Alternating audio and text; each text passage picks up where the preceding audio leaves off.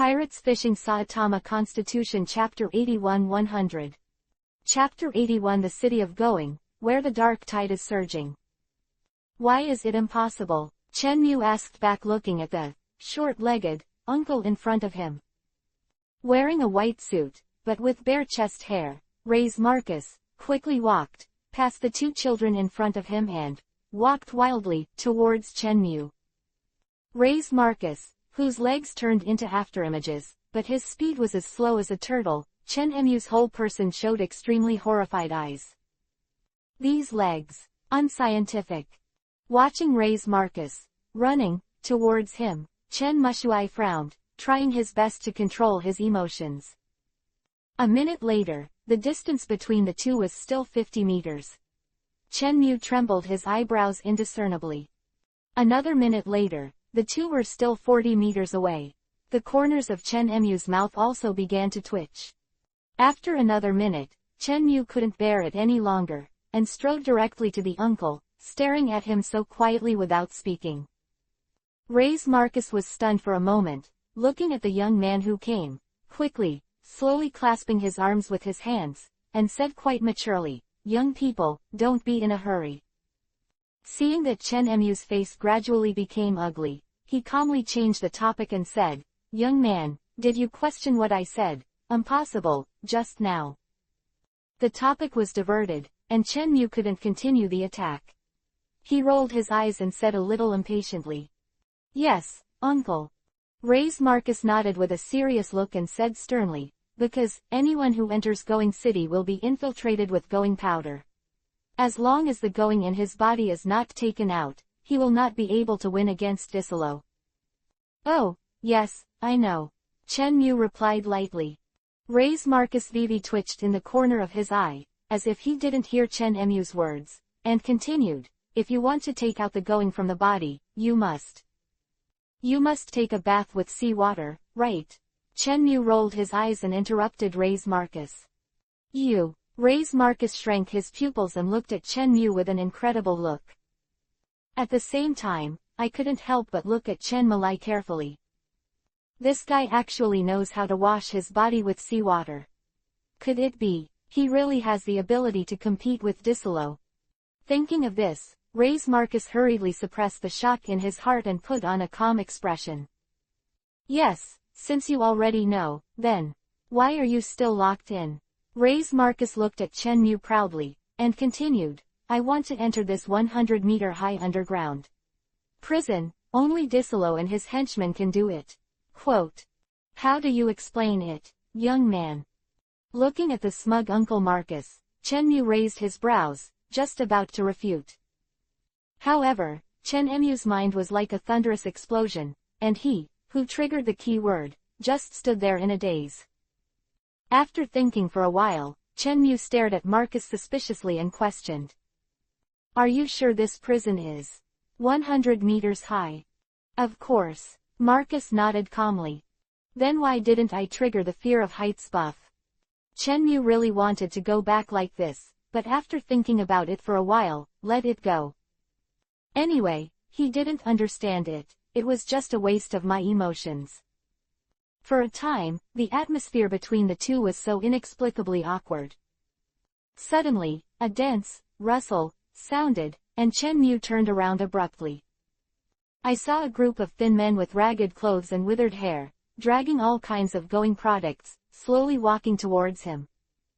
The mouth still muttered weakly, "Give me food, water, give me the water, and I'll give you all the going." At this moment, the little girl broke free from behind his brother and ran towards Chen Mu.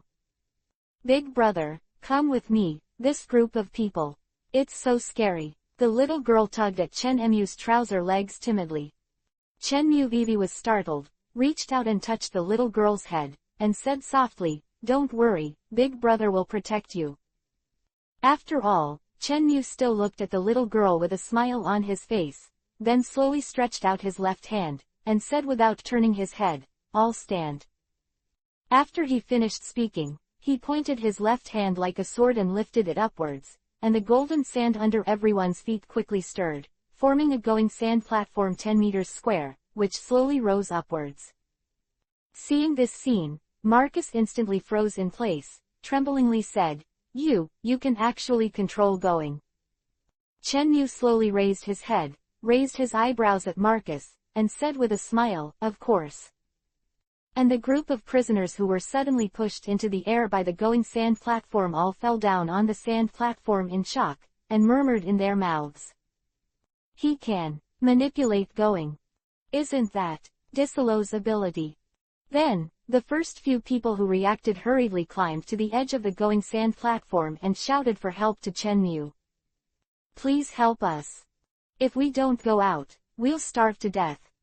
Chenmu didn't respond directly to them. He picked up the little girl and said to the little girl Vivi Isho, Don't be afraid, we're going out now. After he finished speaking, he stared at the little boy in the distance and said with a chuckle, What are you doing? Come here, we're going back.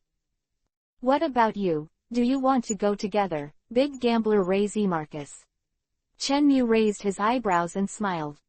Hearing Chenmu's words, Marcus instantly woke up from the shock and nodded hurriedly, Okay. Okay. Only then did Chenmu chuckle and shake his head. He slowly pulled out his left hand holding the little girl, and squeezed it hard to the side. I saw that the going spires, which were dozens of meters high, turned into a flowing state, and they converged into a majestic going river, rushing towards Chenmu. Seeing the surging torrent of going rushing towards her, the blood on the little girl's face faded at a speed visible to the naked eye, and her little face was full of fear. Chenmu glanced sideways at the little girl whose eyes were closed, gently pinched the little girl's bulging cheeks, and smiled softly. Little guy, don't worry Tilda. While speaking, the golden torrent had already rushed to Chenmu's feet, and the incomparably violent momentum suddenly stopped. Chenmu looked sideways, looked at the little boy with a pale face, chuckled lightly, and said, You have to hurry up. After he finished speaking, he shook his brows at Marcus beside the little boy and said, Take care of him, Marcus. As soon as Chenmu finished speaking, the golden torrent that had stopped surged again, and a small stream of going liquid, which was as thick as half a meter, rolled up Marcus and the little boy. The small stream of golden stream quickly wrapped around the two of them, and in the rhythm, it slowly turned into two enclosed chairs, like a stroller. A drop of cold sweat fell on Marcus's forehead, and he stammered, If you touch these goings, you will be sensed by Disolo. Hearing this, Chenmu smiled nonchalantly, spread out his left hand, and slowly raised it upwards. And the torrent created by going slowly spread out under the feet of the four of them, turning into an incomparably huge golden platform, which lifted the four of them and rose to the top. Following Chenmu's actions, the golden sand platform moved again, rising while moving towards Chenmu's going platform. However, it has not been fully incorporated into the jintai of Chenmu and others, and has always maintained a distance of about 5 meters.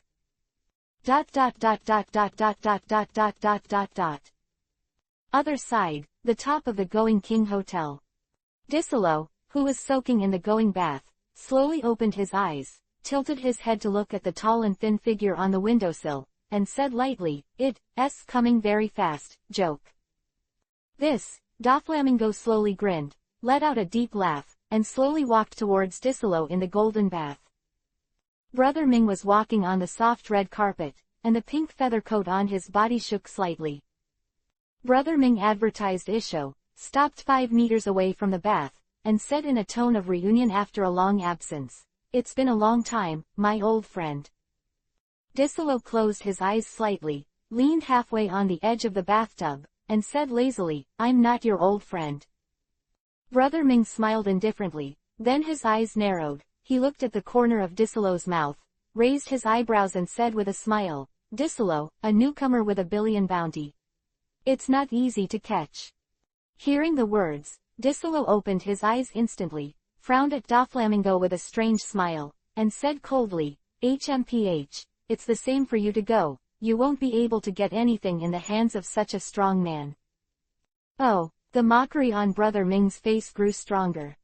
Immediately, he sneered and said, I'm not you. During the big event, I witnessed how this guy shattered Sengoku's golden body with one punch. Although it only hurt the old guy's wrist, this record is enough to make a supernova proud. Hearing this, Disolo frowned and denied, I'm not talking about the Straw Hat Boy. The smile on Brother Ming's face gradually subsided, and he stared at Disolo, who had a solemn face, and said with a slight hesitation, could it be that guy? Disolo stood up abruptly, his eyes fixed on Brother Ming and said, you already knew that. I don't know, Brother Ming said firmly. You. Disolo's eyes glared, and the golden pool water oscillated instantly, splitting into golden streams. Sullenly Isho spread his hands and said, hey, don't get excited, old friend. You need to know such things as intelligence. It also costs money. Hey. As one of the emperors of the dark world, Disolo naturally knew the preciousness of information. In this regard, he had no choice but to stare at Brother Ming with a smile on his face, and sat down with a displeased face. The oscillating golden pool water also fell down instantly. Seeing Disolo's depressed face, Doflamingo felt more happy in his heart, and sarcastically said, do you really think that my things are so easy to grab? Hey, stupid guy. Although there is a lot of slander in the heart, Brother Ming's superficial skills still pass the test. I saw him smiling and said, this is not my secret, after all. That guy's information is only known to a few high-level Marines. Disolo, expressionlessly soaked in the bath without responding. Brother Ming is not surprised, he continued, to deal with that guy. At least 2 admirals are needed. Don't say you can't do it, but when I came I got the news that 2 Tenryubitos are vacationing with you. After a pause, Brother Ming grinned, and there was a hint of madness in his smile. I heard. The fleet is still transporting gold from the sky. Disolo opened his eyes again, and said in a cold tone, you'd better not mess around. Hey. Brother Ming didn't answer, but the smile on his face gradually became intriguing. Disolo frowned and said bitterly, Marine Admiral is coming this way. Getting the information he wanted, Doflamingo nodded in satisfaction, and the frantic smile gradually eased. Hey, let Marine take the lead first, I'll go shopping first. After saying that, Brother Ming put his hands in his trouser pockets and walked to the window where he came. Wait a minute. What's wrong, my old friend? Brother Ming smiled without looking back. Disolo took a deep breath and pondered, that guy is hard to deal with. Brother Ming sneered and said, of course I know. No, you don't know, Disolo snorted lightly, interrupting Brother Ming. After a pause, Desaro's face became more and more gloomy, and he said in a low voice, I mean, he is on the Grand Desaro, and it is difficult to deal with. Hearing this, the smile at the corner of Brother Ming's mouth converged, his brows slowly knitted together, and he said without turning his head, what do you mean? However, Disolo did not give Ming-jae a direct answer, but instead let out a mocking laugh. Hearing Disolo's arrogant laughter, Brother Ming slowly pulled his right hand out of his trouser pocket. Looking at Doflamingo's gradually curved index and ring fingers, Disolo's heart skipped a beat, and a pool of golden liquid surged up instantly, then covered his entire body, turning it into a lifelike golden sculpture. Aware of Disolo's actions, Brother Ming pouted and said with a dull face, Disolo, you are still so boring. Then, he turned around, looked at going Disolo with a smile, and said, tell me, this information. How much do you want to sell? Disolo didn't answer. The smile on Brother Ming's face subsided, he slowly put his right hand back into his trousers pocket, and said in deep thought, this time, we can talk. Crash. Going covering Disolo's head seemed to turn into flowing water, flowing down against his face. After a while, the golden armor faded and turned into a pool of golden water, and Disolo also showed his strong chest muscles to Ming-jae again. Facing Joke, who is famous in the dark world, it's always good to be careful. Disolo Isho. Immediately, he continued, okay, let's talk about the value of this guy. Doflamingo narrowed his eyes and said coldly, you don't need to worry about the value, unless You want to steal someone from Marine Admiral. The strength of this guy is definitely not something that the world politics can tolerate. Disolo smiled indisputably, spread his hands and said, of course I know that a dangerous guy like him, once defeated, will definitely be escorted by Marine Admiral himself, most likely to be sent to Vegapunk's experiment room, become the next transformation person, and become the secret weapon of world politics. Quote. Hee, as expected of my old friend, continue. Disolo didn't like Brother Ming's attitude very much. He frowned and said, be serious, this guy is not only superficially powerful. Well, I know, Brother Ming grinned Isho, not intending to change his attitude. You. Disolo's eyes widened. Afterwards, Disolo took a sigh of relief and said bitterly, he also has the ability to control going. Brother Ming's eyes under the red sunglasses suddenly opened, and the whole expression gradually became crazy.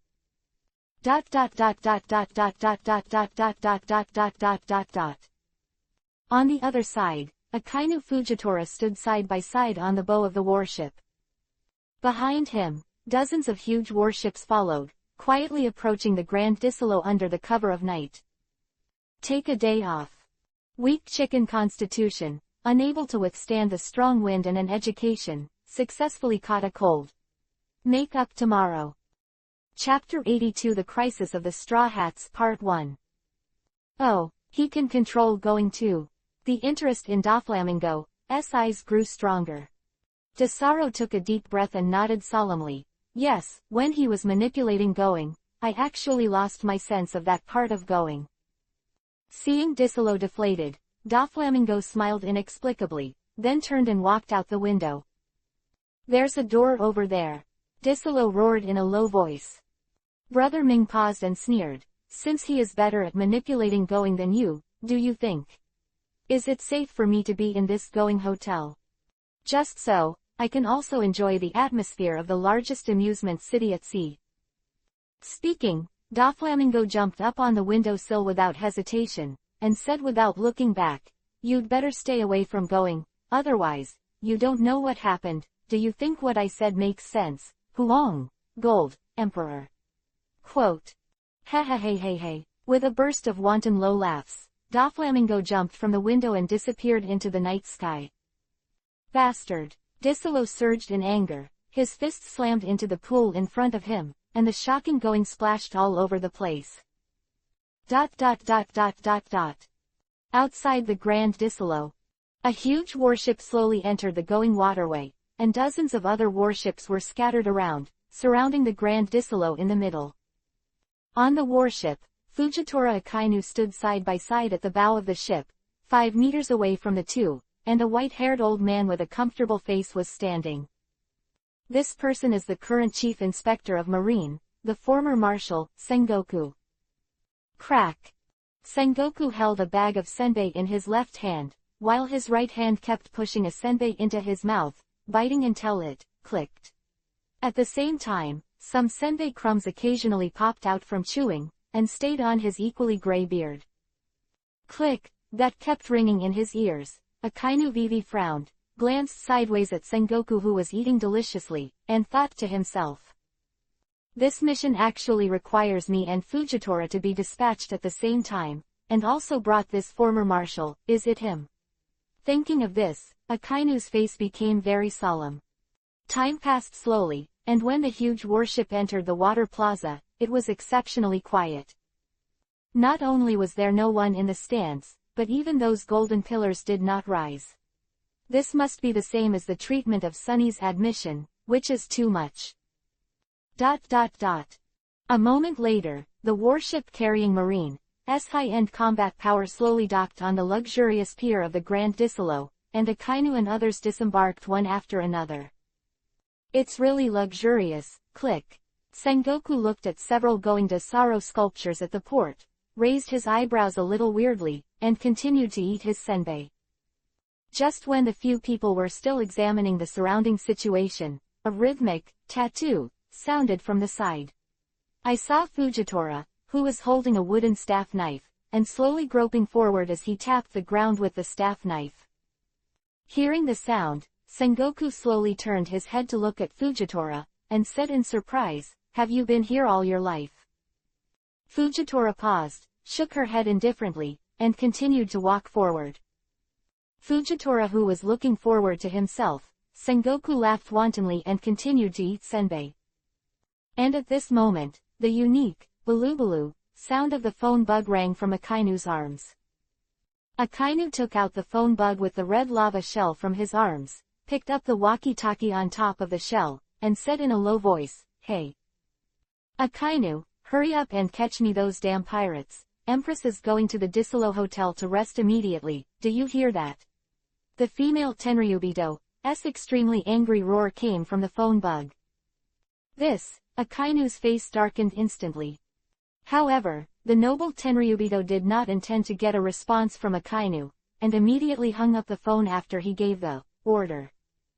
Akainu with an ugly face, Sengoku pushed the glasses on the bridge of his nose and said lightly, "Do you know why I recommend Kuzan?" Akainu Vivi was startled and turned to look at Sengoku. "You're not as composed as Kuzan in the way you handle things, that's one of them. Secondly, you can ask him. After all, when I suggested Kuzan to take over, he hesitated for a while, then nodded in agreement." "It's Sora." Akainu frowned and cast an inquiring look at Sengoku. Sengoku nodded lightly and continued, "You let him." Very disappointed. After speaking, Sengoku stepped forward, leaving Akainu alone, and Chu frowned and pondered. "Is there something wrong with my way of doing things?" "No, I just implement absolute justice. And, compared with the Commander Sora, his strong sense of justice, I can't even catch up. It is absolutely impossible to be a problem with the way," Sengoku said. "Disappointed with me," Akainu murmured sadly.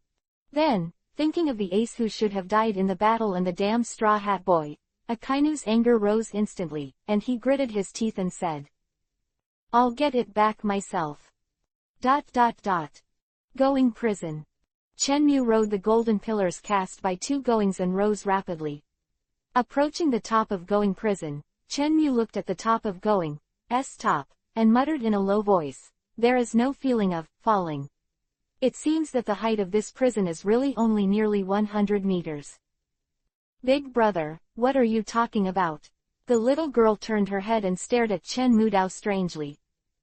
Chenmu was stunned for a moment, chuckled and shook his head, then slowly squatted down, put the little girl down, and said softly, "Just stay by your brother's side, or else it will fall." "Yeah." The little girl nodded heavily. Slowly lay down beside her Vivi Isho. A look of doubt flashed in the eyes of everyone. The little girl was also full of question marks, and asked curiously, "Big brother, why are you lying down?" "Because Big brother is afraid of heights." Chenmu smiled indifferently. Quote exclamation mark. Everyone's heart was trembling, and they looked at Chenmu with a look of astonishment. Before everyone could say anything, a purple light flashed on Chenmu's right hand holding the knife, and the entire right palm was enveloped by a layer of dark purple halo, as if he was wearing a dark purple glove. In the surprised eyes of everyone, a tiny white light suddenly flashed in the purple halo, and then, the long blade like a bright mirror disappeared directly from Chenmu's hands. Seeing this, everyone was surprised at first, and then quickly returned to normal. Chenmu had a panoramic view of everyone's performance, and secretly speculated in his heart. It seems that in the world of pirates, it is not uncommon to have the ability of spatial storage, just like Usopp can always pull out a huge hammer with a ton ceiling of going with a solemn expression, and said solemnly, "Everyone, lie down." Immediately, he glanced at Marcus, who was still in a daze, and said calmly, "If anyone is disobedient, they will fall. I won't stop to hunt for people." Hearing this, Marcus shivered all over, and hurriedly lay down while wiping the sweat from his cheeks. Seeing this, everyone fell down after looking at each other. Moment for everyone on the going platform to fall to the ground. Then what? Everyone turned their heads in unison, looking at Chenmu with a puzzled expression. I saw Chenmu's face condensed, his left hand pointed upward, operating 2 going platforms, and rammed straight into the top of the going prison. At the same time, he raised his right arm high, and a large purple light emanated from his palm, covering the flat top of going. Purple light shone. A huge black hole emitting purple brilliance instantly appeared on the top of the going flat, and the high platform where Chen Mu and others were located directly rushed into it. Except for Chen Mu, everyone was so frightened that they closed their eyes. The little girl also lay down in Chen Mu's arms, clutching his clothes tightly. Looking at the wrinkled little face in his arms, Chen Mu smiled gently, and decided in his heart. As long as I can breathe, I won't let you get hurt again. You are my only relative in this world. Then, as if thinking of something, Chen Mu's eyes dimmed instantly. If you want to go back to your family, the big brother will do everything in his power to help you. Chen Mu has prepared for the worst and the best. Just when Chen Mu was thinking about it, Marcus, who was not far away, opened his eyes first, looked at the black walls that were rapidly receding on both sides, and said subconsciously, "Where are we?" "On the way back," Chen Mu replied lightly. Then, still holding his right hand high, purple ripples spread out from the palm of his hand, attacking the surrounding walls, and while keeping the walls from closing, he added a mysterious purple glow to the dimly lit ground. Light. So beautiful. The little girl heard the sound, slowly opened her eyes, and whispered softly. Chen Mu, Vivi Isho, said, "If there is a chance in the future, the big brother will take you to see the aurora, that is the real beauty." With that said, Chen Mu couldn't help but miss the splendid aurora before. He had only seen it on the internet, and he didn't know if there was such a strange beauty in this pirate world. Chen Mu laughed self-deprecatingly. Quote question mark question mark question mark. The little girl looked at Chen Mu with a puzzled face, and looked at this strange and kind big brother through the purple glow.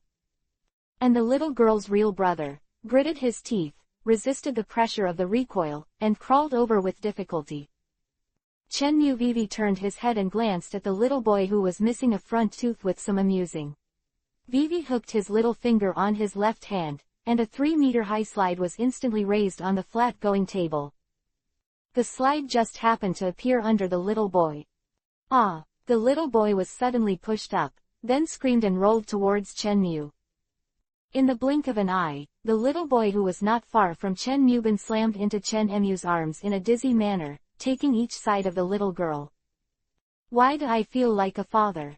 The muscles on Chen Mu's face twitched, and the indifferent smile became stiff. Time passed by in a blink of an eye, and about 10 breaths passed. 2 golden pillars cast by going, carrying Chen Mu and others, rushed out of the huge black hole on the ground. Looking at the bright night sky, everyone couldn't believe it for a while. I actually escaped.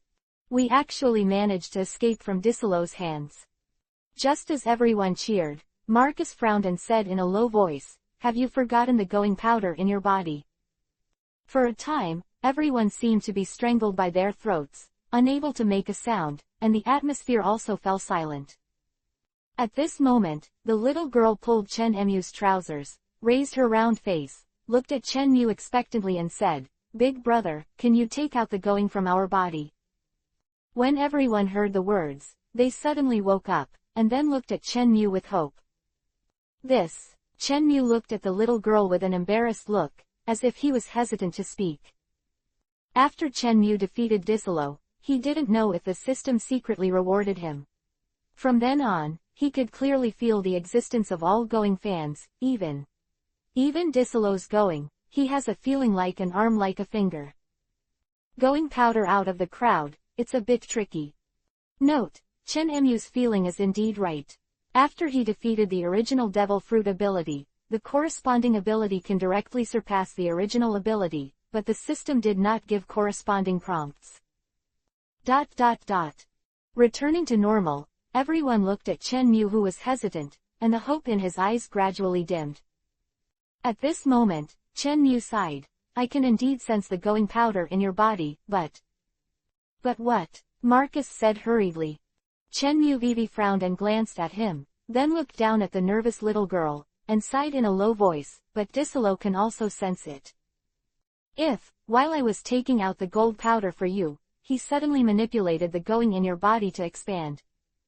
I can't take care of everyone's safety, or even, someone will die. Hearing this, everyone felt as if a basin of cold water had been poured over their heads, and their bodies were cold. Marcus lowered his head, sighed, and said, then you should send us back. The only way to save everyone is to switch the seawater pipeline of the pump room. Because, Disaro can't control the going that is soaked in seawater, and under the soaking of seawater, the going powder in our body will also disappear.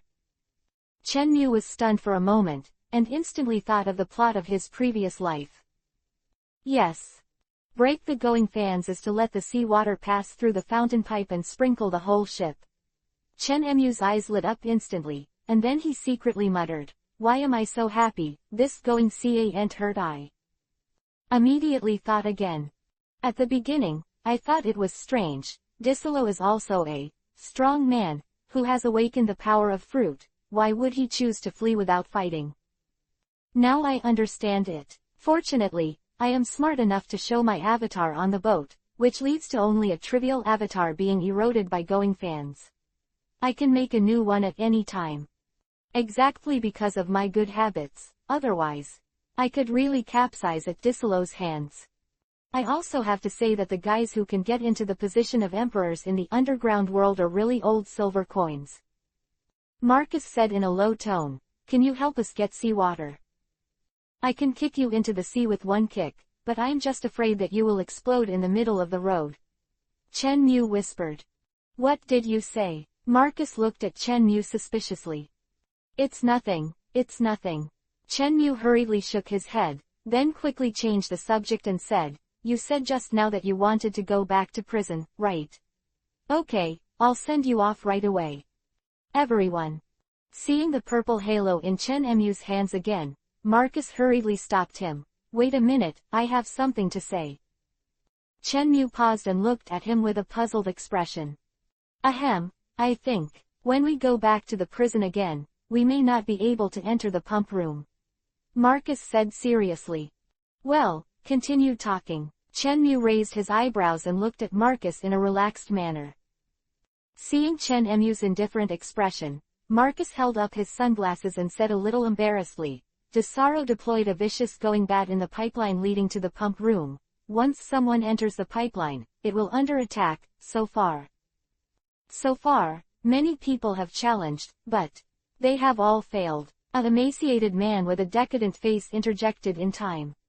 Chenmu raised his eyebrows and glanced at the emaciated man, then looked at Marcus calmly and said, so you want me to go? After hesitating for a second, Marcus nodded firmly, looked directly into Chenmu's eyes, and said, yes, please help us, help the poor people trapped here.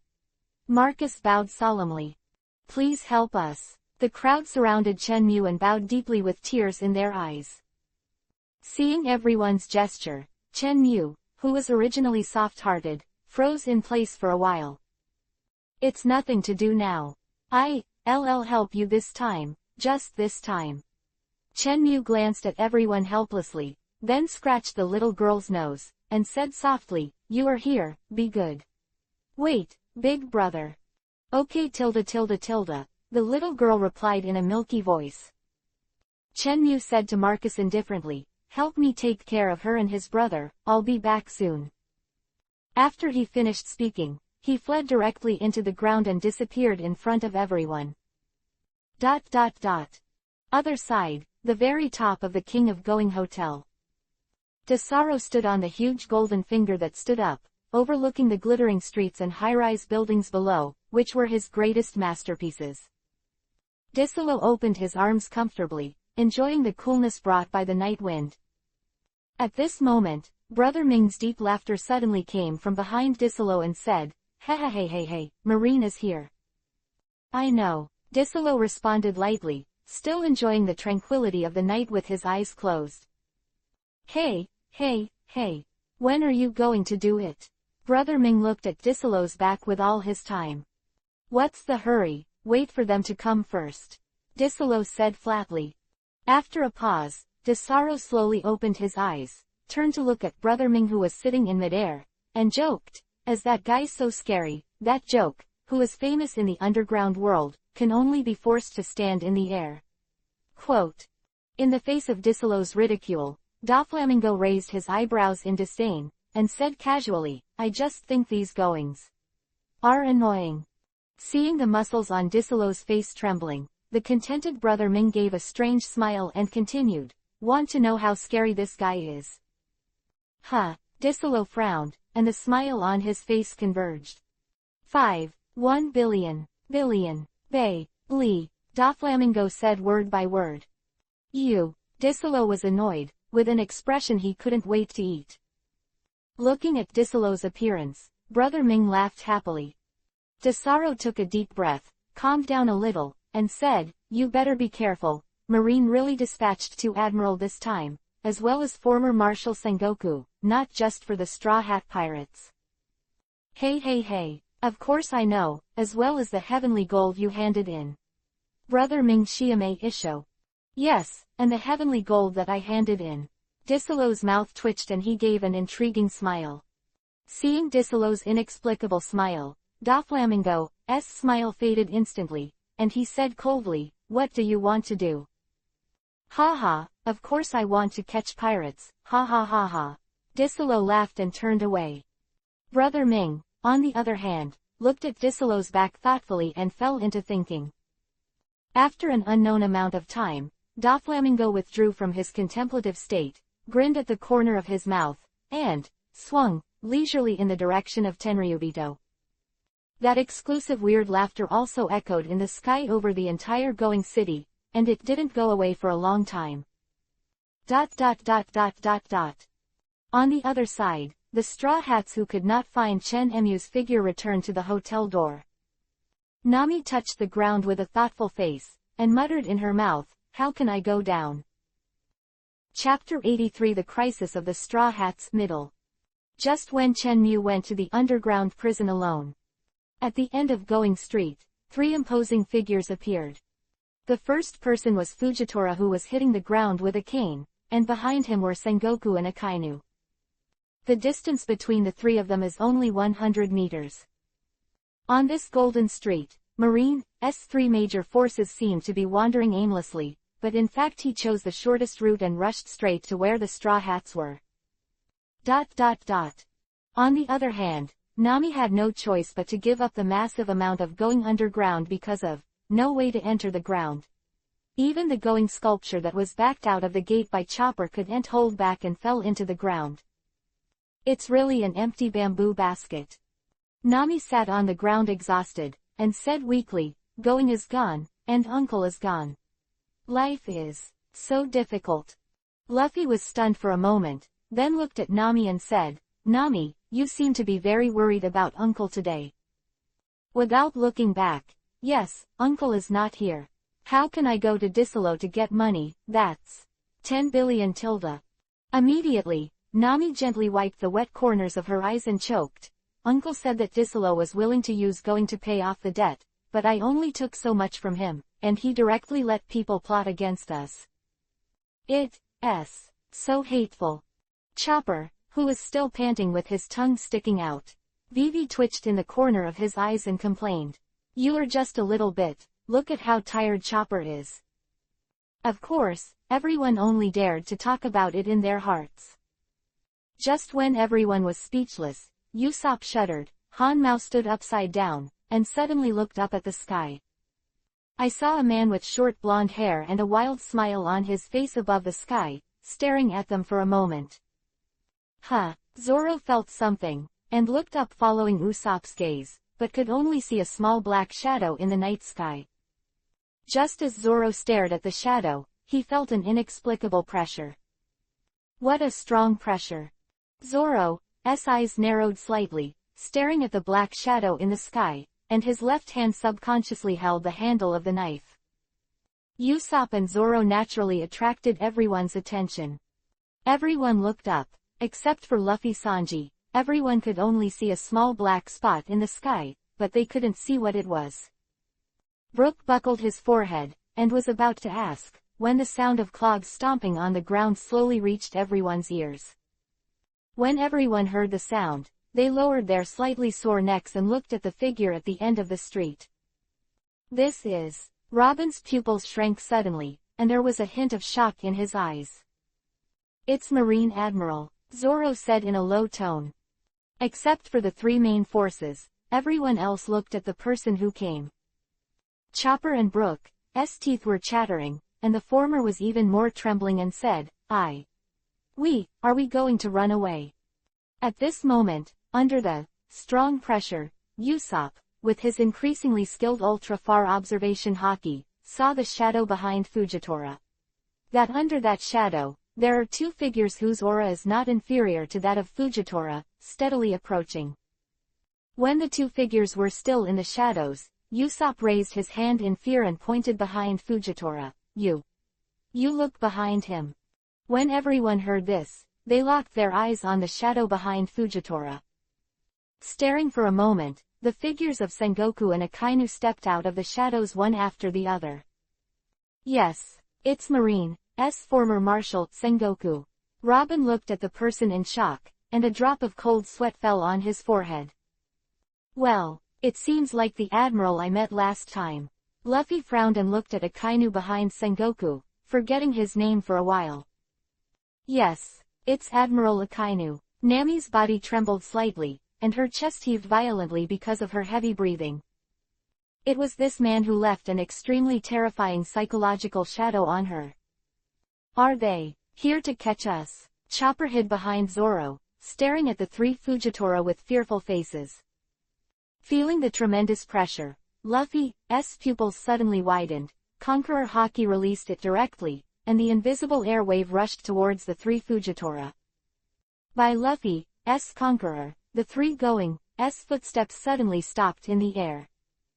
But in just half a second, the three of them stepped down again, still maintaining an unhurried speed, forcing them towards the Straw Hat crowd. "Hey, another guy with Conqueror. This group of pirates is really blessed with talent." Akainu gave Luffy a cold look and said with disdain. Seeing their own captain make a move, everyone knew that the odds of winning were not big, but they still took out their weapons and prepared to fight. "Luffy," Zoro murmured solemnly. Luffy frowned, and even though he knew he couldn't be distracted at the moment, he turned his head to look at Zoro. Everyone also cast an inquiring look at Zoro. Zoro took a deep breath and said in an unquestionable tone, "You are the captain, you led everyone to go first. I will break later." "No, this time, I can't let you show off your prestige alone." Sanji shouted and walked to Zoro's side. As for Luffy, he replied indifferently, "I know," then turned his head and stared at the three Fujitora. Obviously, he didn't plan to retreat, or knows he couldn't, because from the direction of the three Fujitora, Marine must have seen the Sunny. Seeing Luffy's perfunctory reply, Zoro couldn't help but chuckle and said to himself, "What a bastard captain." Then, Zoro took out the black turban directly from his arms, held the two corners, and tied it to the back of his head. HMPH, since the captain wants to fight, then those of us who are crew members can only obey orders. Zoro sneered, and slowly pulled out the three knives. Seeing that everyone didn't seem to plan to run away, Fujitora, who was only 100 meters away from everyone, paused and suddenly stopped. Then the tiger body bowed slightly and put the stick and knife on the ground into the left waist, just like a drawing knife and slashing posture. Gradually, as Fujitora held the handle of the knife with his right hand, the surrounding ground shook rapidly, and the walls of the tall buildings not far away also cracked, and countless tiny stones shot out from the cracks. Click! The cracked ground suddenly made a crisp sound, and the crack at the foot of Fujitora suddenly broke. A huge rock mixed with a little golden light slowly bulged at the foot of Fujitora. With the falling of fine pebbles, the boulder carrying Fujitora, little by little it flew into the air. And shortly after Fujitora took off, the many cracks that spread out cracked one after another, and several huge rocks flew out from the increasingly huge cracks. With Fujitora, they ascended into the sky. "Does this guy plan to give us space to hide?" Sanji gritted his teeth. Seeing that Fujitora directly activated a large area attack, Zoro's face instantly became solemn, and he roared as he ran forward. 3 swords black rope big tornado. When Zoro ran under the boulder, the 2 blades covered by armament instantly unfolded. In an instant, a huge black tornado nearly 50 meters high appeared out of thin air, smashing the boulders in the air while heading towards Fujitora. Note: as an enhanced version of the tornado, the black rope tornado is not only powerful, but also able to move. However, crushing boulders is only the beginning. After taking a breath, Zoro directly put the 2 knives behind his head, stared at the 2 Sengoku who were walking slowly in front of him, and snorted, 3 knives Qinbao Fufeng. The blue light flashed, and 3 huge sword lights interlaced with each other, with the momentum of the wind, instantly slashed in front of Sengoku. I saw Sengoku raised his right arm unhurriedly, and slapped the violent slash directly with his fleshy palm. In an instant, the rough and powerful palm directly collided with the 3 sharp slashes. For a time, the gust of wind whistled, making Sengoku's marine coat blue, and the twist-shaped white beard swayed violently. However, Zoro's powerful slash only lasted for 2 seconds in Sengoku's palm, and then turned into a faint wave and disappeared from everyone's sight. Zoro! Luffy exclaimed urgently, turned on the second gear, and jumped into the air. Ah, I'm fine, Zoro responded excitedly, and then laughed in a low voice. I was blocked by the former Martial Marine, as expected. However, Luffy in the sky didn't listen to Zoro's words, and directly abandoned Fujitora who was approaching quickly, and rushed towards Sengoku below. Facing the rushing Luffy, Sengoku's face sank, and he directly unfolded the big Buddha form. For a time, the golden Buddha light filled the field, illuminating the entire street incomparably bright. Straw Hat, let this old man try your fists.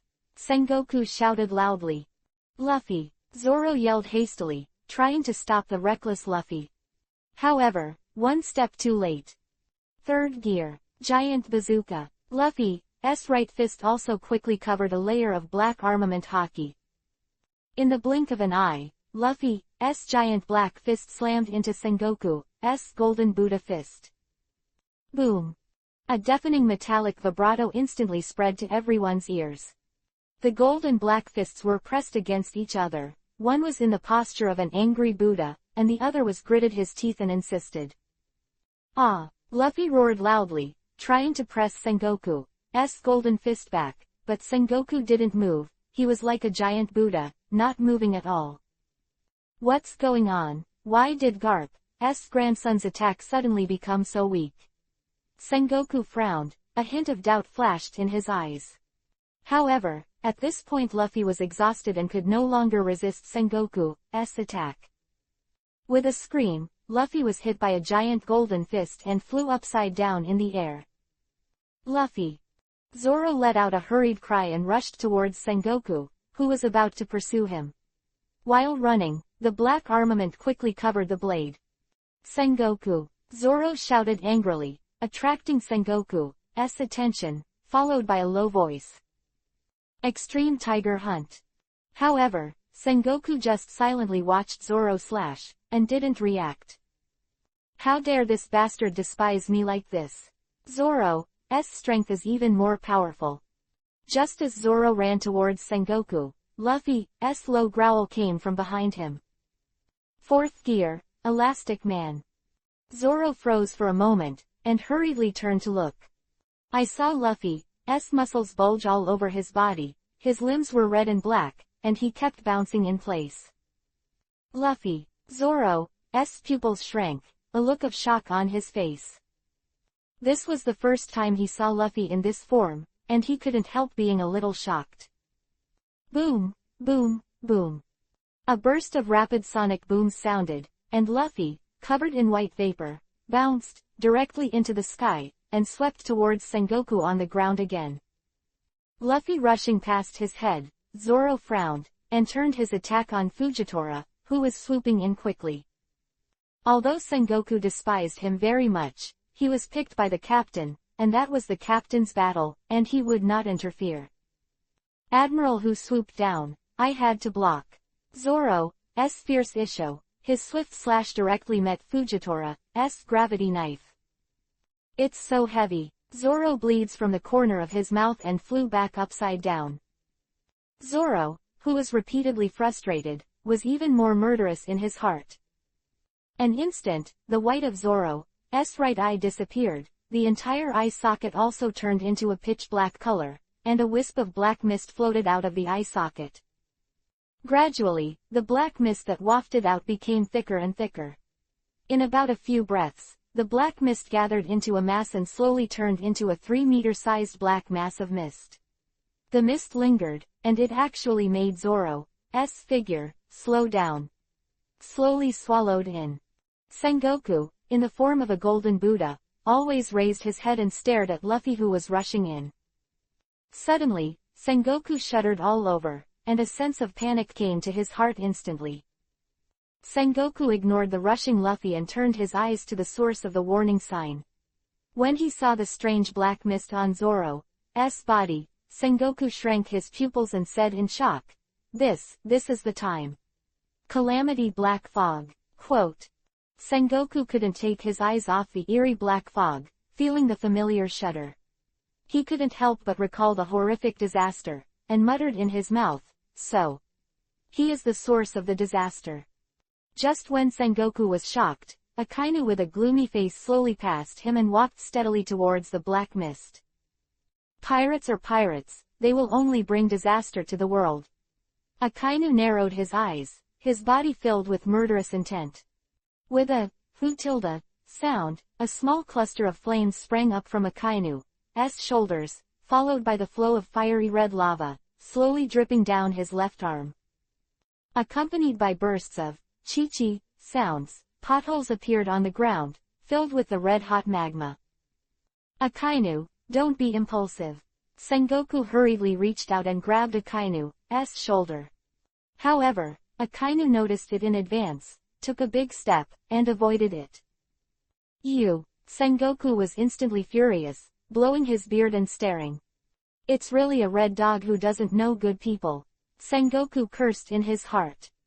Akainu, who obeys absolute justice, will never hesitate when facing the pirates. With a dark hound, straight punch, it slams directly into the black fog not far away. For a moment, the fist of lava emitting thick smoke crashed into the black mist under the eyes of all the people. Zoro. Chapter 84 The Crisis of the Straw Hats Part 2. Zoro, Luffy yelled anxiously. Looking at the fiery red lava, it overturned the black fog where Zoro was in the blink of an eye, and Luffy almost clenched that white tooth. Hurry! Luffy's feet covered with red and black armament, like jets, exploded several circles of waves in the air, rushing towards Akainu's back. Boom, boom, boom. A spring-like tremor sounded in the air, and the frequency was getting faster and faster. Between Luffy and Akainu has rapidly narrowed to within 10 meters. Lion, fire, arrows, cannons, Luffy roared. Along with this roar, Luffy's iron fist, which contracted like a spring, exploded in an instant. Carrying an extremely violent wind, it smashed directly into Akainu's back. When the unique vibrato that belongs to metal spreads to the surroundings again. Luffy's violent two lion punches were blocked by the golden Buddha Sengoku who arrived in time. Ah! Get out of the way! Luffy roared angrily, the red and black spring feet kept stepping on the air, shaking the air out of ripples. However, even with all his might, Luffy couldn't shake Sengoku's golden fist. Bring out your strongest moves, Straw Hat. Sengoku froze and shouted at the furious Luffy. Damn! Luffy roared angrily, the frequency of the tremors of those spring-like feet increased again. Looking at Luffy who was doing his best, Sengoku's golden brows furrowed fiercely, and he said impatiently, Since you don't want to show your true strength, then I'm welcome. As soon as the voice fell, Sengoku was like a going angry Buddha. I saw him tilt his head back, and a circle of white fluctuations suddenly appeared on his golden forehead. Luffy's pupils shrank instantly, and an extremely dangerous signal quickly surged from the bottom of his heart. He seems to have foreseen that he will be seriously injured by this powerful shock, and may even be unconscious because of it. However, Sengoku didn't intend to let Luffy escape. I saw that he would bend his elbows instantly and shrink the golden Buddha fist back. It was this sudden move that caught Luffy by surprise, and it was too late to pull back the confronting fists. An instant, Sengoku's white glowing forehead quickly magnified in Luffy's eyes. Boom! Sengoku's fierce, Buddha's head strike, wrapped in unrivaled power, slammed into Luffy's forehead so hard. Fortunately, Luffy was not in a hurry. At the critical moment, he condensed the black armament on his forehead, which was worthy of Sengoku's headbutt attack. When, with a loud bang, a burst of invisible fluctuations quickly spread around. However, the stalemate between the two lasted for less than 2 seconds due to the huge gap in strength. Cough! Luffy coughed up blood as he flew backwards. With a loud boom, Luffy crashed directly into the wall of a tall building. So long ... Luffy, who is already a gossamer, still misses his partner when he is seriously injured. At this time, the black mist, because it was eroded by Akainu's lava, has turned into a red molten flame. ... Sengoku took his eyes back, turned to look at Luffy in the wall, and said calmly, "If you only have this kind of progress right now." Cough, cough. However, before he could finish speaking, Sengoku coughed violently. Fujitora and Akainu looked towards Sengoku. Sengoku covered his mouth with his left hand and waved his right hand at the two of them, indicating that he was okay. Then, in front of everyone, Sengoku came into direct contact with the Buddha form and returned to his human form. Sengoku raised his chin slightly, took 2 deep breaths, and slowly opened his tired eyes, and continued, "If you only have this level, then go to the deep-sea prison and reflect on it. I also teach you for Garp to teach you, in front of the justice that reigns in the world, how ridiculous the pirate's insignificant conqueror is." After he finished speaking, Sengoku's eyes suddenly widened, and a pale golden wave burst out from him, carrying an unparalleled aura, and slammed into Luffy, who was about to faint. At this moment, only the golden light that covered the sky and the sun remained in everyone's eyes. The body can't move. Sanji gritted his teeth hard, and squeezed these words out of the gap between his teeth. Crowd was not affected by the conqueror, just staring at Sengoku's back, they were already unable to move. One can imagine how miserable Luffy, who was the target of the conqueror, would be. Bang, bang, bang. The streets and walls crumbled one by one in this extremely domineering wave, and countless rubble shot towards Luffy's direction. The original wall where Luffy was deeply sunk, like being hit by a giant hammer, quickly collapsed with Luffy's 5-meter giant pit as the center. Luffy at the center of the fluctuation, his eyes instantly turned white, and he directly tilted his head and passed out. Cough cough.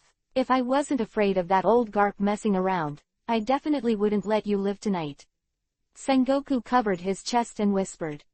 Sengoku's pale golden haki, which enveloped the entire street, only lasted for 3 seconds, but it had already destroyed the entire street beyond recognition.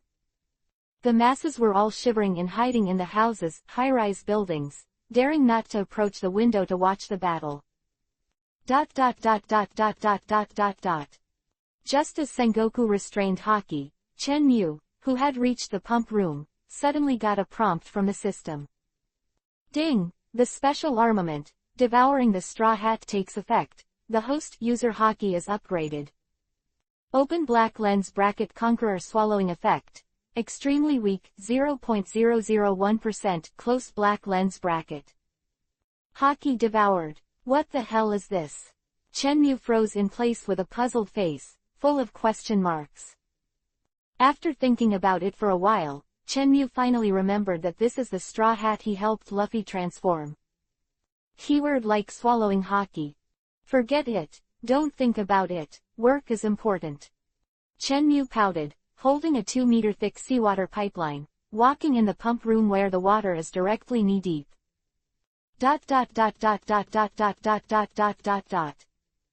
On the ground. Sengoku looked at Luffy, who had fallen into a coma, and walked over, as if planning to capture Luffy directly. At this moment, Sanji's roar suddenly sounded from above him.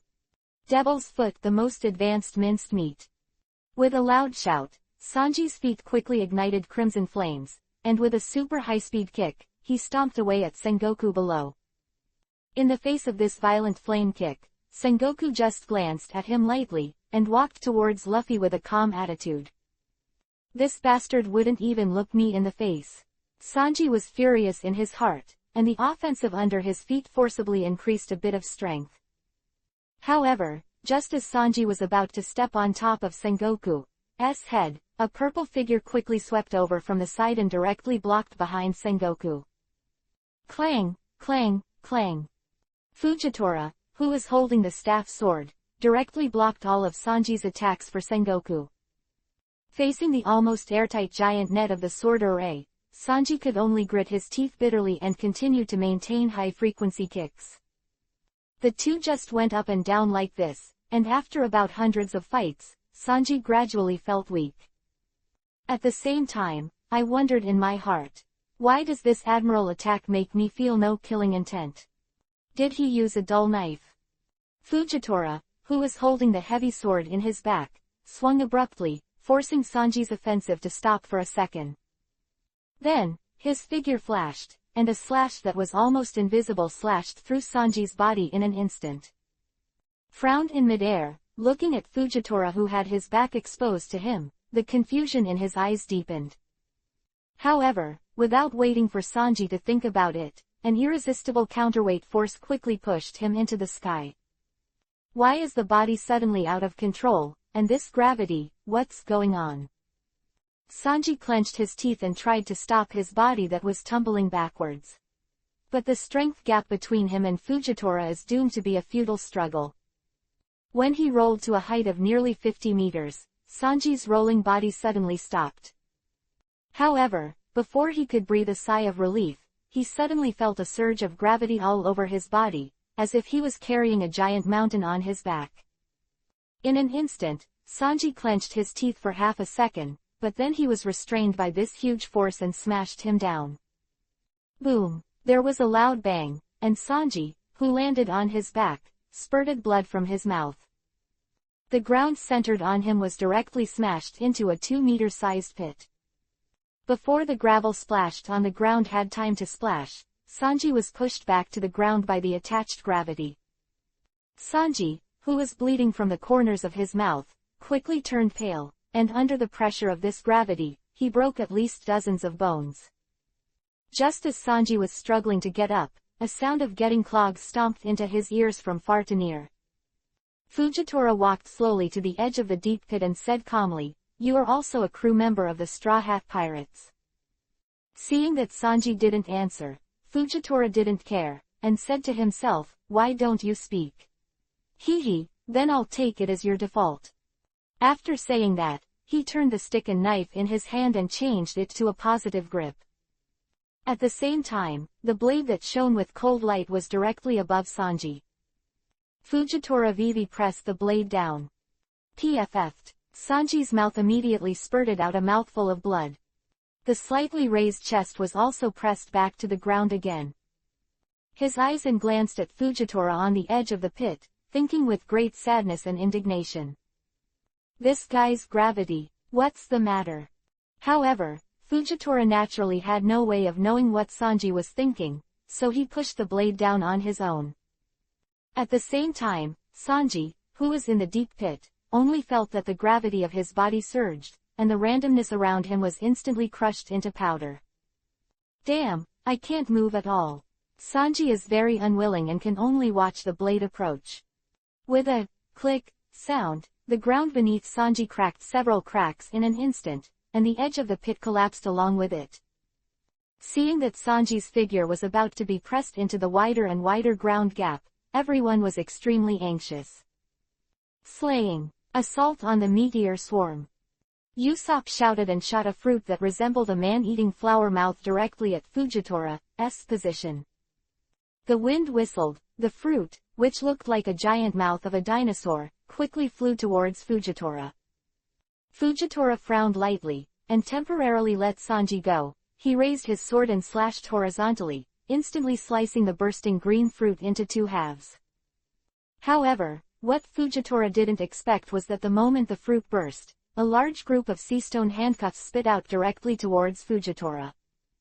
"Be careful," Sengoku's pupils shrank, and he shouted anxiously. However, Fujitora was less than 2 meters away from the piranha fruit.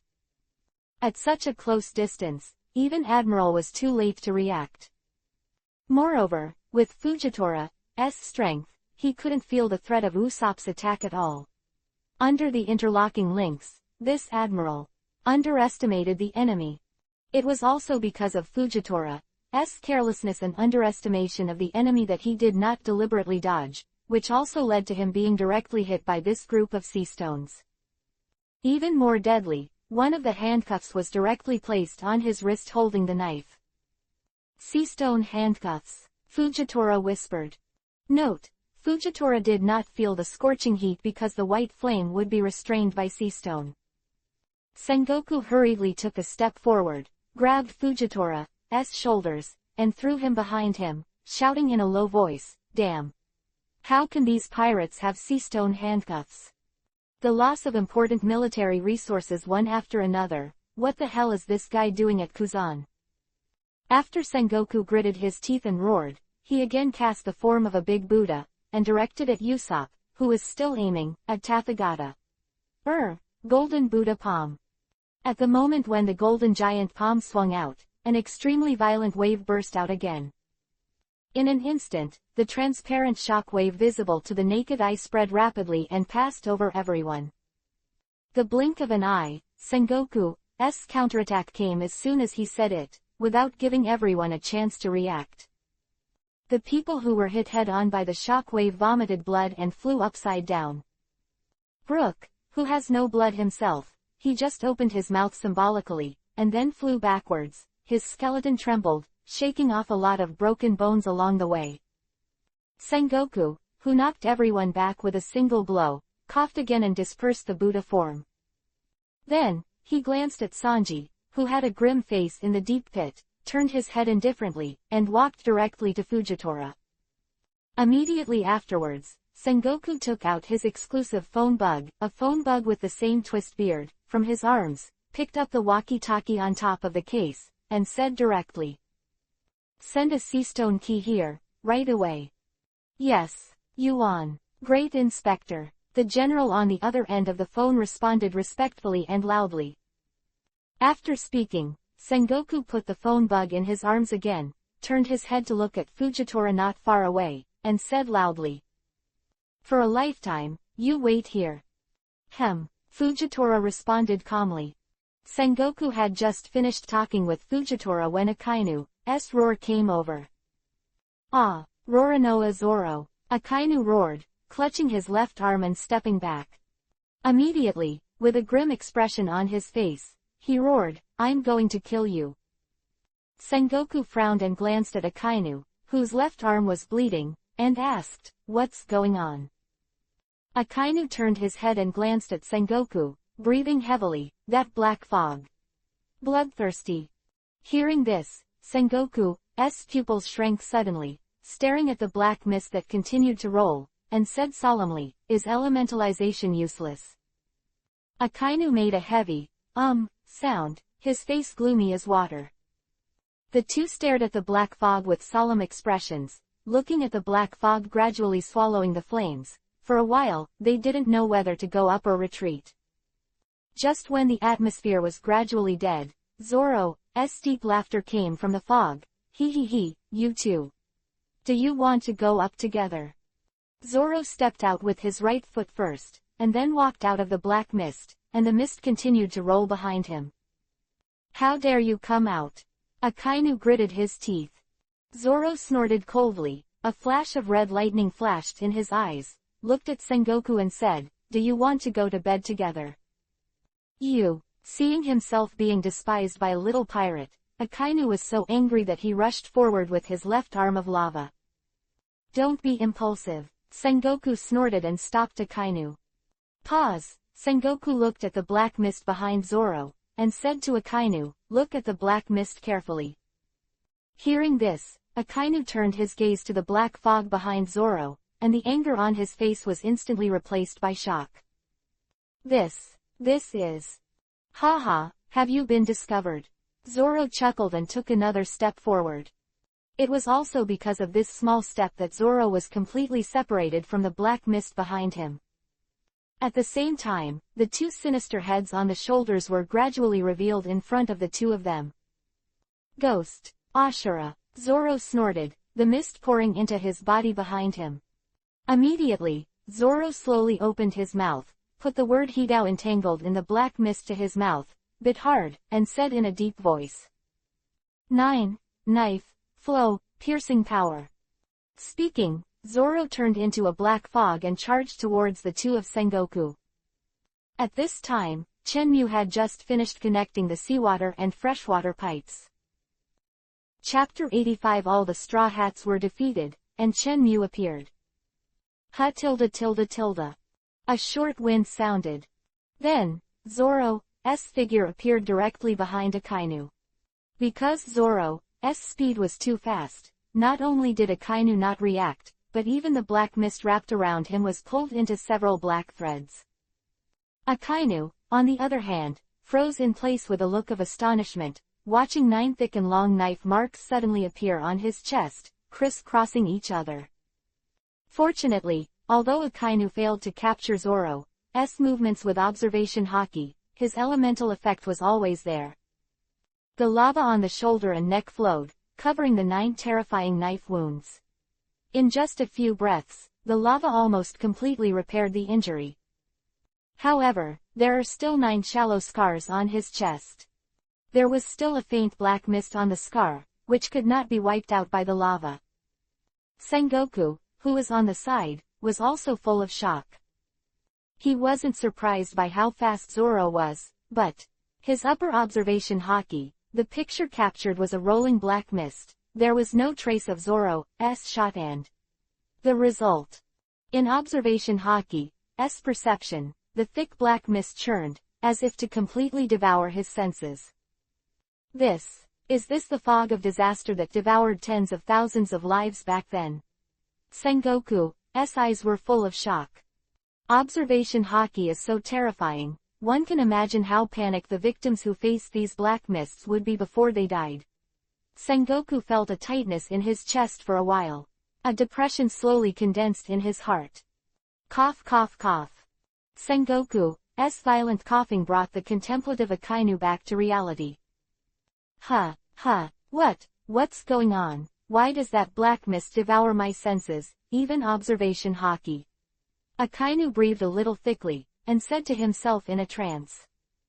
Hey, why, aren't you going to fight back, Your Excellency Admiral? Zoro turned around indifferently and smiled sarcastically. And then said again, I heard that in the battle 2 years ago, you almost killed our captain. Speaking of this, Zoro seemed to suddenly remember something. The evil smile on his face instantly subsided, and he hurriedly turned to look at the unconscious Luffy. At this moment, Zoro's blood-red eyes instantly regained a trace of clarity. However, after seeing Luffy, who was still alive and dead, Zoro's right eye was flooded with blood again, and he couldn't help but tremble slightly. You actually gave my captain to... Zoro murmured to himself, suppressing the anger in his heart. In an instant, a trace of black mist floated out from the scarlet pupils, slowly covering his face. Sengoku's face froze, and he said to the furious Akainu, Don't be impulsive, Akainu. Akainu's momentum stagnated, frowning and looking at Sengoku. A trace of impatience flashed in his eyes. What's the matter? Sengoku frowned slightly, looked at Akainu with a face full of dissatisfaction, and said calmly, The appearance of this black disaster will devour a lot of blood as a supply of nutrients. Seeing Akainu listening intently, Sengoku continued, If the nutrient supply is lost, the plague fog will dissipate on its own. Hearing this, Akainu's brows gradually loosened, and the whole person fell into a state of thinking again. Sengoku twitched the corners of his mouth and couldn't help but complain, "So, why didn't you attend the meeting in the first place, just because Kuzan was the marshal?" "No time," Akainu responded emotionlessly. Sengoku sighed faintly, and didn't want to say anything more on this matter. At this moment, Zoro hooked the corner of his mouth and said with a contemptuous smile, "Oh. Is the chat finally over?" Sengoku frowned, stared at the red glow in the mist, and snorted coldly, "This black mist is extremely evil, you should take care of yourself first, lest a tragic end." "Ha ha ha ha, then should I say thank you to you, Sengoku, Marshal?" "You." Sengoku gritted his teeth fiercely and said in a low voice, "HMPH, I don't know what to do."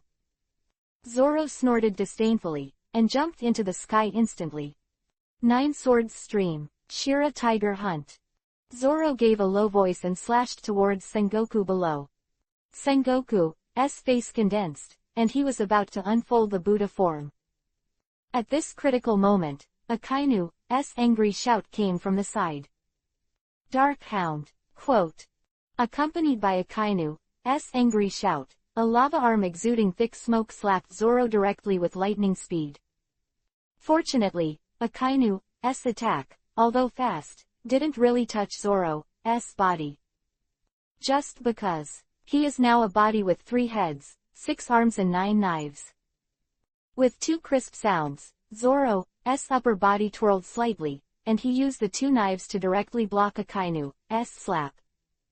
Of Zoro's head, there was a hideous smile on the corner of his mouth, and he used the double knives transformed from the black mist to directly slash towards Akainu's stretched lava arm.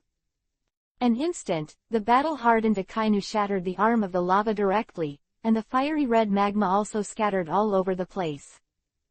Zoro, who was in the air, was forced to give up the attack on Sengoku because the offensive was blocked.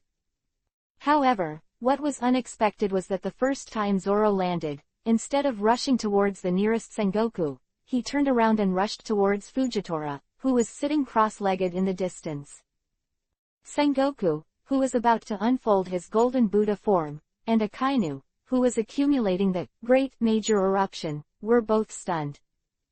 "Damn it!" Sengoku's pupils shrank, and he hurriedly shouted, "Life, be careful."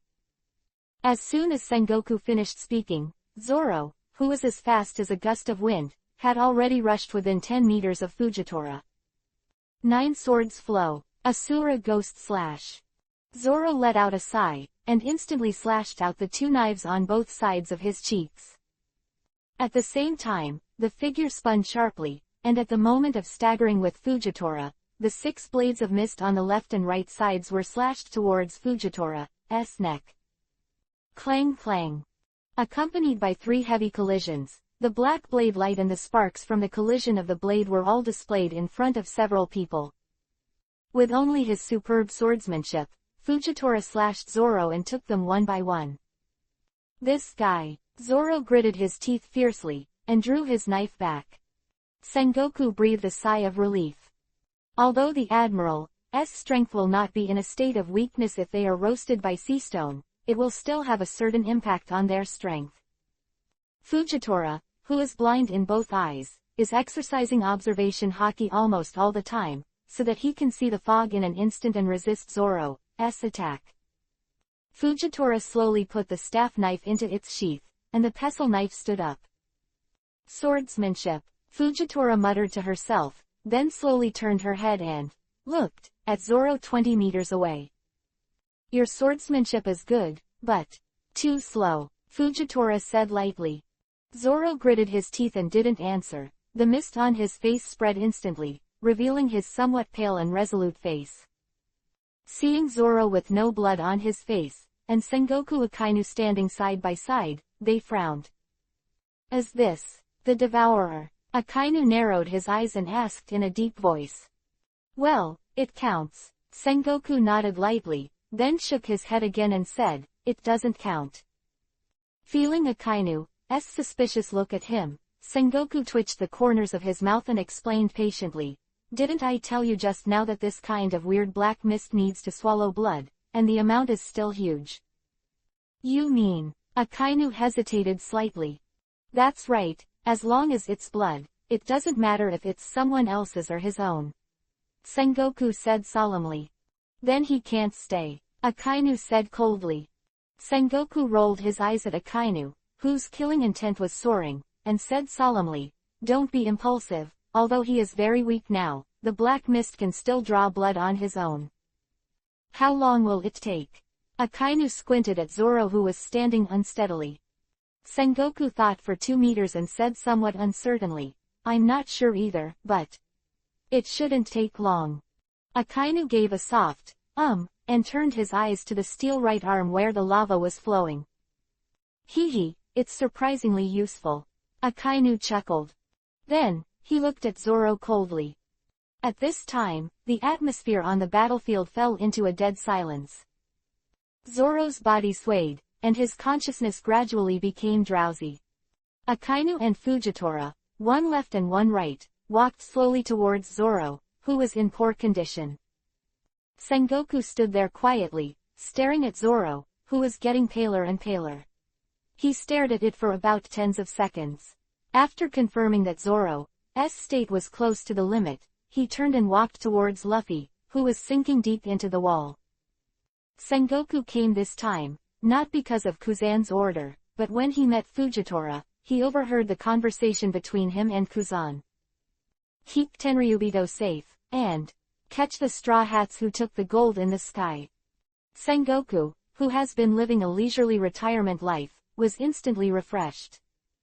It wasn't that he always hated what happened 2 years ago, but after the war, Granny Crane found him alone and told him one thing about Luffy. This Straw Hat boy doesn't look like Garp's grandson. Huh, why do you say that? However, Granny Crane at the time did not directly respond to Sengoku's question, and left his office with a thoughtful look on her face. Also because of Granny Crane's words, a stroke of genius, that Sengoku, who originally meant to visit a doctor, ended up fighting with Garp abruptly. The most serious thing is that several patients on that floor were so scared that they were admitted to the ICU ahead of schedule. However, the day after the incident, Sengoku went again. Because the fight between the two yesterday had an extremely bad impact on the hospital, all the patients were trembling with fear, and even a few old patients who were about to face surgery were clamoring to change hospitals, and it was unsafe here. In desperation, the director of the hospital had to ask Sengoku for help, begging him to take this guy Garp away, preferably not all of you at the hospital at the same time. When, the last sentence, he can only say it in his heart. After thinking for a while, Sengoku directly agreed to the dean's request. In the afternoon, Sengoku came to Garp's ward again. Sengoku's beard trembled as he watched this patient, with bulging muscles lying on the hospital bed with a leisurely face eating senbei.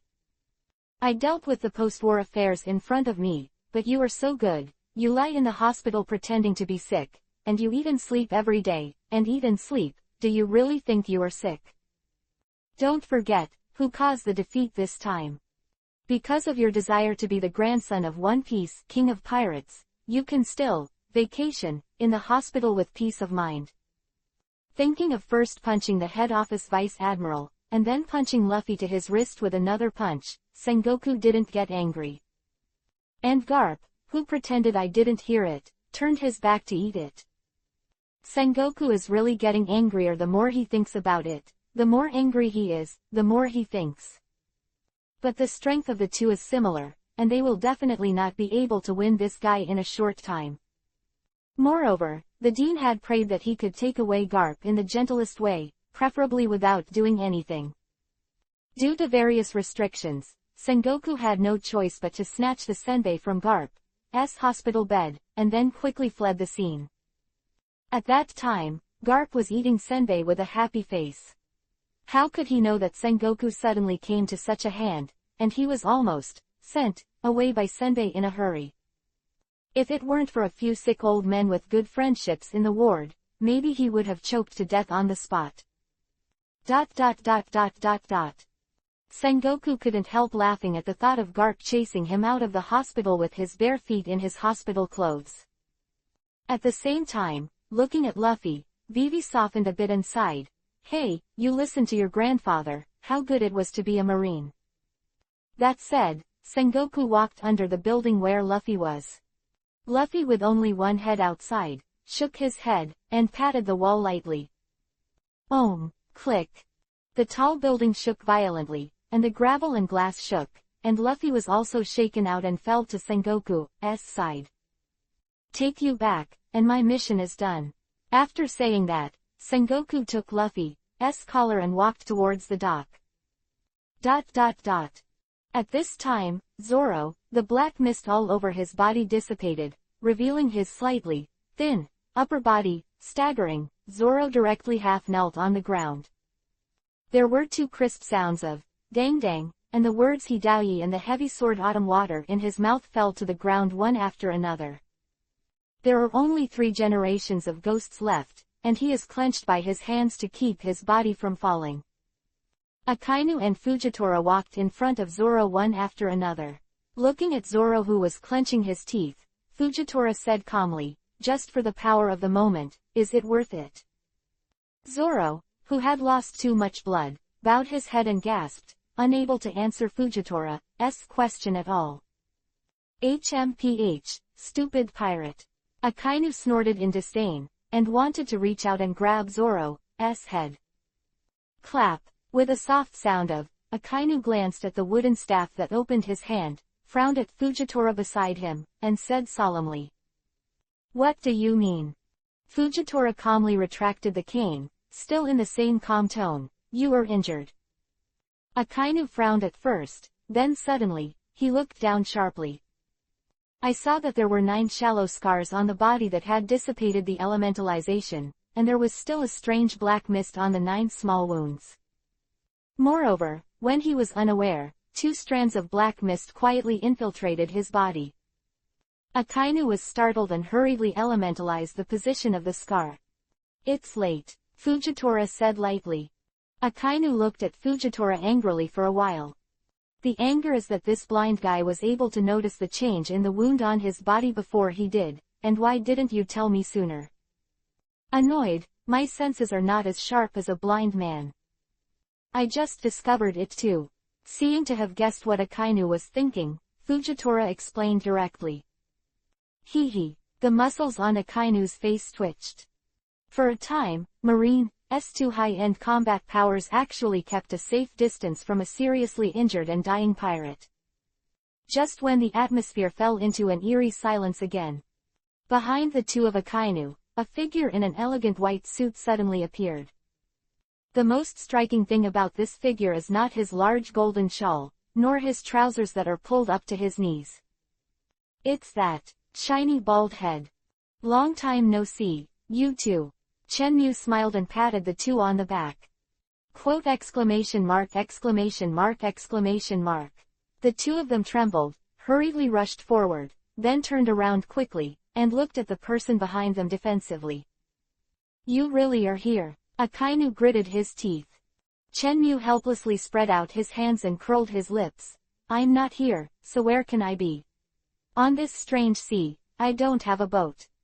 After speaking, Chenmu added in a low voice, I don't want to open it either. What did you say? Akainu was stunned, and looked at Chenmu with a little doubt. He can be sure that he must have said something just now, but the voice was too low, and he couldn't hear it clearly. Why don't you want to open? Of course, you can also not say it.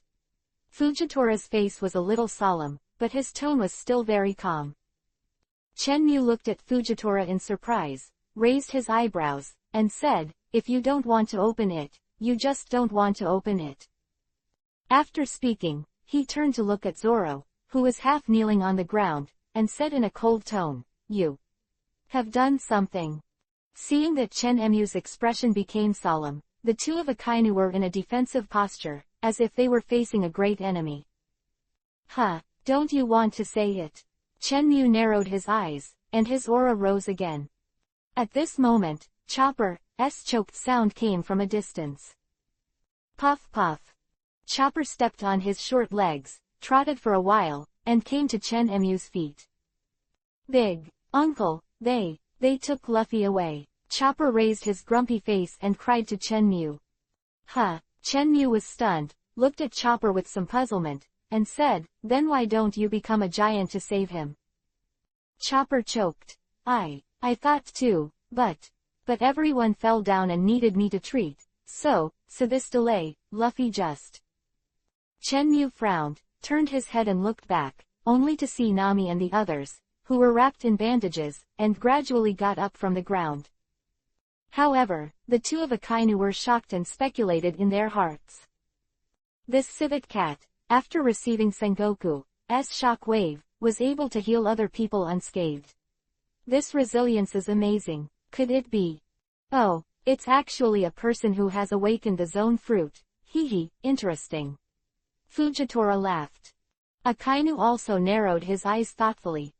Followed by the two admirals, Chopper, who was sobbing, suddenly stopped and turned to look at the two.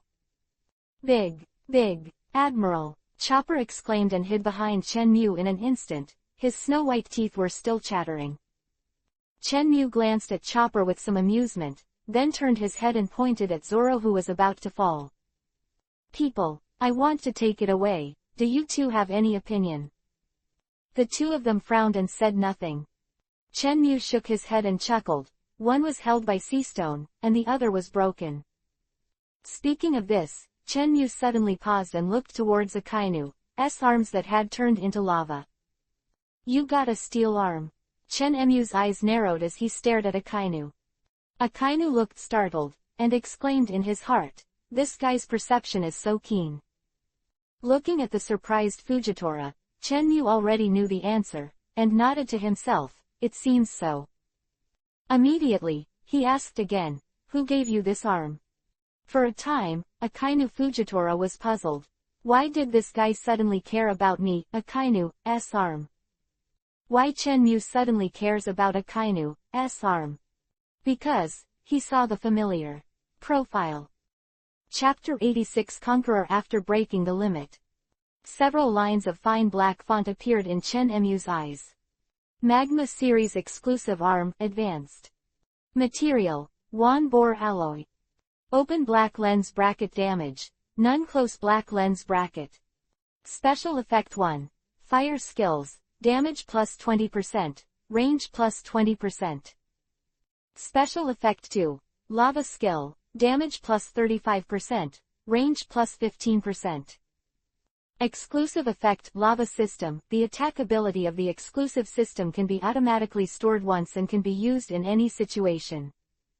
Looking at this familiar profile, Chen Mu began to doubt his life.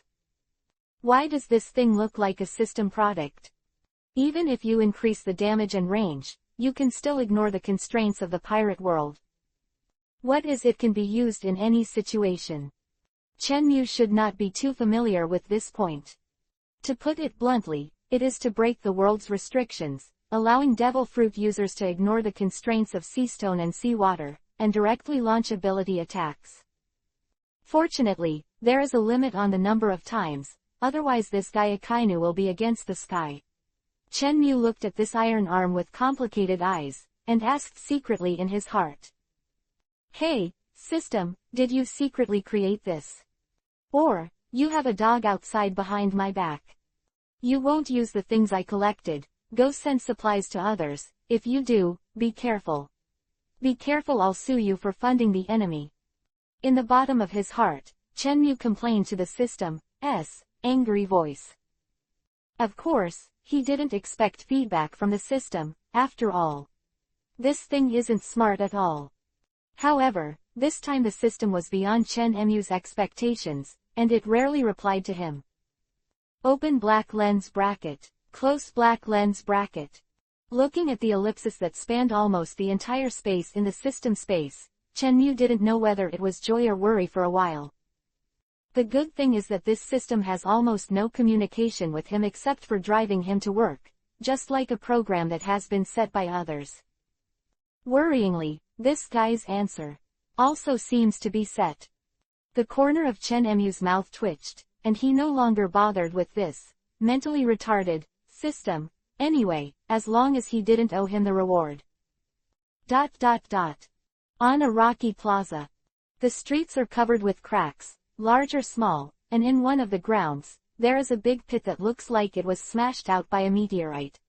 The pit is full of gray powder after the stone has been crushed. And this was originally a bustling shopping street with brilliant lights, but when Zoro released the black fog, all the light was instantly lost. It is like hell coming back to the world, swallowing all the light. Center of the street. With Zoro as the center, Chenmu and Akainu maintained a distance of more than 20 meters. The people who were seriously injured by Sengoku's palm also slowly gathered around Chenmu with mutual support. Behind Zoro, Akainu Fujitora stared at Chenmu solemnly. Behind him, hundreds of Marines came one after another. Among them, more than half of the Marines are wearing the same justice coat. Note: the school officer level or above will be equipped with a coat with the word justice written on it. The original Rust Fruit ability Shuin is the school officer colonel. Seeing more and more Marines, Chenmu looked at Akainu with a complicated expression, and said slowly, "There are so many people. Are you going to fight me?" After speaking, Chenmu actually started to warm up with a serious look on his face. Everyone was dumbfounded.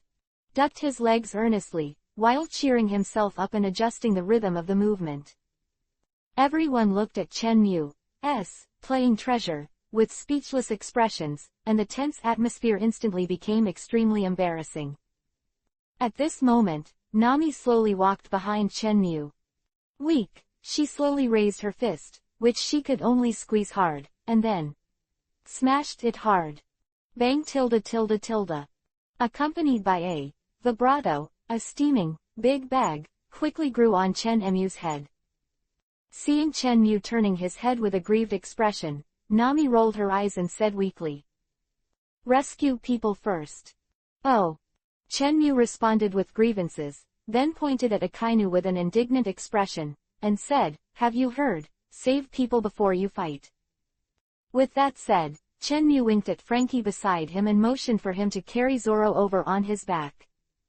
Frankie, who had a thick bandage wrapped around his head, nodded to Chenmu who was winking, and walked directly to Zoro. "Wait a minute." Sanji, who was covered in bandages, suddenly stopped drinking. Everyone turned to look. Sanji coughed violently twice, and said in a low, hoarse voice, "Don't help. A tough guy, you will never allow others to help him before he falls. It would be a silent insult to him." Immediately, Sanji laughed miserably, tears flashing in his eyes. "Am I right, big swordsman?" Zoro, who was half kneeling on the ground, shook his body slightly, as if he was about to wake up. "Zoro." Usopp looked at Zoro worriedly. Nami, who couldn't bear it, said in a distressed voice, "Zoro. It's really not good. Don't hold on, you need treatment urgently now." Chopper made a heavy, and nodded earnestly. Everyone waited anxiously for nearly 10 seconds before they got Zoro's response. I saw that he raised his head with great effort, tried his best to open his bloodless lips, and said, I'm fine." Hearing this, everyone including Chenmu clenched their fists hard. Robin looked at Zoro's figure Vivi in a trance, and murmured in his mouth, "You can definitely do it, Zoro."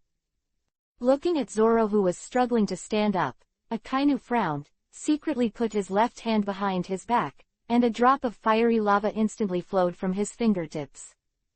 Fujitora frowned, but didn't bother to point out Akainu's little gesture. Zoro's breathing became heavier and heavier, but it was 2 points better than the state of his breath at the beginning. Zoro, who was pale and bloodless, actually propped up his body little by little with only the blade of the pestle in his hand. "You can, Zoro," Nami murmured. Time passed slowly. Under everyone's attention, Zoro slowly straightened his body. Although his current state may be blown down by a gust of wind, he still did it when he lost most of his blood. I knew you. Ahem, you can do it. Sanji lit a cigarette with a face full of relief. Chenmu smiled with relief and said softly, "Come back, Chopper is waiting for you here." Zoro, who was shaky, tried to step forward, but the state of losing more than half of his blood not only made him unable to use his strength, but more importantly, his consciousness was about to fall into darkness. The original Zoro should have fallen into a coma long ago. The Shira mode gave him great power, but the subsequent backlash was so powerful that it was terrifying. Especially in the last Asura Ghost Slash, at that moment, if he killed the enemy and let the black mist draw blood, it would be fine. If he fails, with his own strength and state, he simply can't withstand the third strengthening move. After all, the price of being able to temporarily gain the strength to rival the three admirals, or even damage the admiral, is, one can imagine.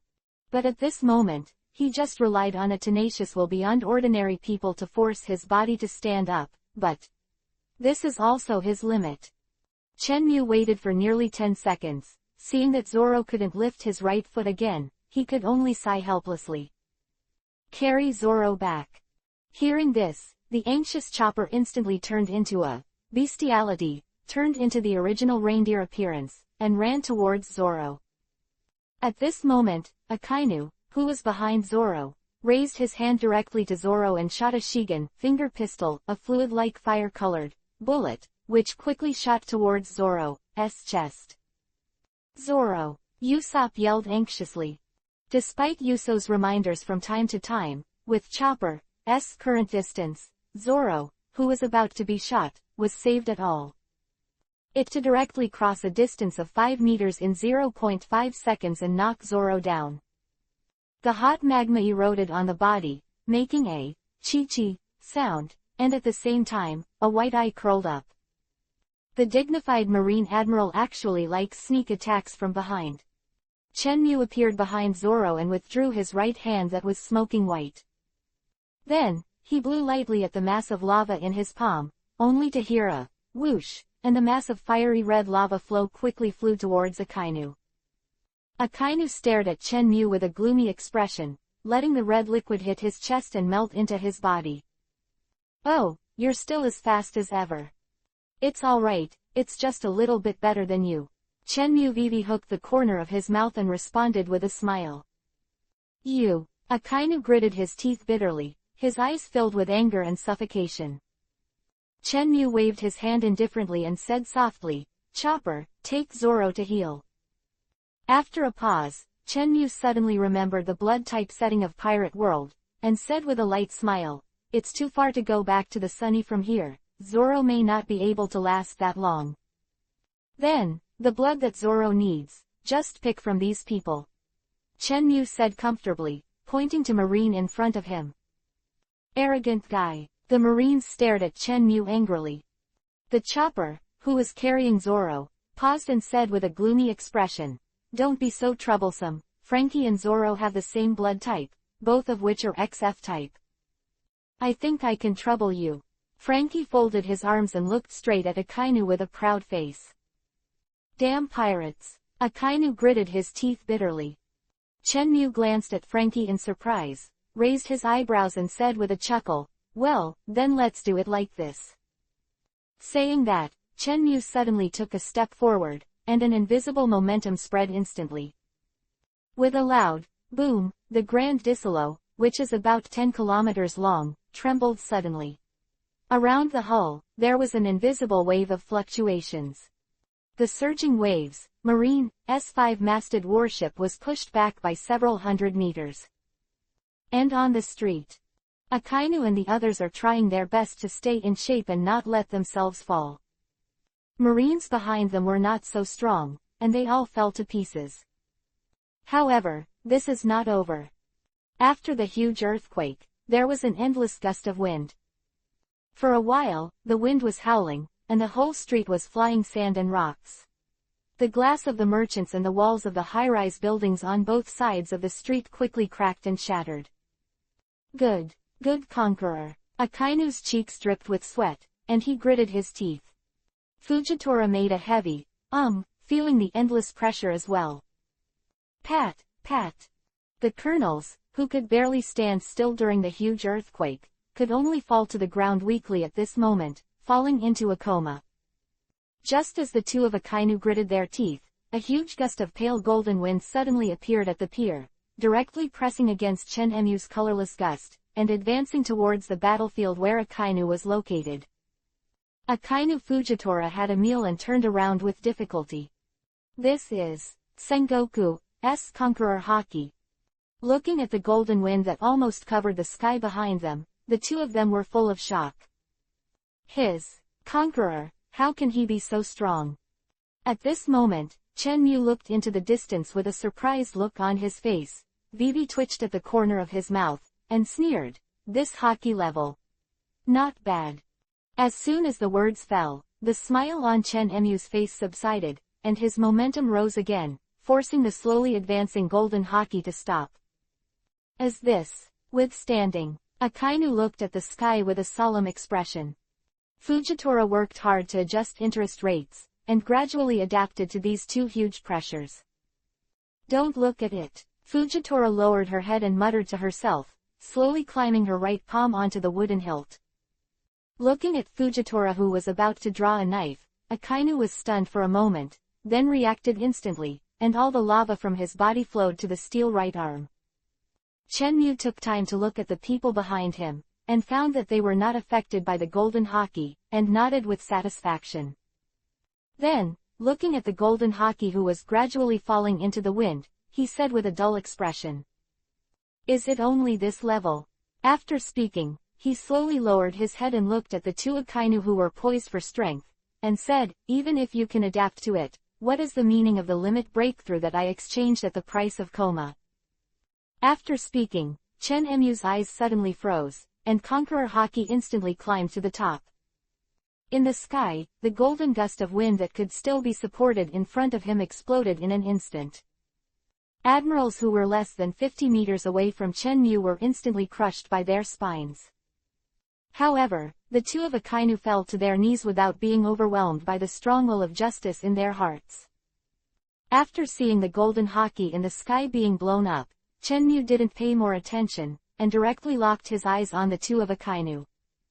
"It is said that Conqueror can only clear small soldiers, but I didn't expect that even Marine Admiral can only support him in front of him."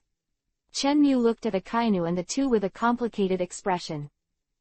In fact, Chen Mu has always had a very vague concept of how strong he is.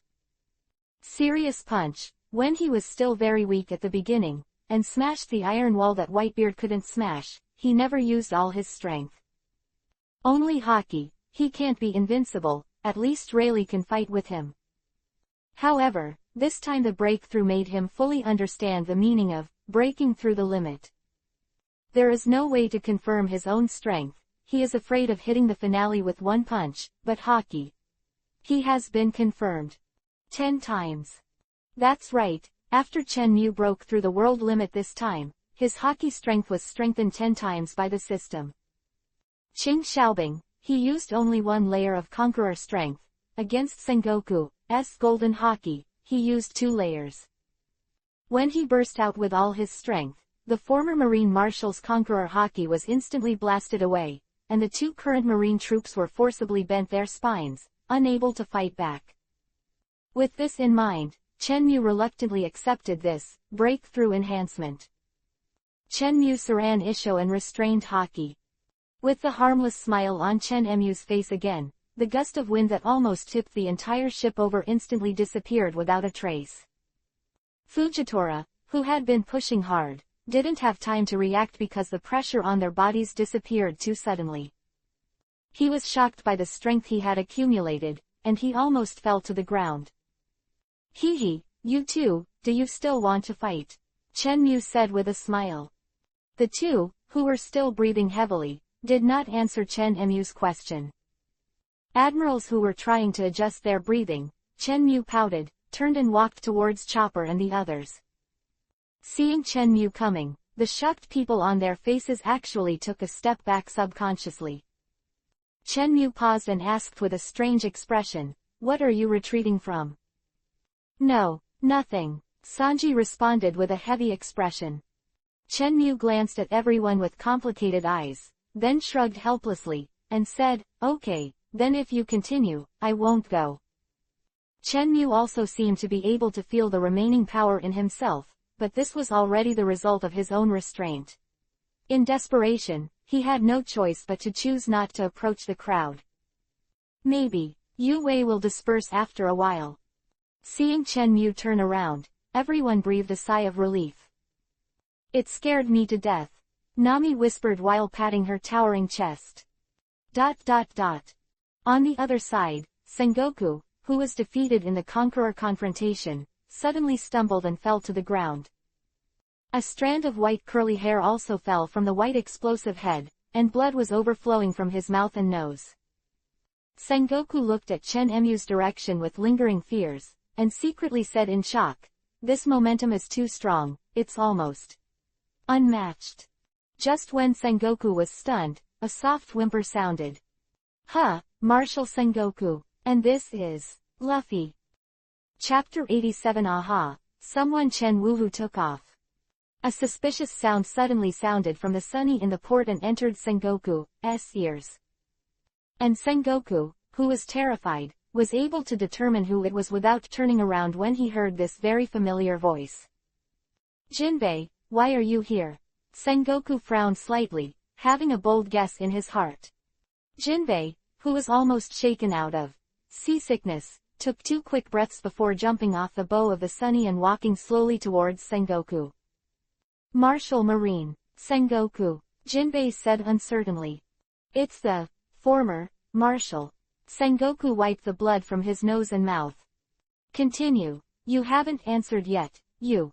Why are you here?" Sengoku's tone clearly revealed a bad taste, as if Jinbei was ready to take action as long as Jinbei said the answer he didn't want. Jinbei frowned, looking at Sengoku who was still facing away from him, slowly standing up from the ground, and said solemnly, "You answer me first, why does the captain of the old man pass out beside you?" Speaking of which, Jinbei's hostility was already obvious. Sengoku snorted coldly, turned around slowly, Vivi narrowed his eyes, and said, "Hehe, your captain." Immediately, Sengoku took a deep breath and scolded Jinbei loudly. "Jinbei, you resigned from Shichibukai just to stand on the opposite side of us as a pirate again." Hearing this, Jinbei's eyes became more hostile. Sengoku noticed the hostility in Jinbei's eyes, and he knew it in his heart. He sighed in disappointment. This old man is just exercising Marine's duties and arresting a pirate who is endangering the world, why not? Since you're here, this old man will be affected. Catch one more. Sengoku's voice suddenly turned cold. Hearing this, Jinbei gritted his teeth hard, jumped back to the sunny. And, in Sengoku's puzzled eyes, he quickly disappeared in the bow of the boat, and he went to nowhere. Seeing Jinbei leaving, Sengoku couldn't help frowning, and slandered in his heart, "Hexia Jinbei should never be a person who runs away without a fight. What does he want to do?" By Jinbei to forcibly raise his momentum, the injured Sengoku couldn't help coughing violently. Who? Sengoku closed his eyes and adjusted his breath for a few seconds, slowly opened his eyes, and said to himself, "Forget it, let's take Garp's grandson back first." After speaking, Sengoku directly bent over and picked up Luffy. At this time, Jinbei's calm and powerful voice came from the golden water. "Water flow one-handed over shoulder fall." Sengoku had a warning sign in his heart and hurriedly turned his head to look. I saw a thick golden water column abruptly sprayed out from the water next to the sunny, and then when it reached the mid-air of nearly 10 meters, it suddenly turned sharply and hit Sengoku directly below. Sengoku held Luffy's collar in one hand and jumped back, directly dodging the bombardment of the water, frowning suspiciously. "What does this guy Jinbei want to do?" Sengoku's voice just fell. The golden water column, like a waterspout, slammed down in front of Sengoku, and the golden water waves scattered. Just when Sengoku looked puzzled, a familiar light gray suddenly appeared in the splashing water. Although Sengoku discovered the anomaly in time, he was not able to escape immediately because he was too close to the spot where the water fell. As a result, he failed to avoid this water mass impact, and was drenched in golden water. This guy. Sengoku gritted his teeth bitterly. The feeling of being soaked all over made Sengoku extremely uncomfortable, and even made him feel a little powerless. Feeling powerless. Thinking of this, Sengoku's pupils shrank suddenly, and he hurriedly looked down at his ankle. Seastone handcuffs locked to his ankles. Sengoku was so angry that he almost clenched a white tooth. Roared at Jinbei, who fell back to the ground. "You pirates, how come there are so many seastone handcuffs? Did you rob the marine supply ship?" Looking at the roaring Sengoku, Jinbei looked calm. Then, he reached out and touched it, smeared the water on his face into the palm of his hand, and threw it hard in the direction of Sengoku. Whoosh whoosh. Several golden water droplets shot towards Sengoku. Sengoku swiped directly with his backhand, and with the back of his right hand, fended off Jinbei's hitting water. "Bastard, do you have to fight against marine?" Sengoku shouted in a deep voice.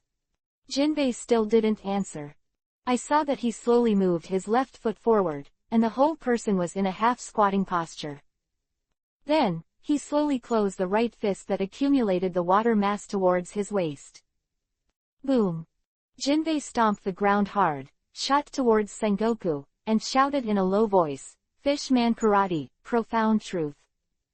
Jinbei, who was swept forward rapidly, suddenly punched when he was 5 meters away from Sengoku. At the same time, he shouted loudly, "Wu, Lai, Guan." Sengoku's pupils shrank, and he was forced to put Luffy down because his feet were tied and unable to move. Then, with his arms in front of him, he took Jinbei's profound martial arts. Although there is a gap in strength between the two, Sengoku has reached the age of 79. Moreover, in the previous battle and hockey confrontation, he was obviously injured, and now his feet are bound by seastone again. Under such unfavorable factors, Sengoku could only be kicked back by Jinbei in his prime. Its feet even plowed out 2 deep ravines on the ground. Although Sengoku was repelled, it was obviously impossible for Jinbei alone to add another injury to him. Jinbei also knew that he could not defeat the former marine marshal Luffy without hesitation and swept away. Sengoku, whose feet were tied, could only watch Jinbei escape. In a rage, he took out the phone bug and roared loudly. "Send another seastone key, right away." "Ah, yes, yes." There was a somewhat flustered voice on the other end of the phone. ... On the other side, in the communication room of the warship. Watching the phone bug close his eyes again, the communications soldier patted his chest with a face anxiously to the Marines through the broadcast. "The Commander-in-Chief, the Third Fleet, bring the Seastone Key ashore immediately, immediately." The voices of the communication soldiers came from the speakers in each warship. After a while, the warship closest to the entrance hurriedly adjusted its direction and headed towards the entrance of the Grand Disalo. ...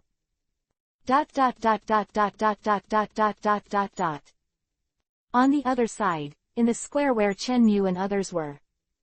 Akainu, who were dissatisfied with sweat on their foreheads, still maintained a state of attack. Chenmu glanced at the two of them with a dull expression, then turned his head to look behind them, and said loudly, "Chopper, if the blood is not enough, let's take these comatose guys. Don't waste the blood bank delivered to your door," Chenmu said with a smile.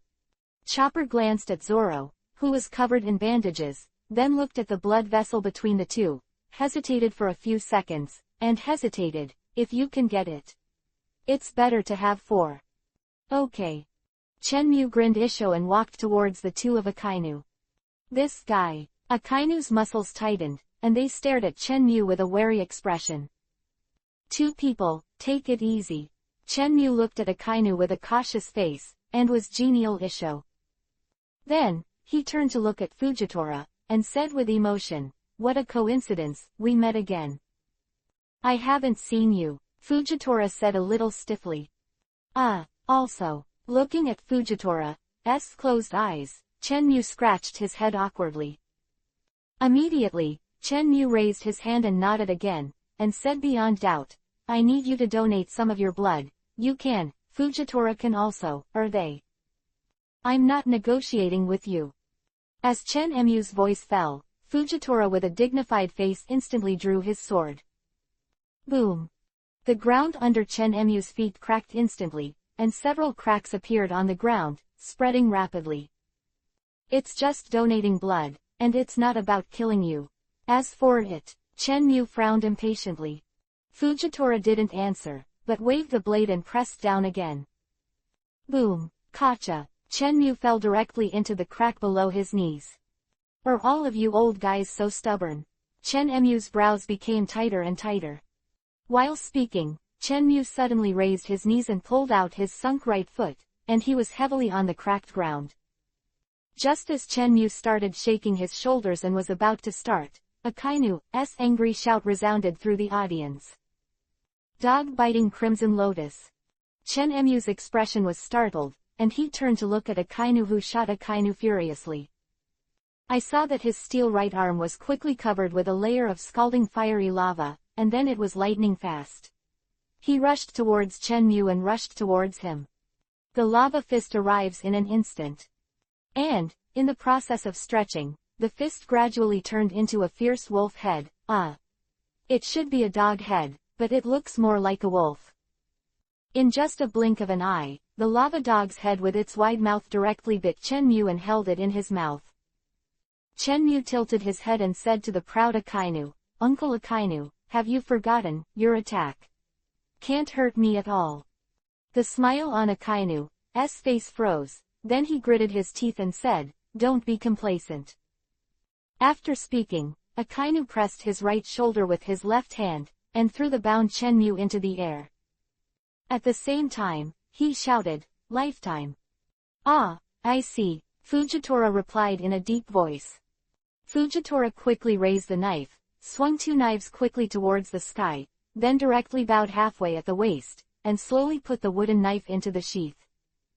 The moment he retracted his knife, several layers of purple light circles quickly expanded upwards, swallowing Chenmu, who was at a loss, and pushing him to a higher altitude. Gravity knife, anti-gravity force. Looking at Chenmu who was gradually disappearing into the sky, Akainu took a deep breath and squinted his eyes and said, Can he come back? Fujitora's face was wrinkled and he replied slowly, I won't let him come back. After finishing speaking, the sword that had been sheathed was pulled out again, and 2 knives. 4 knives. 6 knives. 8 knives were swung towards the sky again. Under the amazed eyes of Akainu and the straw hats, countless purple circles flew high into the sky. Uncle is dangerous. Nami, who was anxious, covered her mouth and exclaimed. The thoughts of Nami and the others were the same as Chenmu's. They all underestimated the strength of these 2 admirals. I only knew that they would definitely not hurt Chenmu, uncle, so I didn't think of destroying Fujitora's continuous anti-gravity repulsion. Of course, even if you know it, you may not be able to stop it in time.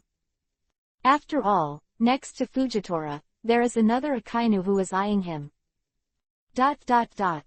Just as everyone was shocked, Chenmu completely disappeared at the end of the sky as the light spots in the sky disappeared. Just when everyone was terrified, Akainu suddenly grinned and pulled everyone's gaze back. Now, it's my turn. After that, a fast and ruthless, dark hound, claw slapped Nami at the front. Nami, be careful. Sanji shouted and rushed towards Nami, but he was obviously overestimating his mobility. With a bang, Sanji fell to the ground, watching the rapidly extending lava claws, and slapped Nami. At this time, the injured people, except for the nearest Sanji, no one can rescue. However, Sanji, the only one who could save Nami, lost his balance and fell to the ground because of the severe injury of the broken bone. Just when everyone was in despair, a violent beast roar resounded in everyone's ears. A burst of white steam spread instantly, covering everyone. Then, a huge dark figure appeared directly in the white air. When the figure appeared, he reached out his hand and blocked Akainu's attack for Nami. The claw of the lava also exploded with a bang sound. Roar. The white steam dissipated, and everyone whose skin was reddened was shocked. How come Chopper can also emit high-temperature mist? Usopp's eyes were full of surprise. After the shock, Usopp remembered that he was scalded, and he ran wildly while blowing in pain. At this moment, the huge Chopper stepped over the heads of everyone and faced Akainu in the distance. Even if you are Admiral, you can't hurt my partner. Chopper's dull voice entered Akainu's ears. HMPH, over the top thing. Akainu grinned and wanted to shoot again. However, the sound of a heavy object falling to the ground suddenly came from beside him, interrupting his rising momentum. Akainu frowned in displeasure and turned to look. I saw that Fujitora fell to the ground with a pale face. Her wrinkled face was covered with sweat, and she seemed to have collapsed. Akainu's pupils shrank, hurriedly ran over, raised Fujitora's arm with one hand, and asked in a deep voice. A lifetime, can you hold on to it? I'm fine, Fujitora responded with difficulty. Akainu looked at Fujitora with a weak face, and then at Chopper, who was full of rage, gritted his teeth, and said. I'll let you go this time, just this one time. Having said that, Akainu turned Fujitora's body over so that it was on her back. Then he sat cross-legged and closed his eyes. For a time, everyone looked at each other in disbelief. The vicious admiral who wanted to kill them 1 moment ago, will let them go the next moment, no one will believe it. But looking at Frankie, who was already pale, he knew that he couldn't give Zoro any more blood, otherwise the person who lost too much blood would become 2 people. After some simple thinking, everyone decided to go back to the Sunny first. After all, there are blood reserves on board. Chopper. Robin raised his head and called softly to Chopper's back. Chopper turned around, nodded at Robin with a serious face, and said solemnly, I see. Saying that, he picked up everyone and placed them in his left palm. Robin, on the other hand, used his abilities to form a huge palm, and lifted Frankie and Zoro, who were still transfused, into the right palm that Chopper stretched out. Afterwards, he jumped lightly and jumped into his right palm, and began to take care of the 2 of them. Chopper glanced at Zoro, whose face was ruddy, slowly stood up, and walked towards the edge of the square. After all, the other party is marine, so you can't trust everything, it's better to keep a certain distance. On the other side, Chen-Mu, who took off at an extreme speed, had already triggered the debuff when he was close to the height of 100 meters, low-level fear of heights. Note, I will add the negative buff, low-level fear of heights. Each time a fruit is re-engraved, the trigger height of the protagonist will be reduced by 1 meter, but at the same time, the trigger probability will also be reduced by 1%. I forgot to add this last time, sorry. Feel sorry. Then, add an additional blood type. Type F. Luffy, Jinbei, Akainu, Sengoku. Model S. Usopp, Robin, Fujitora. Type 10. Nami, Chopper, Brook. Type XF. Zoro, Frankie. Sanji's blood type is S. H. Chapter 88. Thanks to the old iron Enel for the sound of thunder. Earth's atmosphere. Flying, at high altitude, saw his head slam into the white clouds, and the muscles on his face couldn't help twitching. No, see, come on for real. Chen-Mu swallowed, a trace of unease pouring out of his heart. He was really careless and inflated. He really didn't expect that these 2 guys were so smart and cooperated so well. Why didn't I think of it? People can't beat you, can't they exile you? Chen-Mu seemed to be beating his chest at the moment, but he couldn't do it. Open black lens bracket fear of heights, low level, is in effect. Close black lens bracket. In this way, our protagonist, Mr. Chen, just stared at him, dancing and flying to the barren universe. As Chen Mu's figure escaped the gravitational field of the Earth, the layers of purple light circles under him dimmed. However, the power is still sufficient. I don't really plan to exile in the universe. Chen Mu was a little panicked. Although he knew that Fujitora could attract meteorites from outside the sky, the fall of meteorites was due to the addition of the Earth's gravity. And now, just relying on the purple anti-gravity aperture created by his own ability, to stuff him into outer space just like that, which is too. Chen Mu didn't know what to say. Boss Ratan's physical strength is bull. Time passed quietly, and when the number of purple circles had been reduced to half, Chen Mu had already flown out of the Earth for an unknown distance. He can only vaguely remember, it should be. Half an hour is enough. Now, the apertures under him, still relying on a perseverance, push him forward to the white planet in the distance. Looking at the pitted surface, it should be the moon. Chen Mu sighed sadly. At the same time, he slandered in his heart. I didn't expect that the IQ of this broken system is not high, but the settings are solid.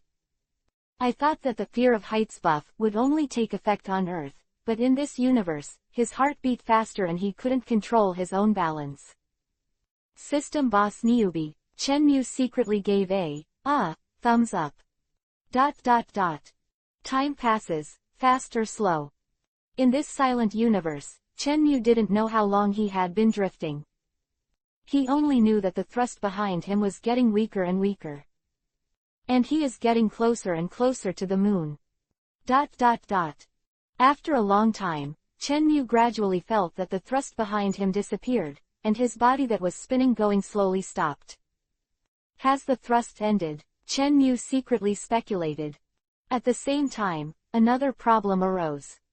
Chen Mu was still under the effect of low-level fear of heights, and he lost his balance and had nowhere to borrow. In front of him, there are only two options. 1. Go to the moon, near. 2. Back to Earth, far. But there must be an important factor in both programs. That is, what his feet must step on. Although in space, he can't control the direction, but the physical strength is still there. The big deal is turning around and flying. So, the current priority is waiting for a meteorite. The corners of Chen Mu's eyes twitched, and he growled in the bottom of his heart, fool. The universe is so big, where meteorites are said to be encountered. However, before Chen Munyen's thoughts could fall, he saw a small purple dot, slowly approaching him. Chen Mu Vivi frowned and stared at the dots. Fortunately, observation hockey can still be used. Chen Mu can see the thing clearly through the ultra-far and super-wide observation hockey after breaking through the limit. This is a purple balloon. Chen Mu's expression stiffened, and he thought to himself, how come there are balloons on the moon? Then he focused and locked observation hockey directly to the purple balloon. No, the person hanging from the balloon is a person. Little man, in a green military uniform. Why is it a villain? Because that thing is almost as big as a head. One can imagine how short this guy's body is. Gradually, the purple balloon flew to Chen Mu's eyes. A soldier wearing a green steel helmet with a brown mustache on his lips gradually appeared in front of Chen Mu.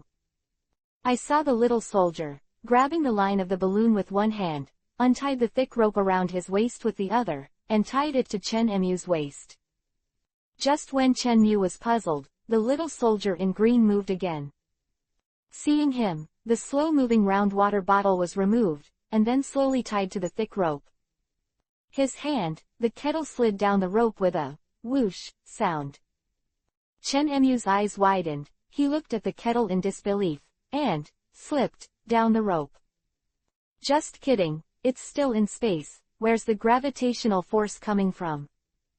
Then, looking at the purple balloon beside him, he said with relief.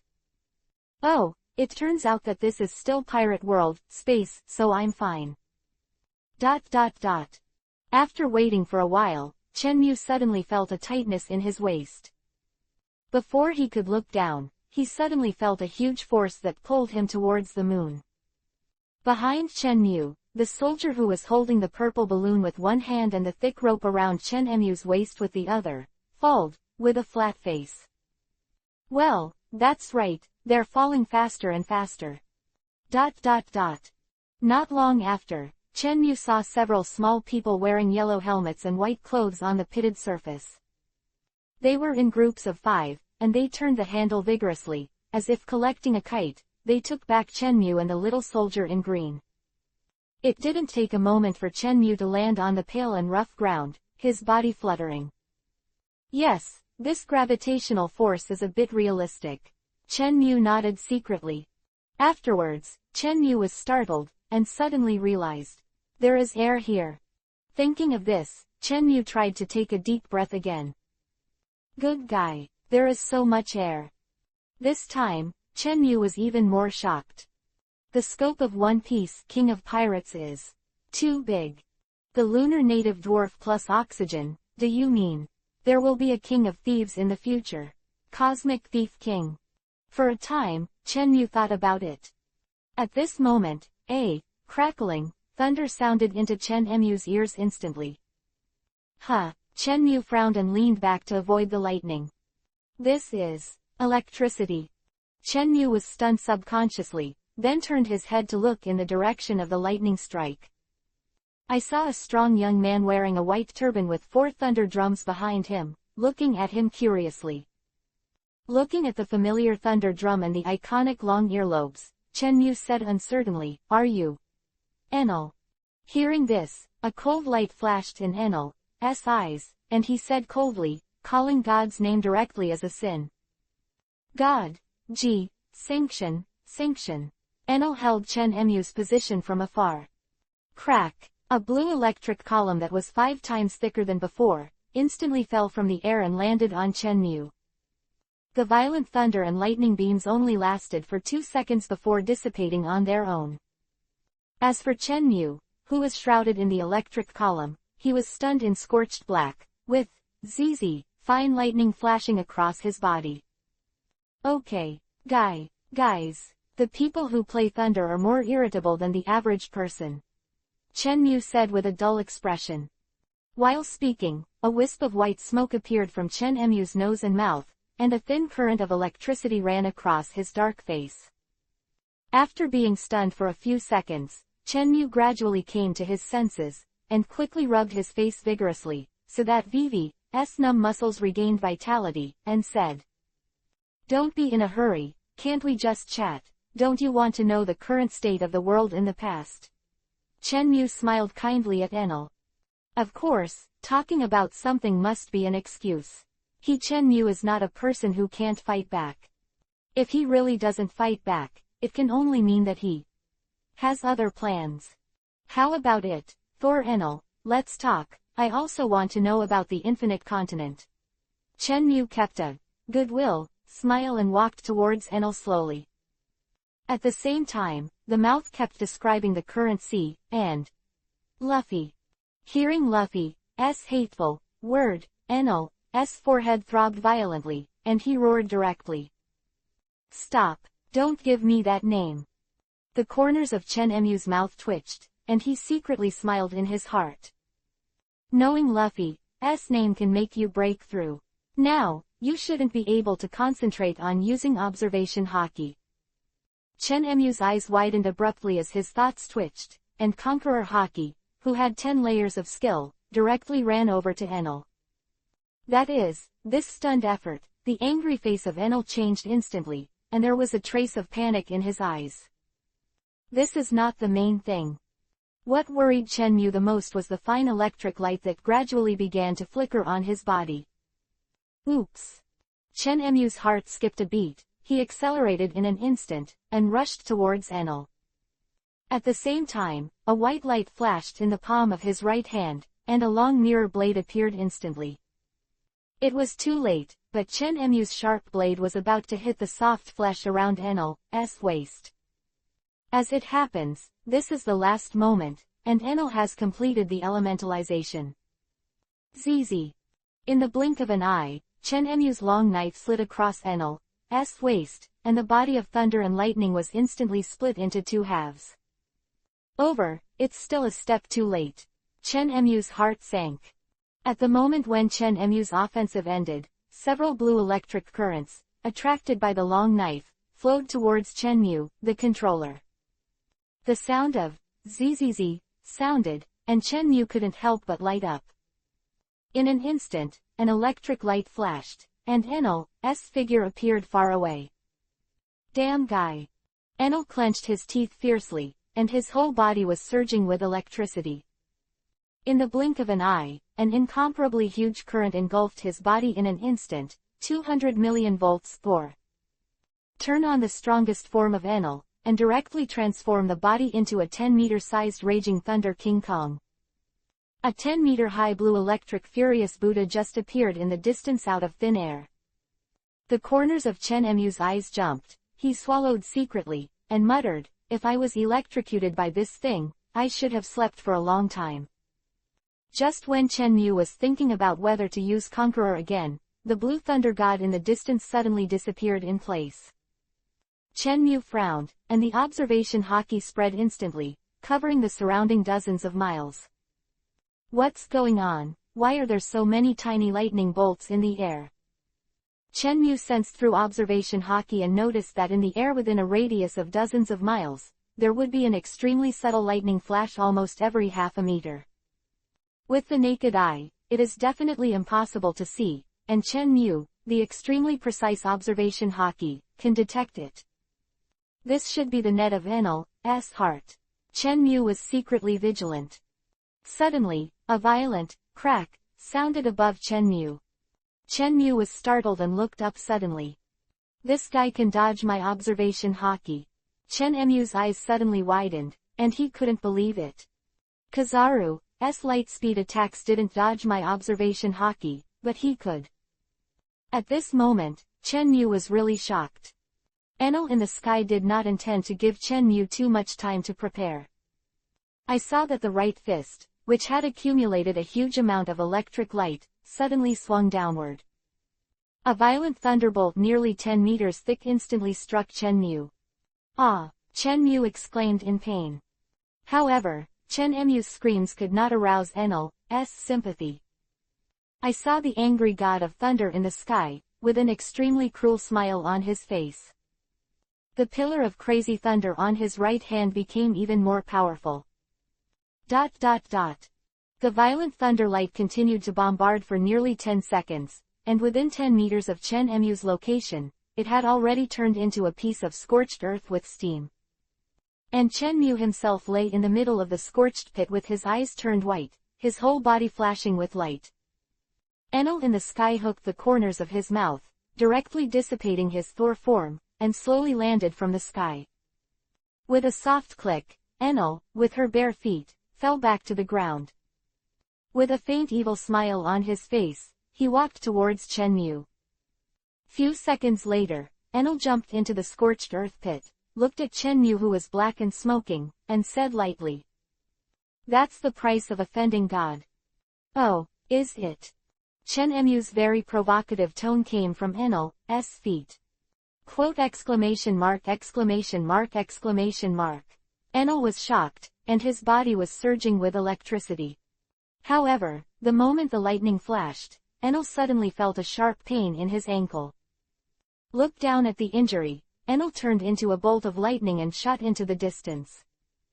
After Enel left, Chen Mu slowly got out of the ground and chuckled, "This clone is really useful." Afterwards, Chen Mu's eyes narrowed slightly, and he looked towards the end of the earth. Looking at the vast and boundless pale earth, the blue electric light that almost faded out of sight, Chen Mu couldn't help curling the corners of his mouth. Then, Chen Mu Vivi took a deep breath, raised his right arm, and looked at the blade in his hand. I saw a strand of red blood flowing on the cutting edge, and there was a flash of blue electric light inside it. Ding! Guro Guro no Mi, Rumble Rumble Fruit, has been successfully re-engraved. Development level, Level 1. Not awakened. Ding! Replica fruit ability +1, negative ability -1%. Close black lens bracket. Fear of heights low level. The trigger condition is changed from 98 meters to 97 meters, and the trigger probability is 97%. Close black lens bracket. Listening to the prompt in his mind, Chenmu nodded and smiled. Note: there is no air on the moon, and sound cannot be transmitted, but this is the world of One Piece, King of Pirates. And the plot needs to unfold, so please bear with me, readers, he. Chapter 89. The three-way melee is about to start. The Crisis Part 1. Unexpectedly received Guro Guro no Mi, Rumble Fruit, immediately felt that this trip to space was worth it. Furthermore, I would like to express my special thanks to my good brother, Teng Zong, for the half-day space tour, and the new second brother, I Zong, for the Guro Guro no Mi, Rumble Fruit. In someone's heart, the beauty turned upside down. ... After a moment of darkness, Chenmu slowly stabilized his mind and looked up. Looking at this vast white gully, Chenmu pouted and said in his heart, Enel would like this kind of place. Also, this guy obviously has a Buddhist face, but he is always ruthless, really. Forget it, I have nothing to do with the rain. After complaining a little, Chenmu's whole person became more and more refreshed. Then, he turned his head to look at the blue planet in the distance, and thought to himself. I remember that Saitama seems to be able to jump back directly. I have the same kind of constitution as him, so it should be also possible. Looking at the Earth, which is not known how far away, and at this dead, empty and boundless universe, Chenmu was a little unsure of his mind for a while. Or borrow a boat from Enel. Forget it, leave a way out for others, and just go and rob them after beating them up. That's not good. We young people talk about martial arts the most. If that's the case, then take a gamble. After all, I am a man with a system. This is a proper protagonist attribute. I don't believe the system will cheat me. Fight. Chenmu no longer hesitated, and fixed his gaze directly on the blue planet that was far, far away. Taking a deep breath, the expression on Chenmu's face gradually became solemn, and the spirit of the whole person was slowly improving. After a short while, Chenmu suddenly opened his eyes, and a sharp light flashed in his eyes. Phew, then get ready to go home, Chenmu said firmly. Afterwards, the legs bent hard, and the whole person entered the stage of gaining momentum. A small click sounded. The hard ground under Chenmu's feet cracked instantly, and countless tiny cracks quickly spread around. Not enough, Chenmu secretly estimated, and the strength under his feet increased again. Bang! Click! The ground under Chenmu's feet was smashed to pieces in an instant, and his body sank abruptly, cracking into a gravel pit with a radius of 10 meters. The tiny cracks around him that had originally expanded to a thickness of half a meter instantly spread to the distance. It's now. Chenmu's eyes suddenly narrowed. Boom! The sound of a deep burst suddenly. As for Chenmu himself, he turned into a blue lightning bolt and rushed out into the boundless universe. In the direction of the Earth, lacing away. Chenmu, who was rapidly straddling the starry sky, had a resolute expression on his face, and a flash of lightning flashed from time to time in a pair of piercing eyes. Physical strength plus Guro Guro no Mi, Rumble Fruit. With the blessing of this double explosion, I can definitely go back. Chenmu secretly cheered in his heart. In this dead, dark universe, Chenmuan passed by like a comet, dragging the blue tail flame, and swept away towards the Earth. On the Earth. At dawn, a red sun slowly rose from the sea, like a burning flame, dyeing the sea bright orange-red. On this blue sea, there is a golden and luxurious giant ship, like a small island, quietly floating on the sea. Around it, there are also 7 huge 5-masted warships floating steadily. In terms of size alone, these huge warships can only be regarded as pediatrics in front of this giant going ship, less than 11. This is also an independent kingdom on the sea, the going giant ship built by Going Disolo, the Great Disolo. The Grand Disolo, Inner Harbor. In this golden river bay, which is 100 meters wide and about 2 kilometers long, the Sunny was besieged by 3 huge warships and was forced to dock at the port, unable to set sail. On the pier, Akainu, who was slightly panting, and Sengoku, who was vain, stood side by side. Marine officers in coats, and further behind were countless marine soldiers. The other Admiral Fujitora was sent back to the warship by the soldiers to rest because of consuming too much energy. And now, Marine's high-end combat power is only left with a wounded former marshal and admiral, who has consumed nearly half of his stamina. The two of Akainu Sengoku stood quietly on the red carpet, looking at the Sunny 50 meters away. To be precise, the giant monster chopper above. Akainu frowned slightly and said slowly, "Why can't you use naval guns?" Hearing this, Sengoku shook his head slightly and said in a flat tone, "Because the location of the gold in the sky has not been determined yet."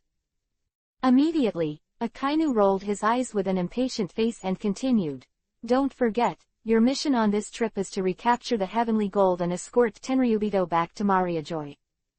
Also, what was Tenryubito's reaction to the last golden robbery in the sky? I don't think you have forgotten it." After hearing Sengoku's words, Akainu's face became even more gloomy. Sengoku, who knew Akainu's thoughts in his heart, couldn't help but sigh and said, "I know you don't like Tenryubito, and you don't like Marine being used by them as a tool to cover up shame and deal with the aftermath, and you can't carry out the justice in your heart.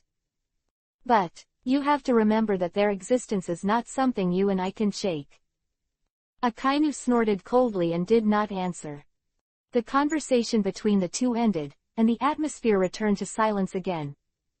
A few minutes of silence, Akainu turned his head and looked at Sengoku with a stern face, and said, "Are you afraid that the Straw Hat Boy will die here, and then it's not good to deal with Garp?" Hearing this, Sengoku's face twitched and he remained silent. "But my heart is roaring madly. You know it's not good. You also know that killing Luffy is not good for dealing with Garp. You know. You don't need to know it yourself. Why say it? Don't you think our defeat is not ugly enough?" Although Sengoku dislikes Akainu madly in his heart, on the surface, he is still very kind. A kind veteran with a kind smile on his face, Sengoku. Under Akainu's skeptical gaze, Sengoku smiled awkwardly and said, "Although the Straw Hat Boy is his grandson, he is still a pirate, even if he really died here. That guy Garp doesn't either. What to say?" "Well, that's fine." Akainu nodded. Sengoku was startled and hurriedly turned to look at Akainu and said, "What do you want to do? I tell you, don't mess around." The corner of Akainu's mouth twitched as he teased, "Didn't you say that even if the Straw Hat dies, he Garp can't say anything?" "But he can beat you in private," Sengoku whispered angrily. Immediately, Sengoku adjusted his collar and said calmly, "If you feel that you are resistant to beatings, then you can go." After speaking, Sengoku took a step back, took the senbei handed over by the lieutenant, and began to eat it. Click. Akainu looked sideways, looking at Sengoku's "none of my business" appearance. The corners of his eyes twitched. "Che, I'm not afraid of that guy's fist from Garp, but he's still trying to tease me. He's really young." Sengoku rolled his eyes at the silent Akainu and continued eating his senbei. For a time, there was only the crisp sound of click, click, on the slightly crowded port. In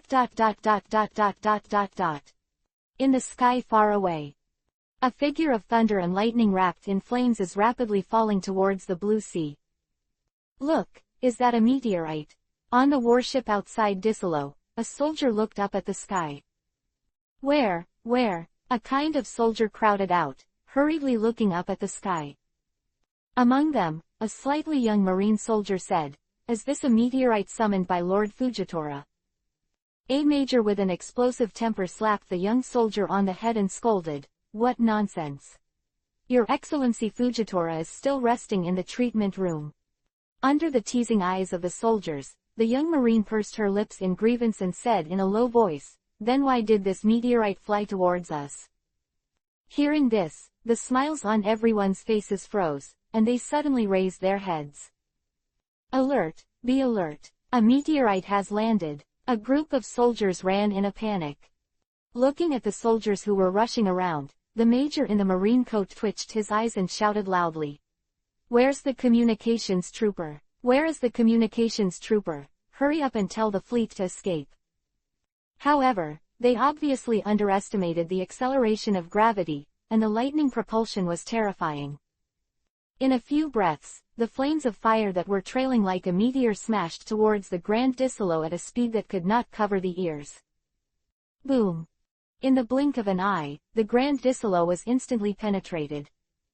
Immediately afterwards, there was a strong wave, centered on the Grand Disolo, rapidly spreading around. A huge wave surged up, pushing the warship that was approaching not long ago, pushing it back several hundred meters again. And the streamer that smashed into the bottom of the sea, but still the speed is not reduced, towards the deep sea. When diving to the deep sea of about 1,000 meters, the group of flames and electric lights barely stopped. This stamina is really strong, Chen Mu murmured in his heart. Then, he tore off the tattered clothes that could no longer cover his body, and swam towards the top. The port of the Grand Disolo, headed by Akainu Sengoku, were all hit by the shock and looked behind them in panic. Looking at the dust mist that rolled up in the rear square, Sengoku shrank his pupils and asked in a low voice, "Aren't you the one who won't appear again? What happened to the aura just now?" "How would I know?" Akainu gritted his teeth in response. Akainu's answer made Sengoku's heart sink. At the same time, I began to think about whether to retreat immediately, so as not to expand the loss. Sengoku resigned, not out of fear, but because of his own positioning. He is the resourceful general.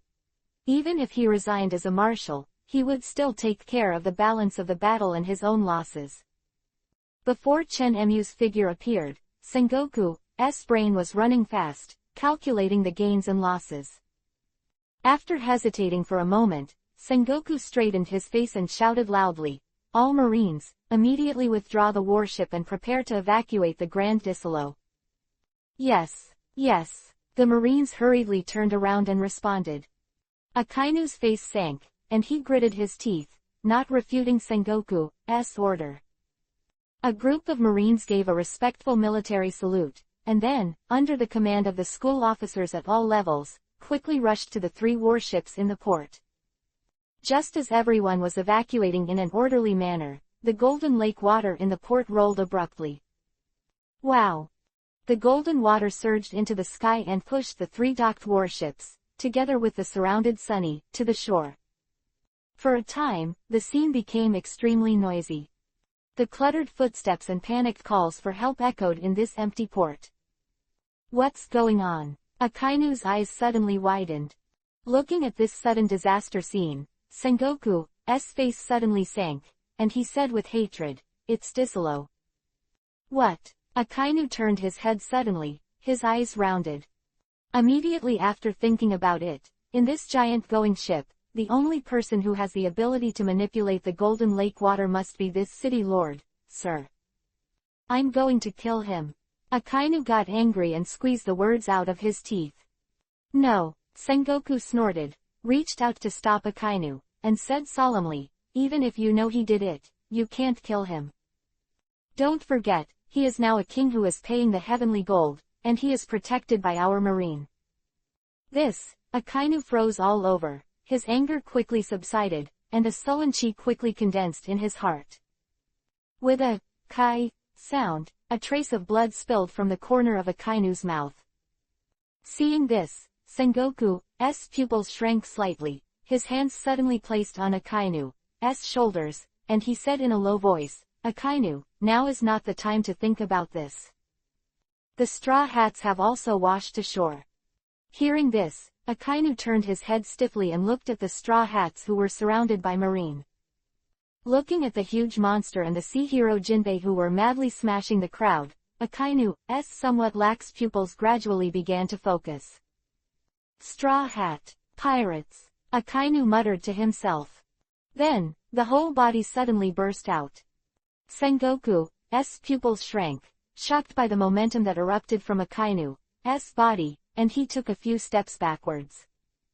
This guy, could it be? Sengoku looked at Akainu in disbelief.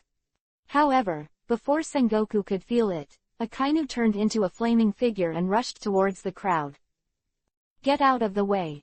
Sengoku exclaimed urgently. Marines felt the scorching heat behind them and hurriedly looked back.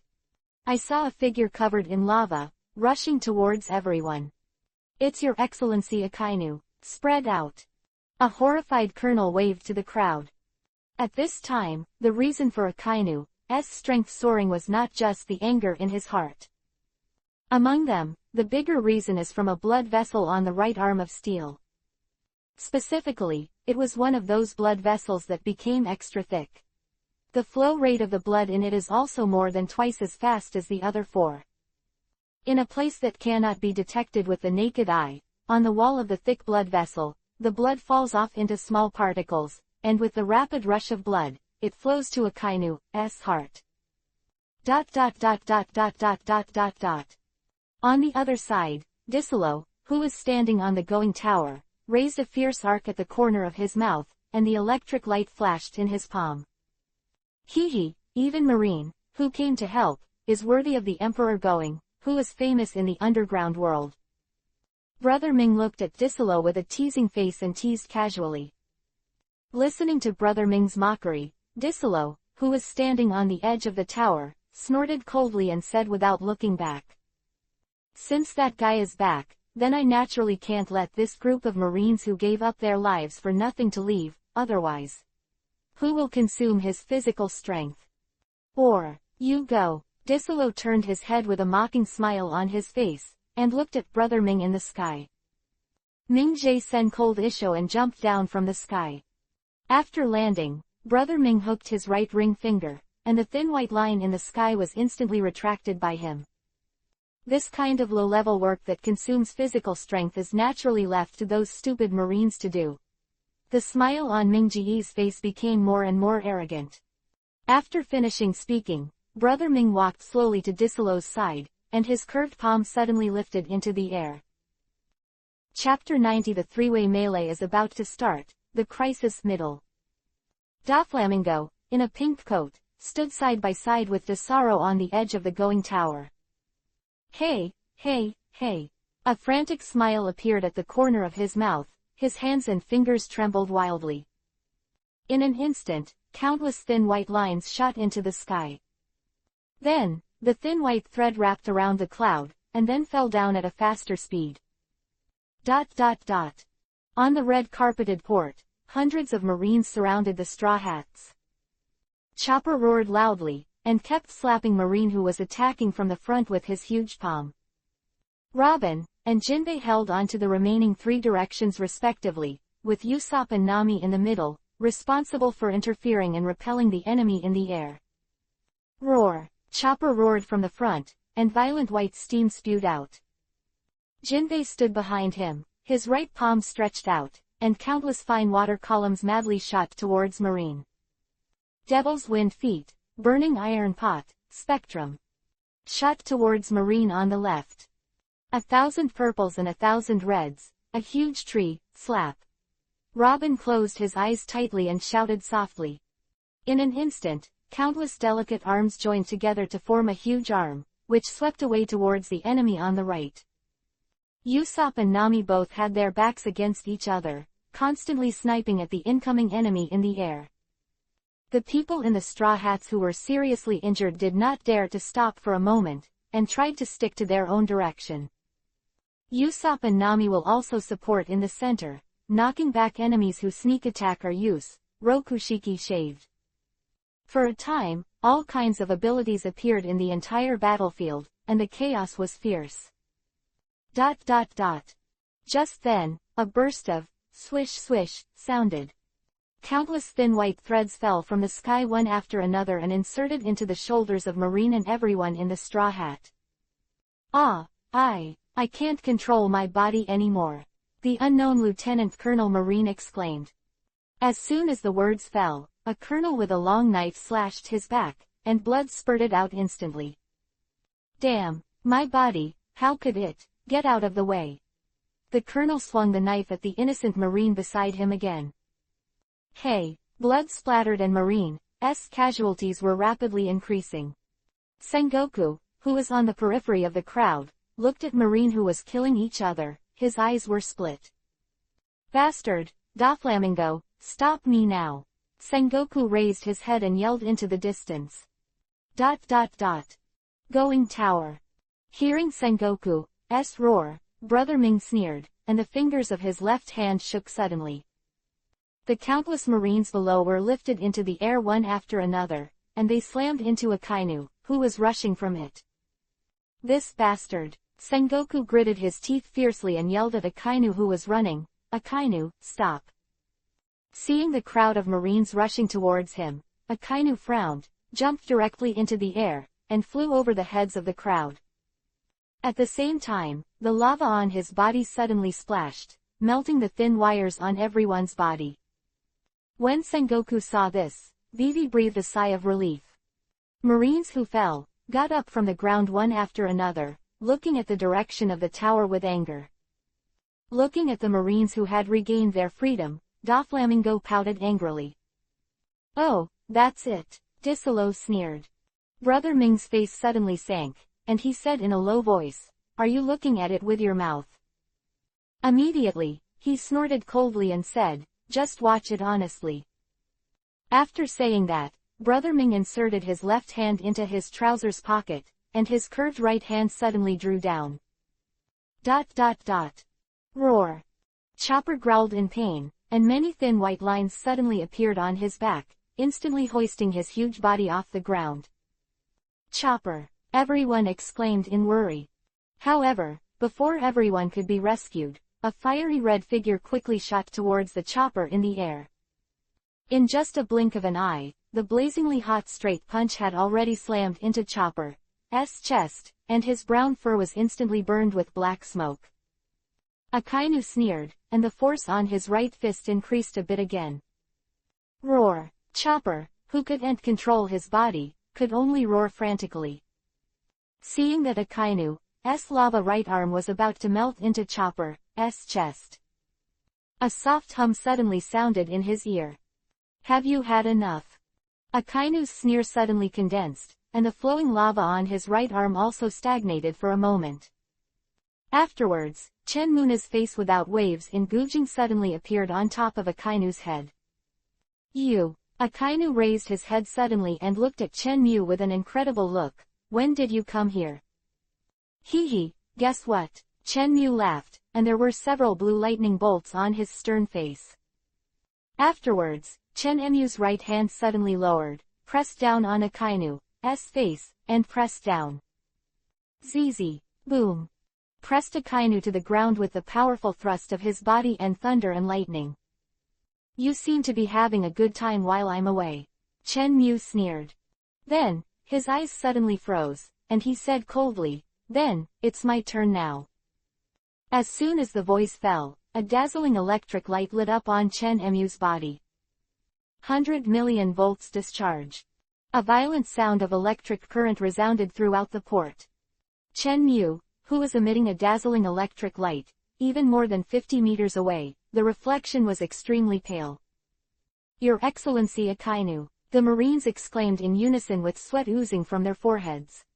The people in the straw hats looked at the huge blue electric group with a look of joy, and their joy was beyond words. Robin held the unconscious little Chopper, the smile on his face pale. Nami and Usopp kept throwing their fists at the dazzling electric light, shouting, Uncle is the best. ... The violent thunder and lightning raged for nearly half a minute before being slowly absorbed into Chen Mu's body. For a time, hundreds of Marines were silent. Chen Mu and Akainu were located. A scorched pit that was more than 20 meters wide appeared on the ground. ... Bottom of the scorched pit. It was covered with molten lava that intersected with gold and red, and it reached Chen Mu's feet. Chen Mu stood in this pool of golden red solution, released observation haki, and felt it carefully. I actually let him escape. Chen Mu whispered to himself. Then, with a flash of lightning, he appeared directly in front of the Straw Hat crowd 50 meters away. Uncle! Nami exclaimed in surprise. Chen Mu scattered his elemental body of thunder and lightning, spread out his hands, and smiled at Nami. If you don't see me for a while, don't you know me? Nami cried with joy, ran directly towards Chen Mu, and threw herself into his arms. It's all right, Uncle is back. Chen Mu rubbed Nami's hair dotingly and said softly. Hem. Afterwards, Chen Mu slowly raised his head and glanced at everyone in the straw hat. Seeing the tired smiles on everyone's faces, Chen Mu's heart trembled, and he felt a sense of guilt inexplicably. Then, he looked at Chopper in Robin's arms and asked, What's wrong with Chopper? Robin pursed his lips, shook his head gently, and said, Chopper must have been in monster form for too long, causing excessive energy consumption. Have a good night's sleep and you should be fine. Robin looked at Chopper tenderly, and gently wiped the dust off his face with his hands. Hearing this, Chen Mu nodded, then looked at Luffy and Zoro who were surrounded by the crowd, frowned slightly, and said, What about them? Just a small injury, nothing to talk about. Jinbei said. Looking at Jinbei with a flat face, Chen Mu Vivi was taken aback. Then, with a chuckle, he said, That's good. At this moment, Nami's cheeks were slightly red. She broke free from Chen Mu's arms with a shy face, and fled back to Robin. Looking at Nami whose cheeks were flushed, Robin chuckled and said, Is his arms warm? Well, warm. Nami was still a little nervous at this time, so when answering Robin's question, she subconsciously expressed her feelings. Hee hee, do you want to hug again? Robin teased. Ah, no need. Nami raised her head in a panic and looked at Robin with a complicated expression. Robin, you are not allowed to laugh. Robin shook his head and said softly, Since Uncle is back, let's leave here. Nami made a soft, then turned to look at Chen Mu, and waved at him, Uncle, come here, we're leaving. Chen Mu nodded with a smile, and walked directly towards the crowd. Marine, who was beside him, took a few steps back, making the road from Chen Mu to the straw hats nearly 10 meters wide. Marine behind the straw hats also gave way so that they could go directly to the Sunny, which had rolled over on the bank. Chen Mu paused and looked at the Sunny with a look of surprise. Just as he was about to ask, Frankie on the side explained directly. The Golden Lake suddenly rioted, and the Sunny was thrown ashore, as did those few warships. Chen Mu frowned, and directly sensed the two at the top of the tower with observation hockey. At the same time, he also noticed the thin white lines above everyone's heads. Haha, I didn't expect him to come, it's really interesting. Chen Mu chuckled lightly. Then, he slowly raised his hand above his head, and the electric light in his palm suddenly spread. In an instant, a very large power grid quickly passed over the heads of everyone, melting the thin white wires one by one. So fragile, Chen Mu was surprised in the bottom of his heart. He remembered Doflamingo's bird cage, which even Fujitora couldn't cut. Later, after thinking about Mingji's Shichibukai identity, Chen Mu was a little unsure for a while, whether Fujitora was real or fake. At this moment, Chen Muxin felt something and turned around suddenly. Boom! A mass of molten lava exuding scorching heat directly hit Chen Mu. In an instant, everyone in the straw hats turned around and looked at Chen Mu, in midair in shock. Looking at the figure that was gradually swallowed by the lava, Robin turned his head with a strange expression, looked at Chen Mu beside him, and said, Is your clone skill used to deal damage? Chen Mu shook his head indifferently and said calmly, I'm not worried about being hurt by the lava, it's just you guys. Looking at the confused Robin, Chen Mu continued, I'm afraid that when the mass of lava explodes, I can't protect you, so I asked the clone to stop it in advance. Everyone to respond, Chen Mu walked towards Akainu Sengoku on his own. You get on the boat first, and I'll be there later. Everyone looked at Chen Mu's back thoughtfully, and then tacitly chose to follow. Hearing the footsteps behind him, Chen Mu froze. Hee, don't worry about me, I'm just an injured admiral, I can't make any waves here, you all get on the boat first. Nami pursed her lips hesitantly. After a little consideration, she looked at Chen Mu's back and said, then. Let's go back to the Sunny and wait for you. Well, let's go, Chen Mu replied lightly and continued to move forward. As Chen Mu walked, he opened the system map and looked at the dim gray cursor. He was slowly thinking about the change of light red, and he knew it in his heart.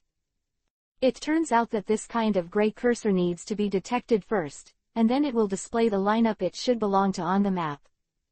This is like the super long distance observation. Hockey is actively searching for the enemy, and the map cursor display is a passive continuous search for the enemy.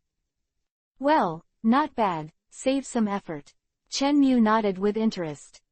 Just when the cursor completely turned into a pale red enemy marker, Brother Ming on the going tower trembled inexplicably. A sense of panic quickly spread in the bottom of my heart. What's going on? Why do I feel like I'm being watched? The expression on Brother Ming's face suddenly became stiff. ... On the ground. Chen Mu walked 10 meters away from Akainu with a calm expression, and stopped slowly. Looking at the 10-meter giant that was completely transformed into lava, Chen Mu's eyes narrowed and he said coldly. Akainu, did you use hockey? Although it was just a lava bomb that was hard attached by the clone, the power was also sensational. You must know that Chen Mu's clone is a billion-level powerhouse, not weaker than the existence of Ka-er. Actually, can't last 10 seconds in Akainu's hands. To say that it is not strange, he would not believe it if Chen Mu was killed. Hey. The lava giant opened his mouth, and Akainu's very hoarse laughter came from his mouth. Chen Mu frowned and stared at the laughing giant.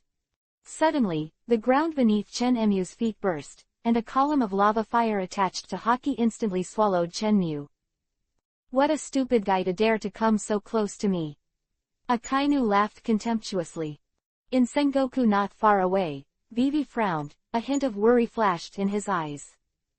You must know that Paramesha Devil Fruit ability users, although they can switch to high combat power form, need to consume vitality at that time.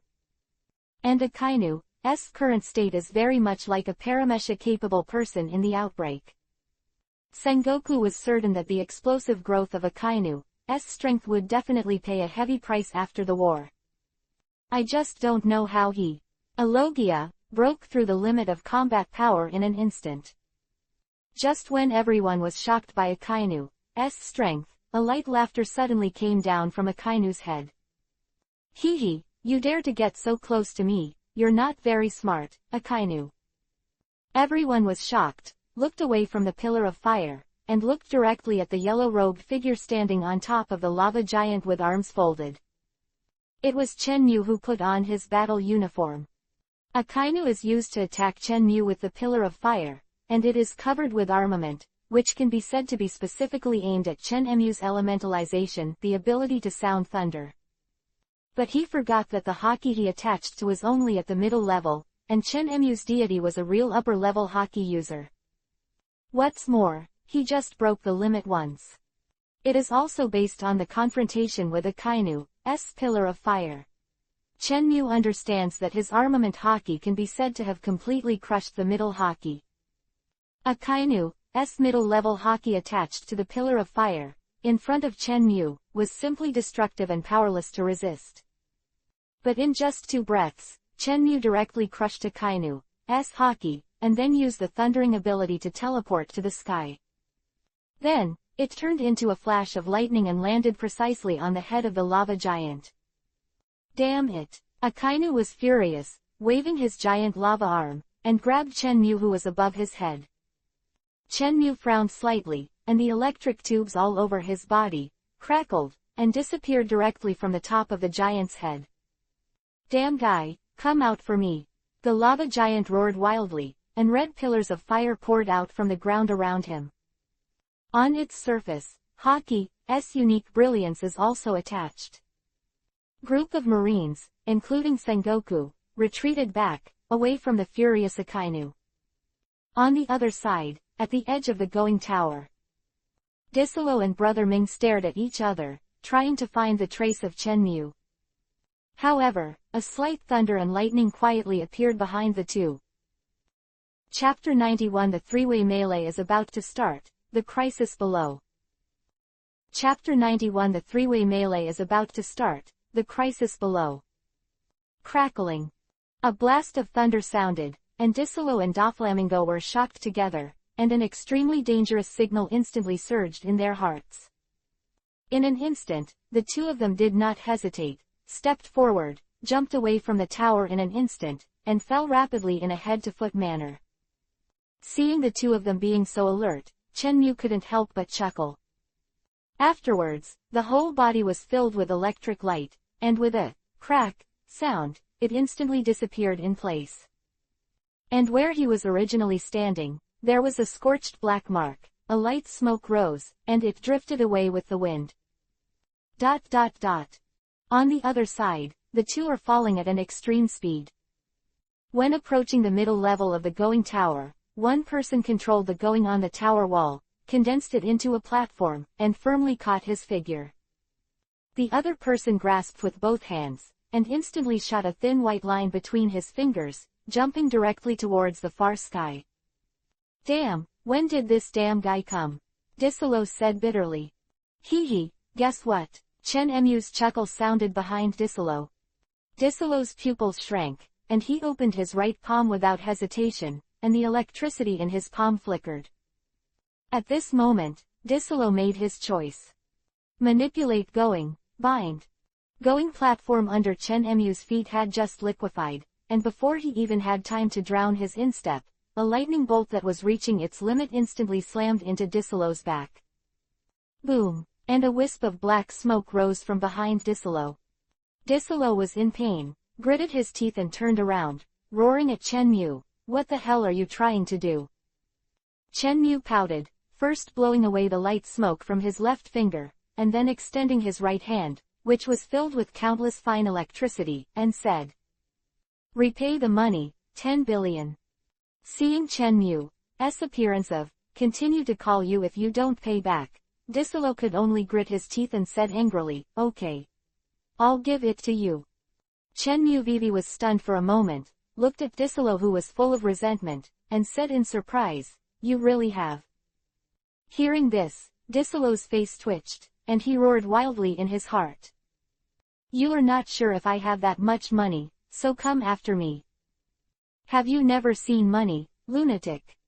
In fact, it's not Chen Mu's fault. After all, in the plot of The Last Life, it was only said that his 500 billion was bluffing."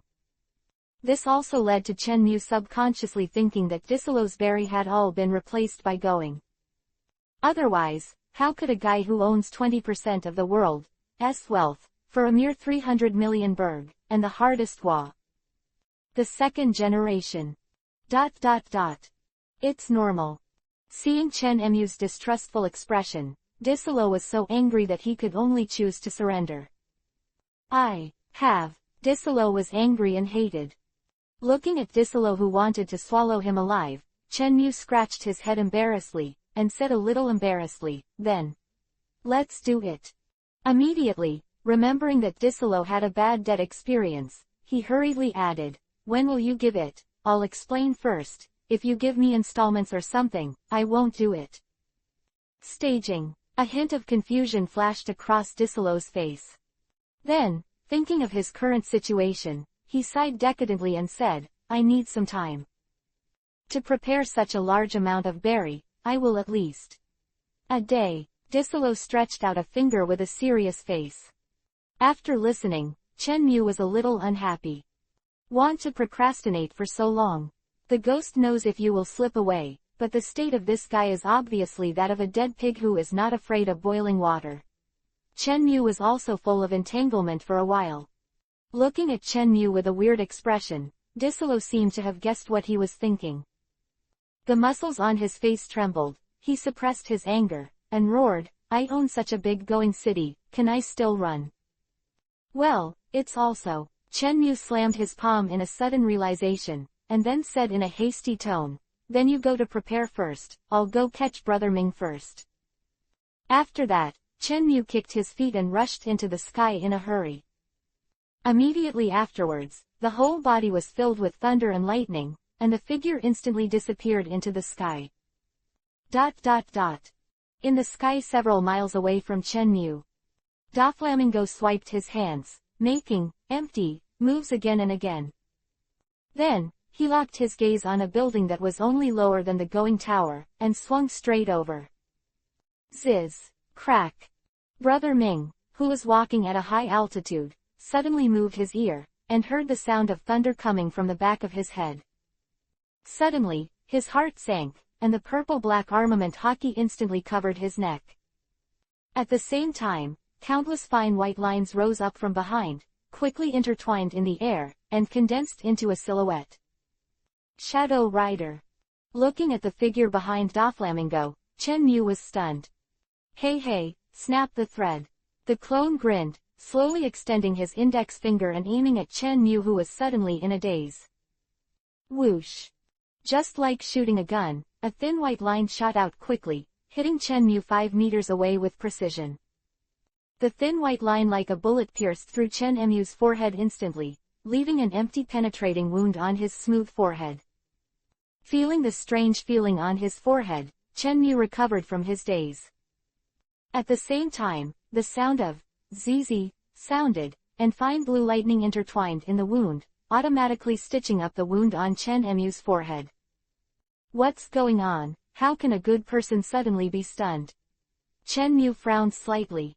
Note, when the ability of Logia is enabled, especially with the ability of Devil Fruit that walks through the sky, that low-level fear of heights will be triggered continuously, and the duration will be greatly shortened, 1 to 3 seconds, but it will be triggered intermittently, about triggered once every half a minute.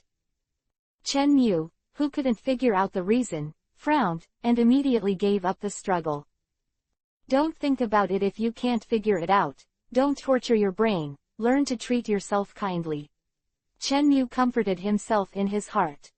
Immediately, he reached out and touched the smooth forehead, and after confirming that the wound had been repaired, he focused his gaze on the two who were falling freely.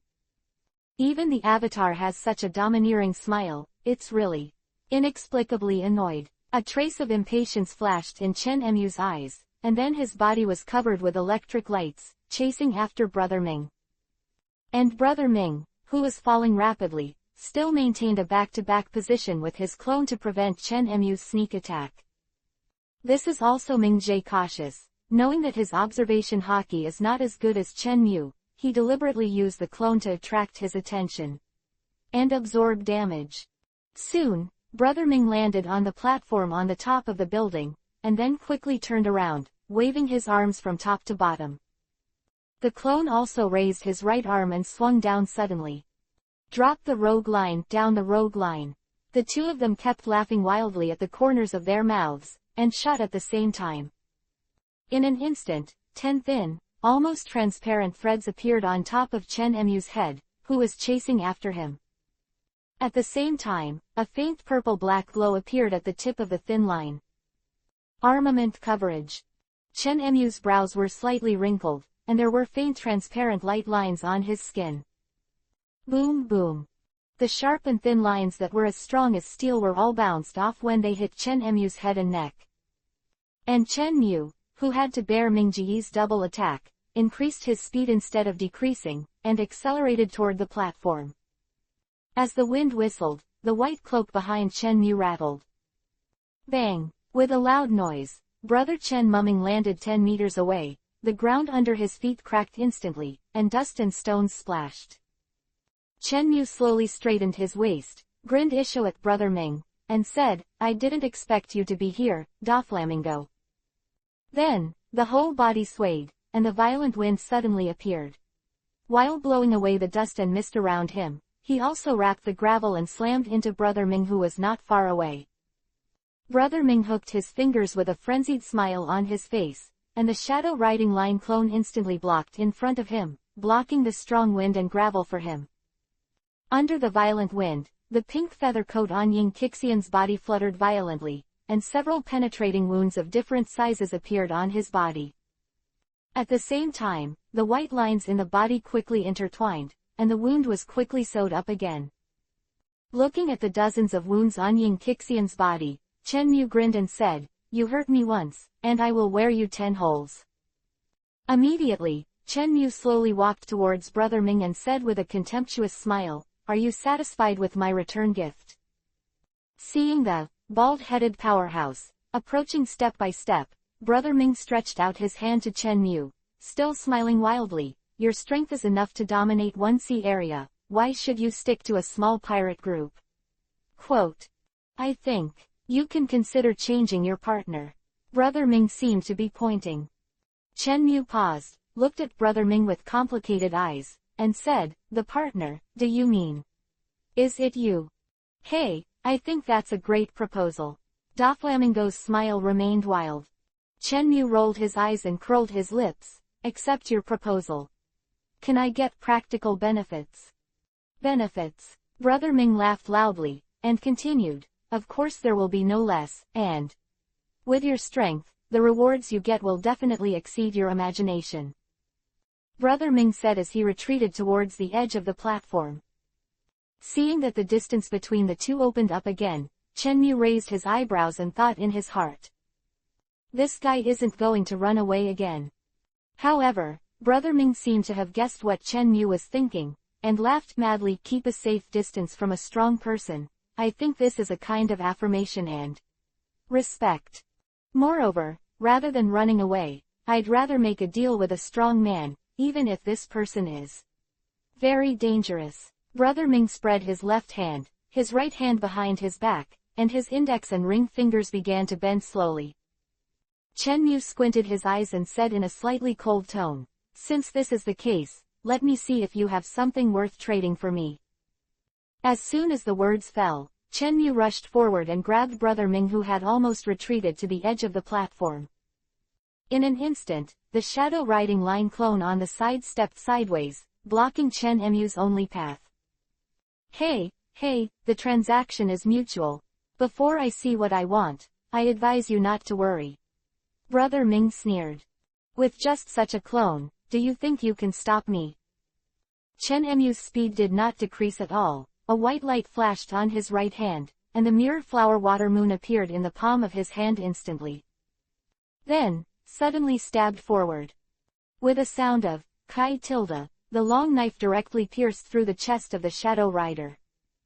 Chen Mu sneered, turned his wrist sharply, and changed from stabbing to sweeping, intending to cut it into 2 pieces. Almost at the same time, countless fine white thin lines appeared in the chest of the shadow rider, and quickly wrapped around the long knife that penetrated through the chest. "HMPH, just relying on a clone, you want to keep my knife?" Chen Mu smiled disdainfully, and a blue lightning bolt ran along the blade and directly penetrated into the chest of Ying Qixian. Z. The high-temperature thunder and lightning raged, and the thin wires wrapped around the blade were blown one by one. Moreover, the lightning quickly spread to the wound, slowly increasing the wound on the chest to the size of the mouth of a bull. Feeling that the thin lines in the sub-body are rapidly being consumed, Brother Ming's fingers on his left hand jumped, and he manipulated the shadow riding line to quickly spread his arms. In an instant, countless white silk threads shot out from between the shadow rider's fingers. And, the white silk threads sprayed from each of the hands quickly began to twist, twisting into 10 thick twist-like threads. With the spouting of countless silk threads, Shadow Rider's arms gradually turned into 10 thick threads, winding towards Chen Mu in front of him. In the blink of an eye, looking at the thick white thread that had wrapped around his waist, Chen Mu made a decisive decision, abandoned the knife and retreated. At the same time, he quickly raised his right foot and kicked the knife head on Ying Qixian's chest ruthlessly. With a whoosh body, the sharp blade broke free from the shackles of the silk thread, passed through the chest in an instant, and shot at the body of Ming Jie at the rear. Brother Ming grinned, and continued to manipulate the silk thread to bind Chen Mu, allowing the long knife to stab at his body. Whoosh! 2 high-speed piercing sounds sounded, and when the tip of the knife was about to pierce the chest, 2 thick white lines suddenly rose on the ground, one left and one right, binding the flying long knife in the air. The tip of the knife at this time was less than 1 centimeter away from Brother Ming's chest. Brother Ming Vivi turned sideways, avoiding the sharp point of the knife. Then, while laughing wildly, he grabbed the hilt of the knife with hundreds of mirrors. "This knife of yours must have devoured the devil fruit too." As he said that, his right hand directly held the handle of Jinghua Shuiyu. Seeing Brother Ming holding Jinghua Shuiyu, Chen Mu Vivi cocked the corners of his mouth, and then immediately pulled away his smile. His expression turned flat. Chen Mu struggled twice with a serious look on his face, and found that the thick and tangled thread was unexpectedly tenacious, and immediately said helplessly, "You let me go, I can think about cooperation." Brother Ming laughed wildly, glanced at Chen Mu arrogantly, and stroked the blade of his own. "The quality of this knife is at least at the level of a big quick knife." Brother Ming laughed in satisfaction. Muscles on Chen Mu's face trembled, and he said, "Then can you return the knife to me first?" "Humph, are you begging me?" Brother Ming said without raising his head. "No, it's a deal," Chen Mu said categorically. "Oh, yes, then let me see what you can trade. After all, a man who can control going and use Thunderbolt, but I'm very curious." As Brother Ming's voice fell, the shadow riding line clone who had lost both arms instantly burst into laughter. Countless fine white silk threads spewed out from the top of his head and shot straight into the sky. Just when the white silk thread reached a height of nearly 10 meters, it suddenly scattered and fell towards the surroundings. In just a short while, a small birdcage covering the platform suddenly took shape. The shadow riding line clone was worthy of losing its neck. Birdcage is formed, but the shadow riding line still maintains the action of spinning. Looking at the wire mesh that was gradually covering the entire 100-meter platform, and at the shadow riding line that was still spinning, Chen Mu was stunned for a moment, puzzled. "Isn't the birdcage formed? What are you doing?" Hey, you know a lot." Brother Ming raised his brows and laughed in a low voice. Brother Ming simply answered Chen Mu, then continued to control the shadow rider line to continue dividing, releasing the second layer of birdcage. Between the staggered stacks, the gaps between the bird cages are getting denser and denser.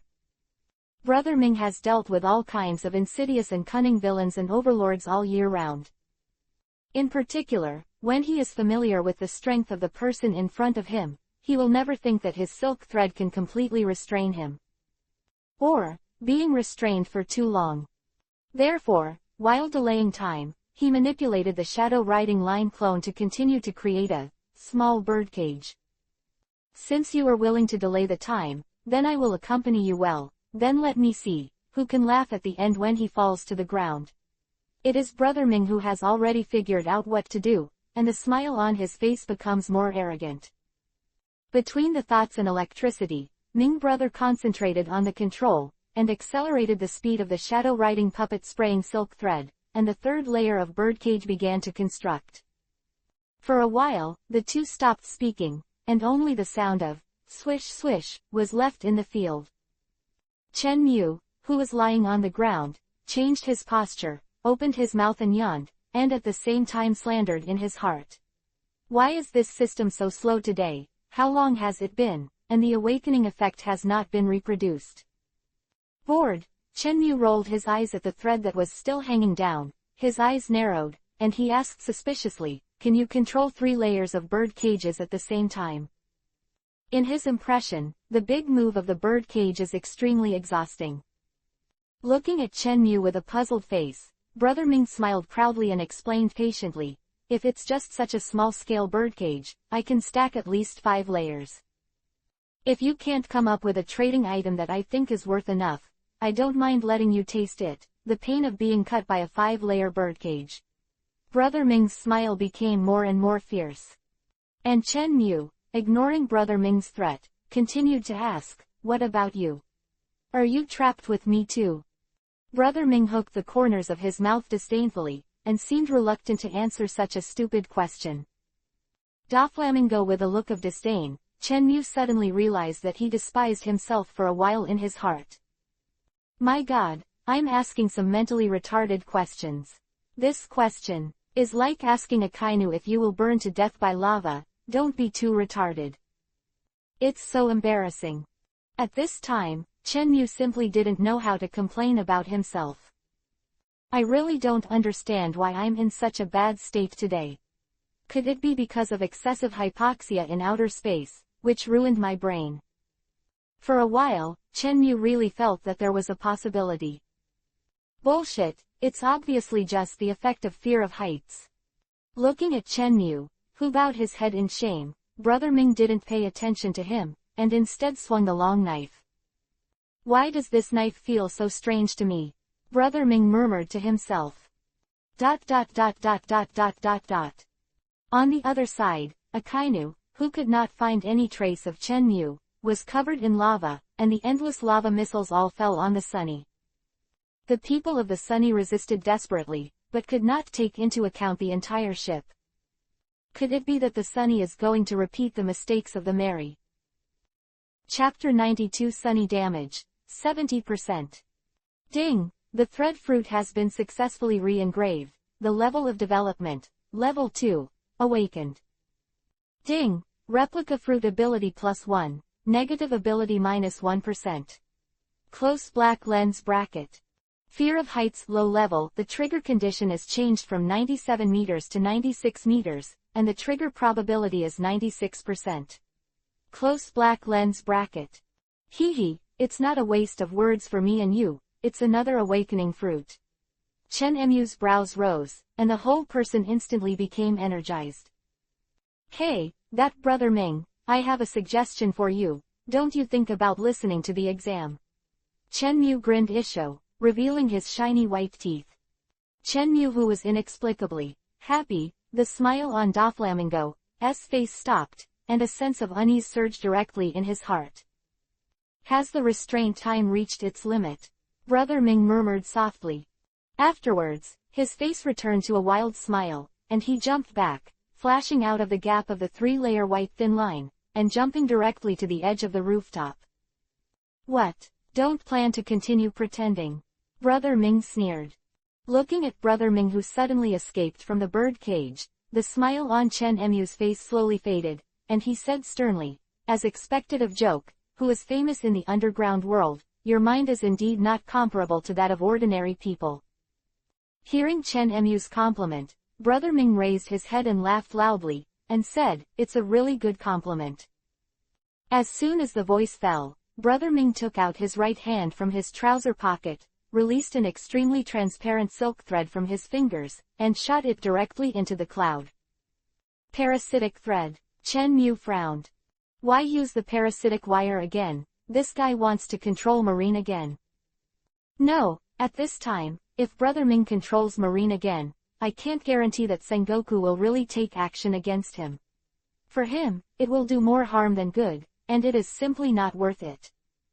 At such a special moment, he also intends to use the parasitic wire, which is not obvious to slap Sengoku and Akainu in the face. It is really funny. Wait, he is going to. Chenmu's eyes suddenly stared, and the lines on his body were instantly snapped, and he rushed towards Brother Ming outside the birdcage. Haha, have you been discovered? Brother Ming laughed evilly. The whole person instantly leaned back and jumped off the rooftop in an extremely unrestrained posture. At the same time, facing Chenmu, who was chasing after him, if you have time to chase me, why don't you go down and see the Straw Hat Pirates? After saying that, Brother Ming suddenly lifted the outstretched right hand, and the almost transparent silk thread was instantly retracted. Watching Brother Ming retract the thin white line and use the empty channel to escape, Chenmu breathed a sigh of relief. At this moment, Chenmu's heartbeat suddenly accelerated, his foot slipped, and he fell directly from the edge of the rooftop. It's over, this time it's probably the face first. Chenmu sighed in his heart, secretly blaming himself for being careless. Fear of heights buff has been triggered. It is no longer possible to activate elementalization, and it can only be used after landing. Just as Chenmu was leaning against the tall building and fell rapidly, a roar suddenly came from below. Damn pirates, finally let me find you. Hearing the familiar roar, Chenmu suddenly widened his eyes. I saw a huge lava fist, rapidly magnifying in front of him. Boom! Akainu's giant lava fist slammed into Chen Mu's face, knocking him backwards and heading towards a higher altitude. Chen Mu, who was rushing towards the sky, his entire face was scalded red, and a feeling of dizziness filled his mind. It turns out, the parasitic thread is holding Akainu. Chen Mu's eyes turned white, but he whispered in his mouth. Call. A violent and fiery gust of wind blew on Chen Mu from bottom to top. Of course, this level of temperature, for him, can only be regarded as relatively warm. But most importantly, is this hot air? Obviously not. It was Akainu after this hot wind, which was just an early warning. Before Chen Muduo thought about it, a series of slamming sounds sounded. Bang, bang, bang. Akainu blasted his pair of 5-meter-sized lava fists towards Chen Mu, who was in the air, pushing him into the sky. When Akainu, who was a lava giant, chased after Chen Mu, his lower body had turned into a giant cave spewing lava, like a volcanic eruption. It is also through this thrust that he can barely obtain a short-term airborne force. Every time the giant lava fist hits, there will be a loud noise, and at the same time, the lava will be shattered and scattered. No way, the hardness of Chen Mu's body is placed there. No matter how Akainu fights, there is always no way to break his defense. This is the hegemony of breaking through the limits of the world. This is why, from the very beginning, the system has been constantly weakening Chen Mu, adding various negative buffs to him. As the two reached a height of 500 meters, Akainu was finally exhausted and forced to stop his frantic attack. Akainu, who lost the power of the eruption, couldn't raise his figure, and when Chen Mu was hit in the back with his last punch, he suddenly rushed out nearly 50 meters, and then began to fall towards the bottom. The lava giant, who was the first to fall, was gasping for breath while staring at Chen Mu in the sky. This damn guy, how is it harder than sea stone? Akainu gritted his teeth. As soon as Akainu's voice fell, the lava fire all over his body quickly began to extinguish. And the lava armor covering him, as the flames extinguished, gradually turned into a dark brown stone and began to crack. Sengoku, who was watching the battle below, suddenly narrowed his eyes and shouted, "All give up the attack and prepare to evacuate." Then, he said to the several adjutants around him, "Go and save Akainu, be quick." Yes, several adjutants nodded vigorously. Then, directly using the shaved in Rokushiki, quickly shot at the falling Akainu. Looking at the few people rushing away, Sengoku's palms were oozing with sweat. Be sure to evacuate before the guy falls, otherwise, it will be in danger. Sengoku is now like an ant on a hot pan, suffering. Although I don't know that dangerous guy, why is he only beaten and not fighting back? However, it is his principle that he cannot take luck to the enemy, and it is also the philosophy that he has adhered to for decades. He also relies on this, steady as an old dog, style, so that he rarely suffers defeat. Except, of course, the events of 2 years ago. Whoosh, whoosh, whoosh, sounded out. Several adjutants in marine coats took over Akainu smoothly when he was about to land. Prepare to escort Lord Admiral to retreat. Speaking, he caught Akainu's tall adjutant, took advantage of the situation and carried Akainu behind his back, ignoring it in the direction of Sengoku. Don't let him fall. Even on the eve of the coma, Akainu was thinking about Chen Mu. The tall adjutant, listening to Akainu's weak voice, hurriedly paused, and said to the people behind him, "Your Excellency Admiral's order, stop that person from falling." But, Sengoku Yuan, the chief inspector said evacuation.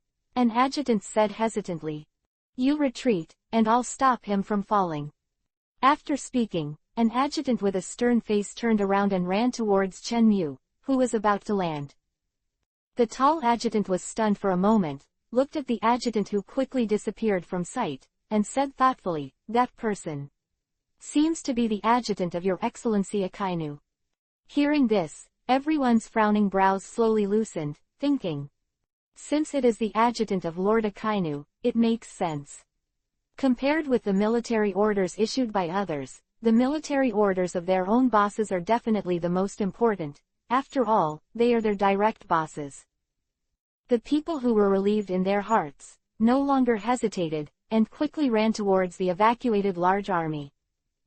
On the other side, Chen Mu, who was less than 50 meters away from the ground, had not had time to breathe a sigh of relief, but was hit by a blue chopper again, stopped his falling posture again, and reflected into the air. Come back. Chen Mu's eyes suddenly widened, and his whole person was so angry that he was so angry. Marine, the passerby below, was unrelenting. He kept kicking his legs, and the blue arcs hit Chen Mu's abdomen one after another, slowly pushing them back into the air. And the scene here just fell into the eyes of Disolo and Doflamingo. After all, the only person who can directly threaten them in the audience is this mysterious powerhouse. The short wind sound of, hoo, sounded, and Brother Ming stepped on the empty path, and landed behind the marine who was attacking himself. And Disolo is also close behind. The two landed one after another and looked at each other, each flashing a trace of doubt. Looking at the proud Disolo, Brother Ming smiled disdainfully and said, "Hey, Marine, are you courting death?" Hearing the voice behind him, the adjutant with sweat on his forehead paused and turned his head to look behind him. Then, his eyes widened suddenly, and he pointed at Brother Ming with a horrified expression. "Yes, it's you." The adjutant's eyes lit up with hatred. He already knew. In the previous melee, it was this Shichibukai in front of him, who controlled his comrades and killed each other. "Oh, it seems that you have a good reputation." Disolo turned his head teasingly. Brother Ming ignored Disolo's yin-yang sarcasm, took a step forward, and said in a calm tone, "From now on, I will ask, and you will answer." "You're dreaming," the adjutant yelled angrily. "Oh, he's really a guy who isn't afraid of death." Brother Ming glanced at the marine in surprise. Then, with a wicked smile, he raised his right arm and aimed his index finger at Adjutant Marine in front of him. "I ask, you answer," Brother Ming said word by word. "You do." Bang. Before the adjutant's words were finished, Brother Ming quickly shot a white line from his fingertips, piercing his forehead. Tisk tisk, wantonly killing Marine, is this the right granted to Shichibukai by the world government? Disolo looked at Brother Ming mockingly. Brother Ming ignored Disolo, who had a strange look on his face, looked up at himself, and looked into the air. "Hey, are we going to wait here for that guy to fall?" Disolo looked depressed. Immediately, he pouted again and said, "To be honest, I don't really want to see him." "Okay, just be quiet for me," Doflamingo shouted, turning his head. The expression on Disolo's face suddenly condensed, and he blinked blankly. Boom, bang. While the two were talking, Chen Mu's body fell directly from the air, causing a large cloud of dust. Hearing the sound of heavy objects falling, the two hurriedly stopped arguing and turned to look at the dusty place. "This guy, did he come down?" Brother Ming narrowed his eyes and whispered to himself. "What did you say?" Disolo turned his head suspiciously. The muscles on Brother Ming's face trembled, resisting the anger in his heart, gritted his teeth and said, "It's nothing." "Oh," Disaro replied rather dull. Then, he directly controlled a going around him and smashed into the dust mist. Bang! The sound of a hard object hitting came out from the dust mist. Brother Ming was stunned for a moment and asked suspiciously, "Did you hit?" Yes." Disolo himself was a little unsure. Just when the two looked puzzled, the dust mist slowly dissipated, revealing the figure of Chen Mu. "I'm sorry, but I wasn't hit." Chen Mu walked out of the crater slowly, and said calmly. "Is this guy unbeatable?" The two looked at Chen Mu in shock. Clearly took so many punches from Akainu, but he stood in front of them like a normal person, so how could they not be surprised? "You know, that's a real Marine Admiral." Not only does that person possess the lava devil fruit known as one of the strongest attacks, but his own strength, Haki, also exists one by one. It seems that I survived safely. Are you too surprised? Chenmu was indifferent to Isho and walked towards the two of them. Bastard! Brother Ming cursed in a low voice, turned around instantly, and jumped into the air. Doflamingo fleeing in panic, Chenmu glanced lightly and stopped paying attention. You, stop chasing, Disolo asked suspiciously. Chenmu didn't answer, patted Disolo's shoulder and said, you better take care of yourself. After speaking, he passed Disolo directly. Remember, I will come to you tomorrow to get the money. Chenmu waved his hand with his back to Disolo. Disolo, who is particularly sensitive to money, saw Chenmu mention this sad thing again. His eyes twitched, and he said with hatred, this bastard knows money, money, money. When Chenmu didn't know it, the system secretly obtained the favorability of the original ability person, so there was this scene of Disolo and Doflamingo who came to check. Port of the Disolo. With marine evacuated, everyone on the Sunny was able to breathe. It's so dangerous, these marines are finally gone. Usopp wiped the sweat from his forehead and sat on the charred lawn. Hearing this, everyone breathed a sigh of relief. Afterwards, he slowly turned his eyes and looked at the nearly burned Sunny, with a burst of sadness in his heart. For a time, the atmosphere on the ship became extremely dull. Soon after, Chenmu came to the going pier. Looking at the scorched Sunny, which was about to be broken into two pieces, Chenmu's heart skipped a beat, and he hurriedly jumped onto the boat. When Chenmu jumped on the boat, the first thing he saw was the foremast on the lawn deck, which had been broken in two. Looking at the other mast that fell next to him, Chenmu was stunned. Then, Chenmu suddenly turned his head and looked at the main mast on the second floor. I saw that the sturdy wooden post was full of scorch marks. Even at the top of the mast where Yuen was still there was a wisp of smoke. And the cloth sail above the main mast was burned and only a few pieces were left, as if the wind was a little bit stronger, it would be blown off. Looking at the dilapidation and depression in front of him, Chenmu said in disbelief. What's this? How is it? Hearing Chenmu's voice, the scattered people slowly raised their heads and showed a pale smile to Chenmu. Nami sniffed and sobbed softly, Uncle, we may never sail again. Looking at Nami's little black face with pear flowers and rain, Chenmu opened his mouth, but didn't say a word for a long time. He is good at beating people for money, but comforting people. This makes him a little embarrassed, and the current situation of the Sunny is not optimistic. Just as the atmosphere slowly fell silent, Frankie's slightly trembling voice entered everyone's ears. You wait for me for 2 days and I'll make the Sunny what it was. Hearing this extremely bitter voice, everyone shuddered and turned to look at Frankie, who left by himself. Tears flashed in Nami's eyes, and she tightly pursed her lips.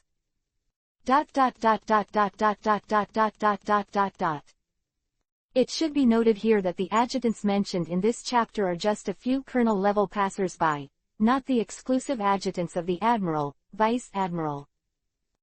Chapter 93 by Treasure Tree Adam again. Just as the atmosphere on the ship gradually became silent, a sound of gulu tilde slowly floated over from somewhere. People inquired about the reputation. I saw that Chopper and Usopp, who were squatting beside Luffy, seemed to change their faces, and their expressions became extraordinarily wonderful. Nami tilted her head, glanced at the unconscious Luffy, and said to Chopper, who was covered in black and gray, Chopper, is Luffy awake? Hearing this, Chopper turned his head to look at Nami behind him. With his wrinkled face, he quietly stared at Nami, who was also stained with a little black and gray, and shook his head stiffly. Then, Usopp on the other side of Luffy pointed to Luffy's stomach with a weird look. Nami looked at Usopp in confusion and followed his gaze down. However, just as Nami turned her gaze to Luffy's bandaged belly, the sound of gulu tilde suddenly entered her ears.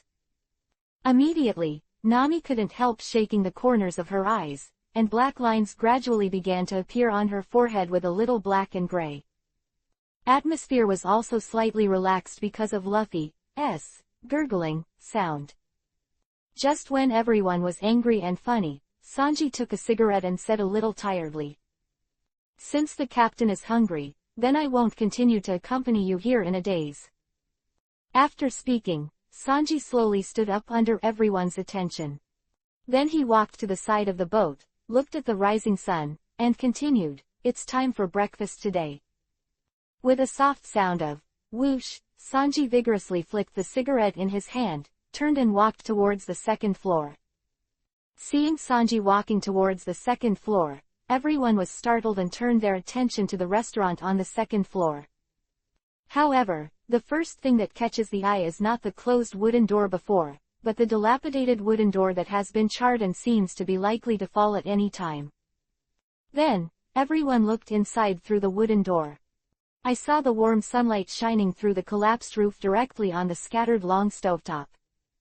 Looking at the hearth with nowhere to go, Sanji rolled up his sleeves and began to move the dark brown rock on the hearth. Seeing this scene, everyone remembered the time when they gathered in the restaurant in the past. Their noses could not help sour, and tears gradually appeared in their eyes. "Sanji, it's okay, we're not very hungry yet." Nami secretly wiped away the tears from the corners of her eyes and choked. However, it was rare for Sanji to not respond to Nami this time. He took the lava blocks that had cooled in the corner and looked at the stone kitchen utensils below with surprise. "This is the kitchen utensils that Uncle sent." Sanji slowly took the kitchen utensils out from under the pile of gravel, and after looking at them carefully, he was slightly surprised. This is actually made of sea stone. Seeing this, Sanji suddenly recalled that he just glanced at the burlap sack that Chen Mu had brought over at first, opened it and found that it was a pile of rough stone dishes, and then piled it in the corner at will. Unexpectedly, in this almost completely destroyed kitchen, this set of rough stone kitchen utensils has become the only tool he can cook. Sanji shook his head amusingly, and began to place the kitchen utensils to the only stovetop that seemed to work. Watching Sanji gently pick up the pile of stone bowls and wipe them carefully, the sour feeling in everyone's heart became stronger and stronger. Usopp's nose was sour, and he choked. Sanji has already started to be in a daze with the pile of shoddy kitchen utensils. Chopper. Will he? Hearing what Usopp seemed to be referring to, Chopper shook his head firmly and said, "No, I believe in Sanji's craftsmanship, even with a set of poor stone kitchen utensils." Quote. After listening to the conversation between the two, the atmosphere on the ship fell silent again. Hearing the stone dishes, kitchen utensils, etc. among the two, Chen Mu suddenly felt a familiar feeling in his heart, and thought a little, "I seem to remember that this set of poor kitchen utensils seems to be given by me." Quote. Hearing this, the expressions on Usopp's and Chopper's faces quickly turned petrified. The atmosphere suddenly became awkward again. Looking at Usopp and Chopper, whose expressions were almost frozen, Chen Mu ran Isho and waved. "It's okay, I thought this set of kitchen utensils was rough at the beginning, so I just threw it to Sanji. I didn't expect it to come in handy today. I'm already very happy, you don't need to pay too much attention to my feelings." Hearing Chen Mu's words, everyone looked at each other for a while, not knowing how to take up this topic. At this moment, Mr. Chen, the party involved, noticed that the atmosphere was about to develop in a weird direction, and hurriedly changed the subject, as the current loss of the Sunny All because of Akainu. Hearing this, everyone was stunned and gradually lowered their heads. Seeing the gesture of everyone who wanted to say something but didn't dare to say it, Chen Mu Vivi frowned and said in a cold tone, "It looks like it's him." Chen Mu nodded to himself. Dazzling electric light began to flash all over his body, and his tone became more and more cold. "You wait for me, I will go and arrest him." After speaking, Chen Mu's body became more and more violent with thunder and lightning, and he lifted his feet to the boat rail that he could barely land on. "Uncle, don't leave any more." Just as Chen Mu was about to set off, Nami's choking sound, which was like a mosquito, entered his ears. Hearing the sound, Chen Emu's figure was abrupt. He turned his head slowly, looked at Nami, who was leaning against the edge of the boat, and said slightly distressed, Then what else can I do for Sunny? Is it?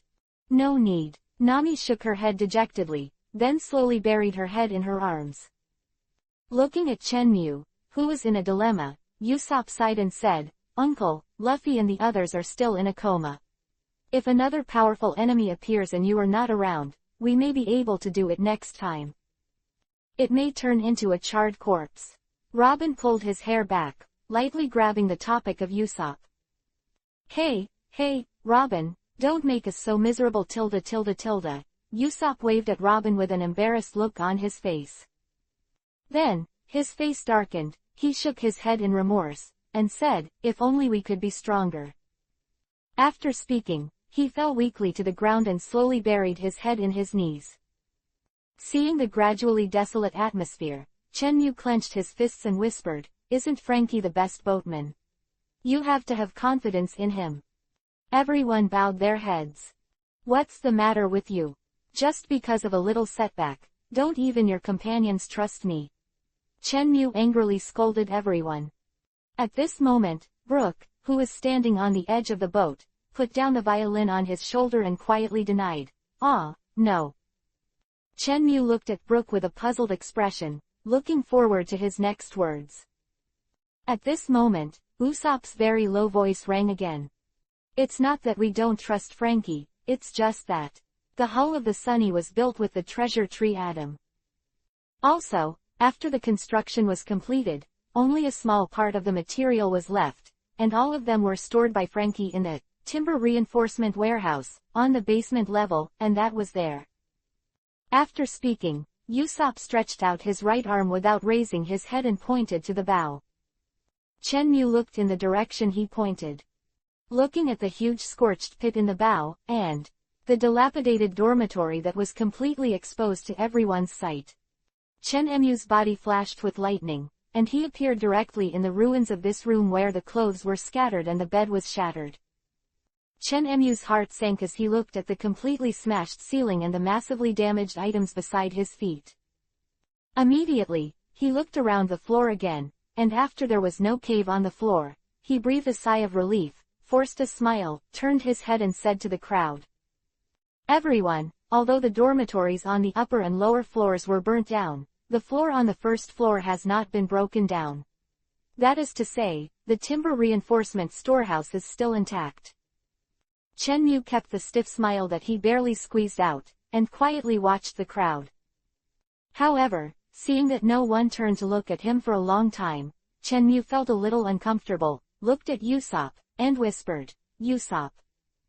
Seeing that he was named by Chen Mu, Usopp had to force his mind and explained patiently, the materials stored in the wood reinforcement store can only be used for repairs, and cannot be used to completely build a new Sunny. Quote. Rebuild. Chen Mu looked at Usopp with a puzzled look. Then, he turned his head suddenly and looked at the huge crack that almost spanned the entire hull, and his heart sank. This level of damage seems to really have to be rebuilt. Chen Mu thought to himself. In his cognition, the hull is almost broken, and with the technology of this era, there is almost no choice but to abandon it. After all, damage to the keel means that the core stressed part of the hull can no longer fully withstand the impact of the waves. Even after repairing, when encountering huge wind and waves, cracks will appear in an instant, resulting in shipwreck.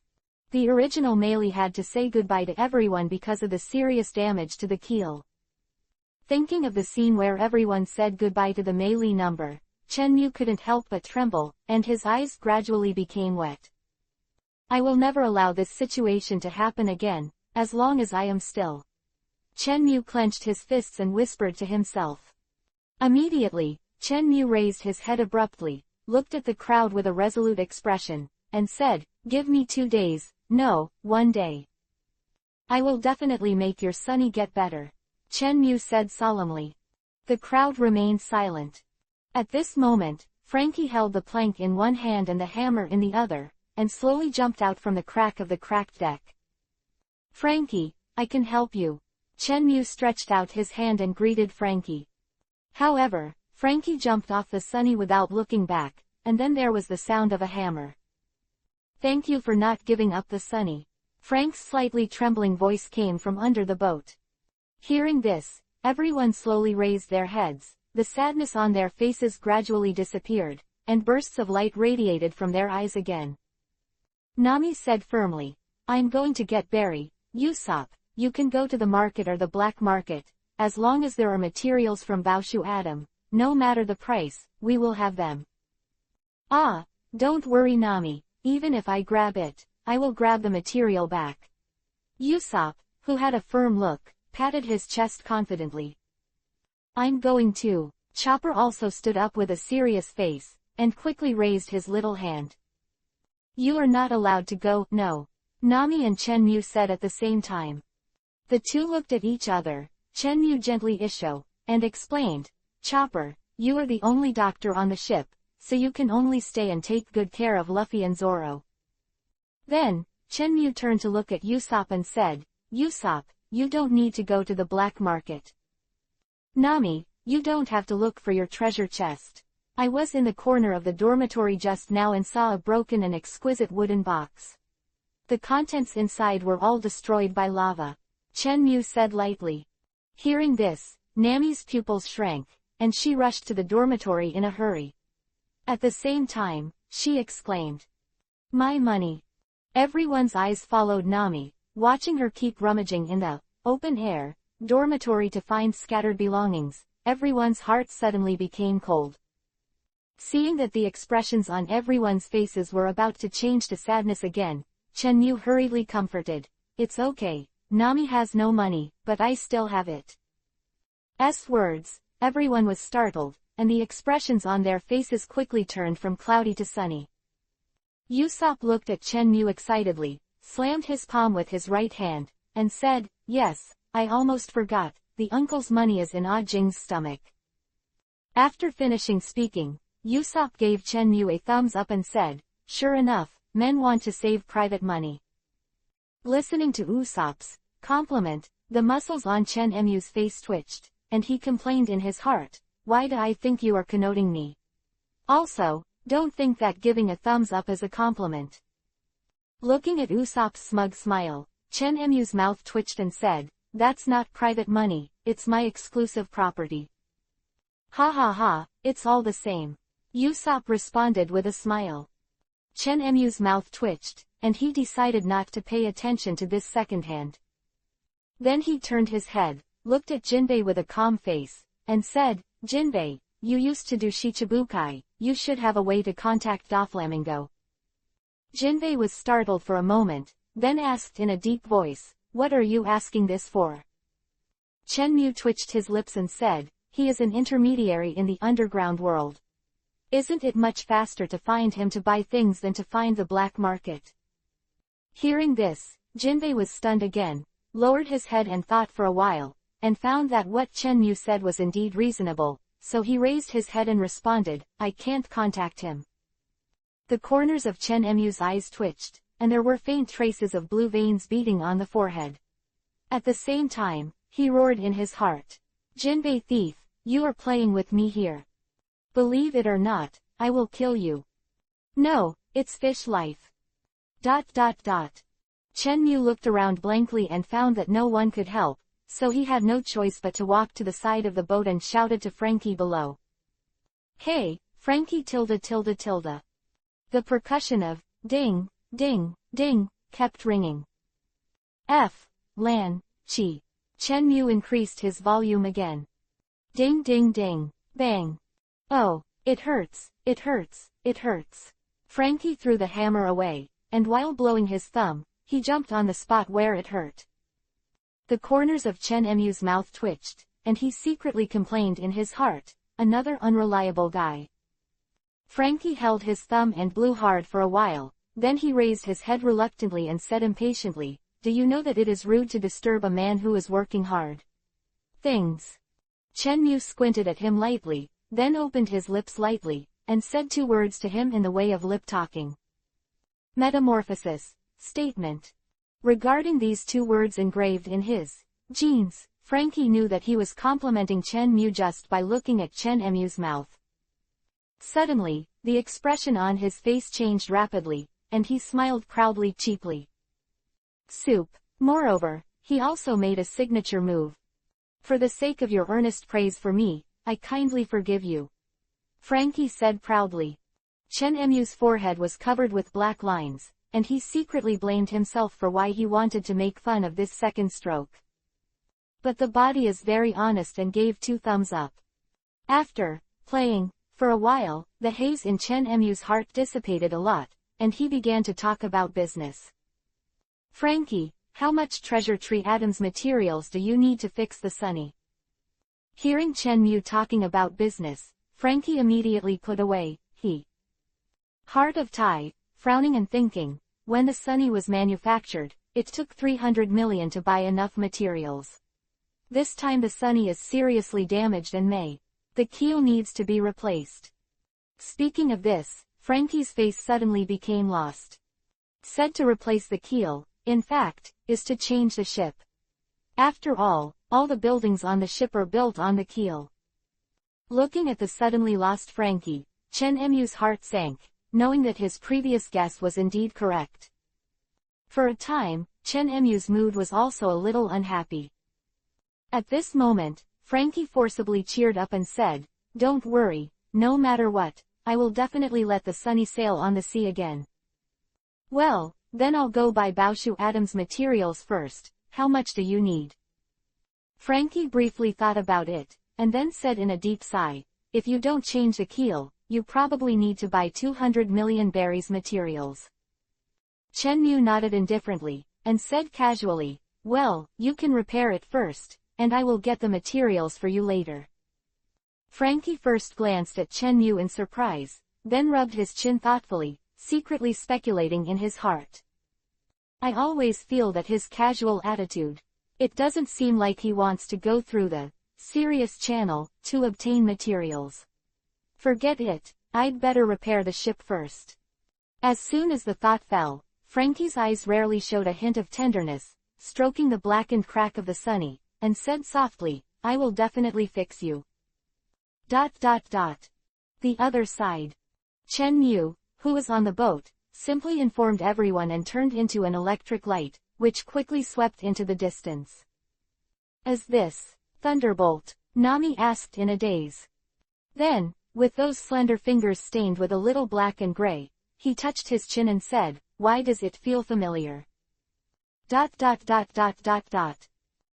passed by, and Chen Mu, who turned into a thunderbolt, fell straight to the top of the King of Going Hotel. Then, holding his breath, he spread his observation hockey in an instant. In an instant, 2 blurred blue figures quickly appeared in his perception. Hey, I didn't leave." Chen Mu suddenly opened his eyes and grinned isho. Then, with a change of heart, the purple halo quickly spread out a black hole under his feet. With a whoosh sound, Chen Mu directly followed the black passage and slid into the room where the 2 figures were. The re-engraved fruit ability, after Chen Mu used it for the first time, no longer needs to borrow Jinghua Shuiyu to release it, otherwise it will be too troublesome. He. Be lazy. On the other side, on the mighty sea, the 9 warships guarded the huge main ship in the middle like the stars and the moon, and headed towards the marine headquarters. The main ship, in the treatment room. Fujitora, who had woken up, was sitting silently on the chair beside the hospital bed, silently cutting the apple in his hand with a knife. The red peel went down in circles, and with Fujitora's last cut, the strips of red peel fell directly to the ground. Sengoku glanced lightly at Fujitora, and the peel under his feet, and pointedly said, "Fortunately, bananas don't need to be peeled." This, Fujitora took a bite of the apple and replied vaguely, "Well, it just so happens that I don't like bananas either. That thing is too light." Sengoku twitched the corners of his eyes and voluntarily gave up the topic. At this moment, the door of the treatment room was gently pushed open by a Marine wearing a white chef's uniform. Lord Fujitora, this is the soba noodles you want. Marine wearing a chef's uniform respectfully handed the tray to Fujitora with 3 cups of noodles on it. Ah, thank you very much. Fujitora responded politely, put the apple on the bedside table beside him, and took the tray from the soldier's hand. You're welcome, you should be. The soldier responded flattered, then gave Fujitora and Sengoku a military salute, and hurriedly turned and left. When he left, the Marine chef's pace was still a little flirtatious. Soldiers closed the door. Sengoku then focused his gaze on Fujitora again, and said, why is that person so strong, and why is this person's identity not recorded? Shut up .. Fujitora twirled the noodles leisurely, chewed it carefully, and then slowly swallowed the noodles before replying to Sengoku's question. After that Fishman Island, I went back and looked up the information, but to no avail. Fujitora said thoughtfully, it's as if this person just appeared out of nowhere. Speaking, Fujitora continued to pick up the noodles with chopsticks, and happily instigated. After hearing Fujitora's words, Sengoku Vivi frowned. How could such a powerful guy appear out of thin air? When I think of such a dangerous guy, there is no detailed identity background, no information on various abilities, and even no hair. For a moment, Sengoku fell into a deep meditation. The huge ward, only the sound of Fujitora's face was left. And the protagonist of this ward, the bandaged Akainu admiral, is still in a coma. ...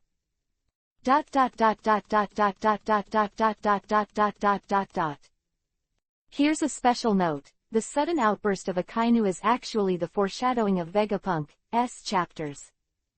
The powerful new bloodline medicine, it is impossible to leave an admiral and give it to a mediocre vice admiral. In fact, it was the dark vice admiral medicine stored in the blood vessels of Akainu's iron arm. Also, regarding the effect of this new type of medicine, the weaker the person, the more obvious the effect. Conversely, the stronger the strength, the weaker the effect. Although it is not clearly stated, the strength of Akainu, who broke out this time, has increased by at least 30%. Not only can he wrap his elemental body around Haki, but he also enhances the lava fruit in all aspects. One is for the needs of the follow-up plot, and the other is Akainu. SV Ricard has such a sentence. Manipulate the power of lava freely, proud of the highest attack power among devil fruits. So, step up, Akainu. Ha ha ha. Chapter 94 Feet Bamboo, from Doflamingo _ In the golden and luxurious lounge. Disolo was half lying on the golden sofa, looking at the splendid ceiling, wondering what he was thinking. Doflamingo, wearing a pink feather coat, has a arrogant and domineering attitude, sitting leisurely on the back of an exquisite red single-seat sofa, eating delicious lobster. Yes, it is a huge lobster with a body length of more than 2 meters. I saw that Brother Ming raised his right hand with the blue veins, clamped the huge shrimp head with force, and then ripped off pieces of white tender meat from the tail of the shrimp. Hearing Brother Ming's unbridled chewing sound, Disolo raised his hand to cover his forehead, and said quite speechlessly, "It's such a time, you still have time to eat." Hey. Gulu tilde. Brother Ming smiled lowly, and swallowed the shrimp he was chewing in his mouth.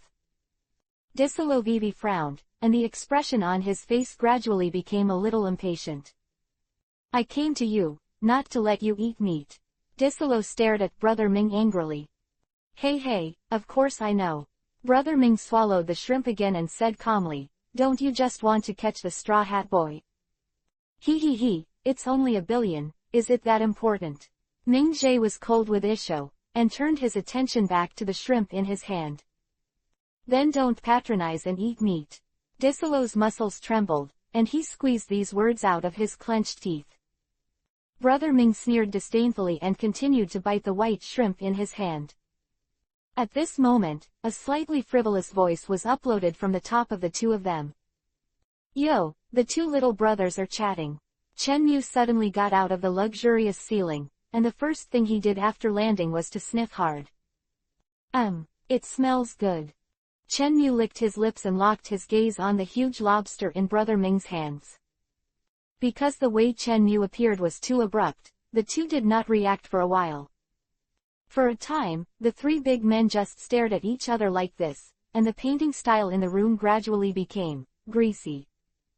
After a short while, Disolo blinked his eyes hard, his pupils gradually enlarged, and exclaimed, You just use the ability to wear fruit. Hearing Disolo's voice, Chen Mu swallowed, and reluctantly looked away from the shrimp in Brother Ming's hand. Ah, so you just found out. Looking at Disolo, who was horrified, Chen Mu said with some contempt. You. Disolo pointed at Chen Mu with his slightly trembling index finger, but failed to say a complete sentence for a long time. Looking at Disolo, whose expression was out of control, Chen Mu waved his hand impatiently. Don't point at me, it will affect my mood. Immediately, he turned his head to look at the prawn in Brother Ming's hand, swallowed his saliva, and said, I'm in a bad mood now, and I have to serve me the same prawn as him, or I'll beat him up. Chen Mu's face full of salivation, Doflamingo's eyes twitched and he turned away silently. Hey, Disolo, did you hear me? I'm talking to you. Chen Mui said in a commanding manner. Seeing that Brother Ming turned his back to him, Chen Mu was immediately unhappy, and shouted at Disolo, who was still in a daze. Strange to say. A few hours ago, the three of them were still alive and dead. It's only been a few hours in the past, but I was able to chat calmly. This can only be said. Favorability raters setting, EPUB. Returning to normal, when the three of them were stunned and angry, Disolo and Doflamingo reacted instantly, looking at Chen Mu in shock. What are you doing here? What are you doing here? The two of them said almost at the same time. Chen Mu pouted and said slightly unhappy, Of course I'm looking for you to have a business. Immediately, looking at the vigilant faces of the two of them, he said helplessly, Don't worry, I won't hit you this time.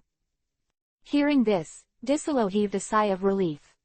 As for Brother Ming, the corners of his mouth grinned again with an arrogant laughter, and then in his heart, he quietly breathed a sigh of relief. Seeing that Chen Mu didn't seem to have any plans to do anything, Disolo Vivi raised his chin and said with a little confidence, Tell me, if you have anything to ask me. Seeing Disolo, whose expression became arrogant, Chen Mu raised his brows, and a violent thunder and lightning suddenly appeared in his palm. For a time, the sound of crackling kept ringing. Disolo subconsciously raised his hand to block forward, and the golden ring on his hand suddenly transformed into a 5-meter-wide shield under a burst of fine electric light, standing directly in front of him and Brother Ming. However, Disolo waited for a while. Before waiting for Chen Mu's attack, he couldn't help but turn his head to look at Brother Ming. Even if it was Brother Ming who was hiding, the wild laughter on his face still did not subside. Disolo's facial muscles twitched, he slowly turned his head, and stopped looking at the weird smile on Brother Ming's face. At this moment, Chen Mu's slightly disgusting voice came from behind the two. What's this, gooey, oil, or drool? The two of them shrank their pupils and looked back suddenly. I saw that Chen Mu was holding a long mirror knife in one hand, wiped the tip of the knife with the other, and put his fingers stained with yellow sesame oil under his nose and smelled it. Then, he glanced at the red cloth curtain next to him, pulled it hard, and carefully began to wipe the oil stains on his fingers, and then the blade. Did you use my knife to cut meat? Chen Mu looked at Brother Ming with disgust while rubbing his fingers. Doflamingo was stunned for a moment, looked at the dazzling blade, and then looked at the prawn in his hand. Then he remembered that he seemed to be using the knife to open the back of the prawn. When even Chen Mu raised the prawn in his hand, he said, I just used it to cut the hard shell of the shrimp tail. The corner of Chen Mu's mouth twitched, and his eyelids drooped down instantly. That's still cutting meat, you bastard. Chen Mu madly despised Brother Ming in his heart. But Chen Mu's facial expression management is still in place. Forget it, I'm too lazy to bother with you, now I'm going to talk to the two of you about a deal. Chen Mu looked at the two with a serious look. Then, a white light flashed in his palm, and the long mirror blade disappeared. Seeing this, a trace of surprise flashed in the eyes of the two of them, and then they quickly returned to plainness. Brother Ming grinned and said incomprehensibly, "Trade. Ha ha hey hey hey." Another burst of scornful laughter. Chen Mu's mouth twitched, trying to control his emotions, trying to force himself not to look at Brother Ming's arrogant face. "Well, the deal." Chen Mu nodded solemnly, his eyes narrowed slightly. "The Sunny was destroyed by a Kainu, I need an atom treasure tree." The two looked at each other and saw the surprise in each other's eyes. "What about a Kainu? He's dead," both of them said at the same time. Chen Mu rolled his eyes, glanced at the two guys who were not too serious, and said lightly, "No, he was rescued by someone sent by Sengoku." "Oh," the two pouted. Seeing the disappointed appearance of the two of them, Chen Mu's forehead burst into blue veins and roared, "Do you think Marine Admiral is easy to kill?" The two looked at each other and changed the subject tacitly. "Let's talk about the Atom Treasure Tree." Disolo frowned, pretending to be hesitant. "Hey, this is the treasure tree that Roger used to build ships back then, and the whole world will not have more than 5 trees combined." Doflamingo slowly extended his left fist, then slowly spread his fingers. Looking at Brother Ming's profiteer's face, Chen Mu should not be too familiar with it. "Are you ripping off my head?" Chen Mu looked at Brother Ming with a complicated expression. "Oh, it seems that the price is definitely not cheap," Chenda Onmyoji said in the old Onmyoji language. Hey, for the specific price, I still need to ask my men to go to the black market to ask, but it will definitely not be cheap." Speaking of this, the smile on Ming Ji's face gradually revealed a taste of profiteers. Chen Mu raised his eyebrows, gave an indifferent, and then said, "Ask as soon as possible, I will ask for the price." Brother Ming grinned, smiled sarcastically, and said, "Do you have that much money?" Chen Mu was startled, then gradually revealed a sunny boy-like smile, turned to look at Disolo and said, "I should have that much money." Looking at Chen Mu's little face, Disolo Vivi was stunned for a moment, then remembered that Chen Mu was reminding him not to forget the 10 billion. Bastard! Disolo gritted his teeth with hatred. Doflamingo glanced at the two of them with a puzzled expression, then turned his head to tear off a piece of tender white shrimp, and chewed it in his spare time. "Everyone else is still waiting, please answer quickly." Chen Mu still smiled brightly. Disolo took a heavy breath and glared at Chen Mu before turning his head to look at Brother Ming, gritted his teeth and said, "I paid for Baoshu Adam's money." Oh, Brother Ming was stunned, his chewing stopped immediately, and hesitantly said, "You really intend to pay for him? I can tell you, this stuff will definitely not be cheap."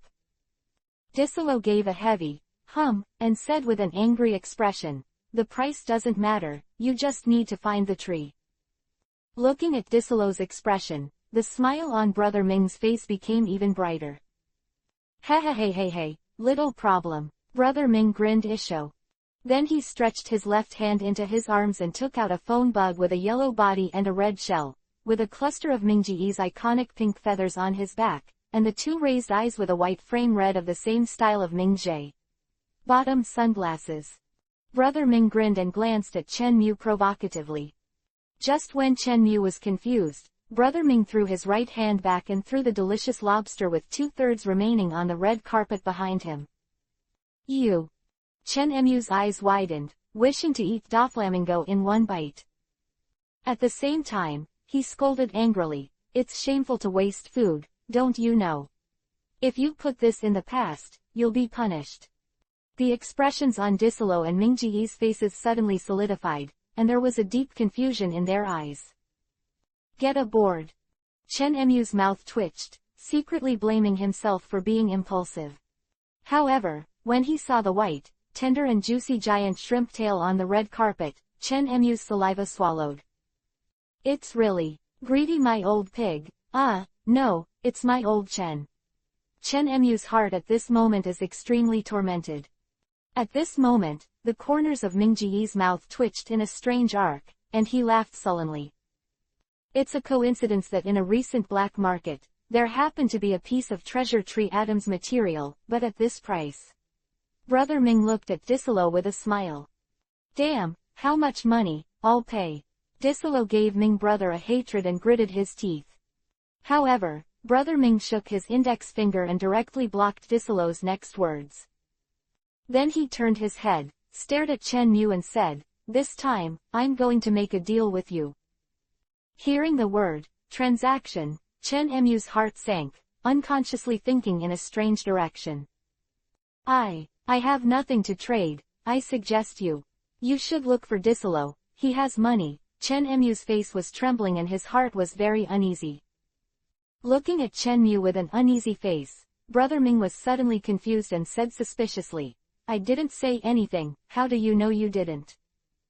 Over, is it because I rewrote the plot that caused Doflamingo's collapse? Chen, who became more and more crooked, swallowed nervously. Seemingly aware of the strangeness of the person with the topcoat, Brother Ming didn't go around the corner and said directly, "I'll give you enough to make 2 boats, and I don't want money." "Then what do you want?" Disolo asked back for Chen Mu. Chen Mu glared at Disolo angrily, and his heart suddenly became restless. Please, it must be a normal reason, otherwise I can't help but kill you." Chen Mu secretly prayed in his heart. Ming Jie was cold to Isho, looked Chen Mu up and down, and sneered, "I want you." Chen Mu's pupils shrank suddenly, and his facial expression quickly became horrifying. "Part of the blood." Brother Ming said the last few words in a hurry. "Call." The whistling wind blew Ming Ji's pink feather coat into a frenzy. Just a little bit, Chen Mu's fist smashed directly into Brother Ming's face. All the fault of the male sign philosophy on the internet. Chen Mu secretly quibbled in his heart. Fist of death, that suddenly appeared in front of his eyes. Brother Ming's pupils shrank, and a feeling of being entangled in death could not stop spreading in his heart. Please, don't pant for your breath next time you talk, or you'll die." Chen Mu let out a long breath, slowly retracted his fist, and wiped the sweat from the corner of his forehead. Disolo, who was affected by the strong wind, stared hard. "Shocked in my heart. It turns out that this guy has been hiding his strength. I made a mistake. Let me correct it here. When I bought the treasure tree Adam, I only spent 200 million. Then about the repair price, it only needs 100 million materials." Chapter 95 Talk broke. Almost being sent away by Chen Mu with a punch, Doflamingo's inner world at the moment was filled with boundless aura of death, and his eyes were pitch black. "This guy is trying to kill me." As soon as he thought that he was on the edge of life and death just now, Brother Ming couldn't help trembling slightly, and his brain lost the ability to think. As for our other client, Mr. Chen Muchen, he looked at Brother Ming resentfully. It's as if he didn't take it back just now, if he really beat him to death, it would be the other parties. Seeing Chen Mu's wronged look, Disolo, who was watching the battle, was directly enraged. Hey, what's your expression? You almost beat someone to death just now. Also, look what you've scared Heavenly Yaksha into. Disolo is madly dissing someone in his heart. For a while, the atmosphere quietly fell into a dead silence. The whole room was silent, and needles could be heard. And under this calm, the undercurrent in the hearts of several people is very turbulent. Just like Disolo's inner thoughts are like this. If I don't repay the 10 billion, will I have one more free top thug? No, this guy is too violent, and it is very likely that he will kill me directly and then steal my money. This risk is too great, I have to think of other ways. This is a guy who doesn't want to feed the horses and wants them to run. And Doflamingo, still in shock. This guy just wanted to kill me. Yes, he must have wanted to kill me directly. I can't believe anyone could withstand such a terrible punch. Big man, in the dark world, turned his back to the two, and kept chanting some words that did not belong to this world. Strange words like, "Billy got me wrong." Obviously, his ideological realm has completely jumped out of this world. Even the strange images in his mind cannot even be described by the author funny. Time passed by, and among the three, the first to wake up was Fran Ming, who had just strolled around in front of the gate of hell. "Bastard, you almost killed me just now." Brother Ming roared at Chen Mu with a ferocious look on his face. This is an accident." Chen Mu awkwardly scratched his bald head. At this moment, Disalona's coughing sound, pretending to be calm, directly entered the ears of the two of them. "What are you coughing? Are you going to die?" Chen Mu and Brother Ming turned their heads at the same time and looked at Disalo, who was covering his mouth with a crazy cough. "Good guy, I really wanted to ease the atmosphere, but you two took me as a fish." Disalo's facial muscles twitched, and his breathing became heavy with anger. "Go to hell, you two bastards." Disalo, who was so embarrassed, roared at the two of them. Then, as soon as the voice fell, Disaro started without hesitation. With his arms in front of him, he bent his palms into claws, and bursts of blue electric light burst out from his palms. At the same time, the gold ring on the finger turned into a fluid shape and rushed towards the two of them. Zzz, the electric current in Disalo's palm became more and more manic. At the same time, the dense electric light in the palm came out of his hand, catching up with the few strands of going liquid in an instant, accompanied by bursts of weak current sounds, directly combining the going liquid into two golden whips. Under the rapid swing of the going long whip, the rapid sound of breaking through the air quickly sounded, and it went straight to the heads of the two of them. In an instant, bang, bang. The sound of two hard objects colliding. Chen Mu blinked, looking at the golden whip that retreated with a single blow, and uttered in a daze. And on his bare head, a light red mark appeared. "Hey, fuck, it still hurts a little bit after being pumped by something." Chen Mu sucked in the cool air while rubbing the scar that was about to disappear. Brother Ming raised his left hand with a grim expression and grabbed the half-liquefied going whip under armament's cover. "Humph." Brother Ming snorted coldly and cast a contemptuous glance at Disalo. Then, he swung the going whip aside, raised his index finger, and pointed it at Disalo. Bounce. With a whoosh sound, a white beam of light intertwined by nearly 100 thin lines shot towards Disalo in an instant. Big men, in the underground world were about to have an infighting. Chen Mu suddenly became interested.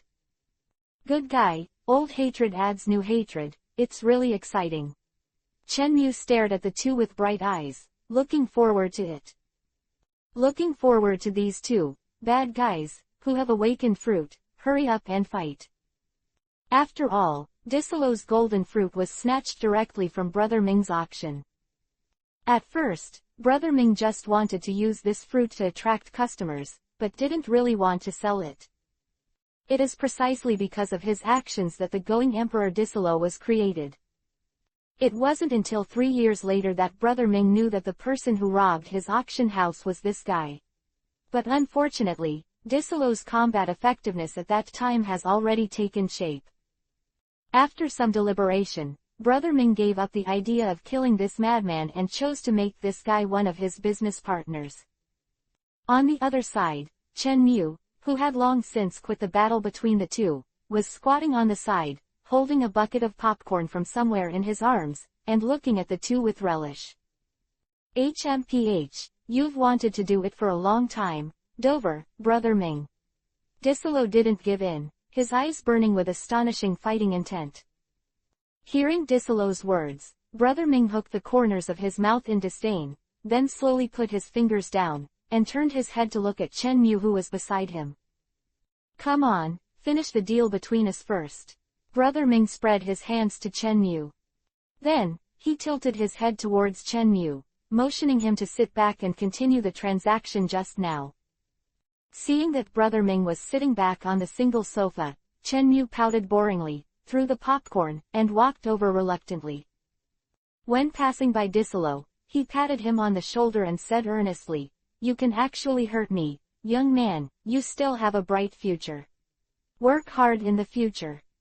After he finished speaking, he looked at the apples on the long table in front of Disolo, raised his brows, and asked secretly in doubt.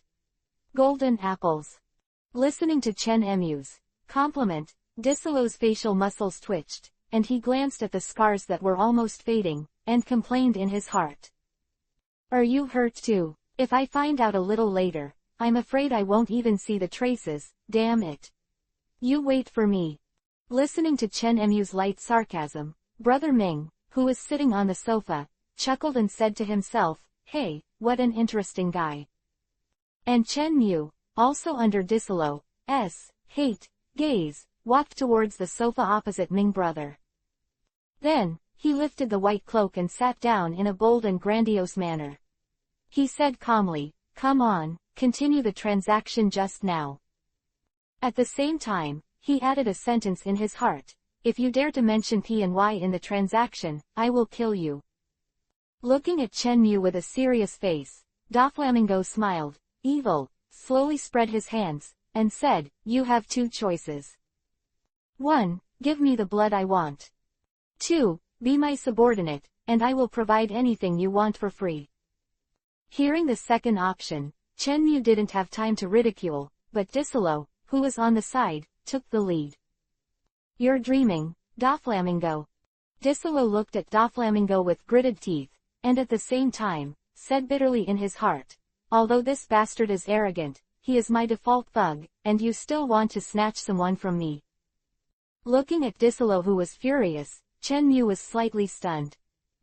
"It seems that the person who is about to be bought is me. It's none of your business, it's really inexplicable." However, Chen Emu's eyes widened, he suddenly remembered some bad memories from before, and muttered in his heart, "These two gangsters don't really have that kind of fetish." Immediately, after thinking about the beauties who appeared in their lives, they breathed a sigh of relief. Naturally, Doflamingo didn't know the strange thoughts in Chen Emu's heart. He only knew that this guy, Disolo, was getting more and more clueless. HMPH, stupid guy. Doflamingo snorted disdainfully, slowly raised his right hand above his head, and squeezed hard in the direction of Disolo. Whoosh! With a sound, a large net made of transparent thin lines quickly covered Disolo. Disolo stomped his feet expressionlessly, and the long golden table in front of him quickly liquefied and turned into a water-like wall, which directly blocked Brother Ming's attack.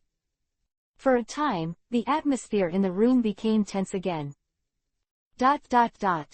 Under this tense situation, the voice of a phone bug came from Brother Ming's arms. "Baloo baloo, baloo baloo." Brother Ming, who had his back to Disolo, hooked the corner of his mouth in disdain, and slowly took out the phone bug from his arms. "Young master, the matter you explained has been done." A greasy uncle's voice came from the phone bug. This, Doflamingo's signature smirk appeared on Doflamingo's face again. "Well, let's leave the rest to that stinky boy Luo." After that, Brother Ming hung up the phone. And Chen Mu, after hearing Luo's name, was obviously stunned. Afterwards, the corners of his mouth raised an intriguing arc, and he said with a low smile, "Haha, the fruit of the operation. Seems to be pretty good too." Just as Chen Emu's thoughts drifted away, Brother Ming's slightly arrogant voice entered his ears again. Hey, Baoshu Adam is ready, have you prepared your own chips?" Brother Ming stared at Chen Mu with a grim and conceited smile on his face. Hearing this, Disolo frowned and stared at the back of Doflamingo's head, gradually having a bad feeling in his heart. Seeing Brother Ming speak, Chen Mu retracted his thoughts and gave a faint, "Oh." Then, he tilted his head and pouted in the direction of Disolo, indicating to Brother Ming, "If you want to talk about chips, you have found the wrong person, you should go to the guy over there." Looking at Chen Mu, who pretended to be stupid and didn't take his two choices seriously, the smile on Brother Ming's face gradually became gloomy.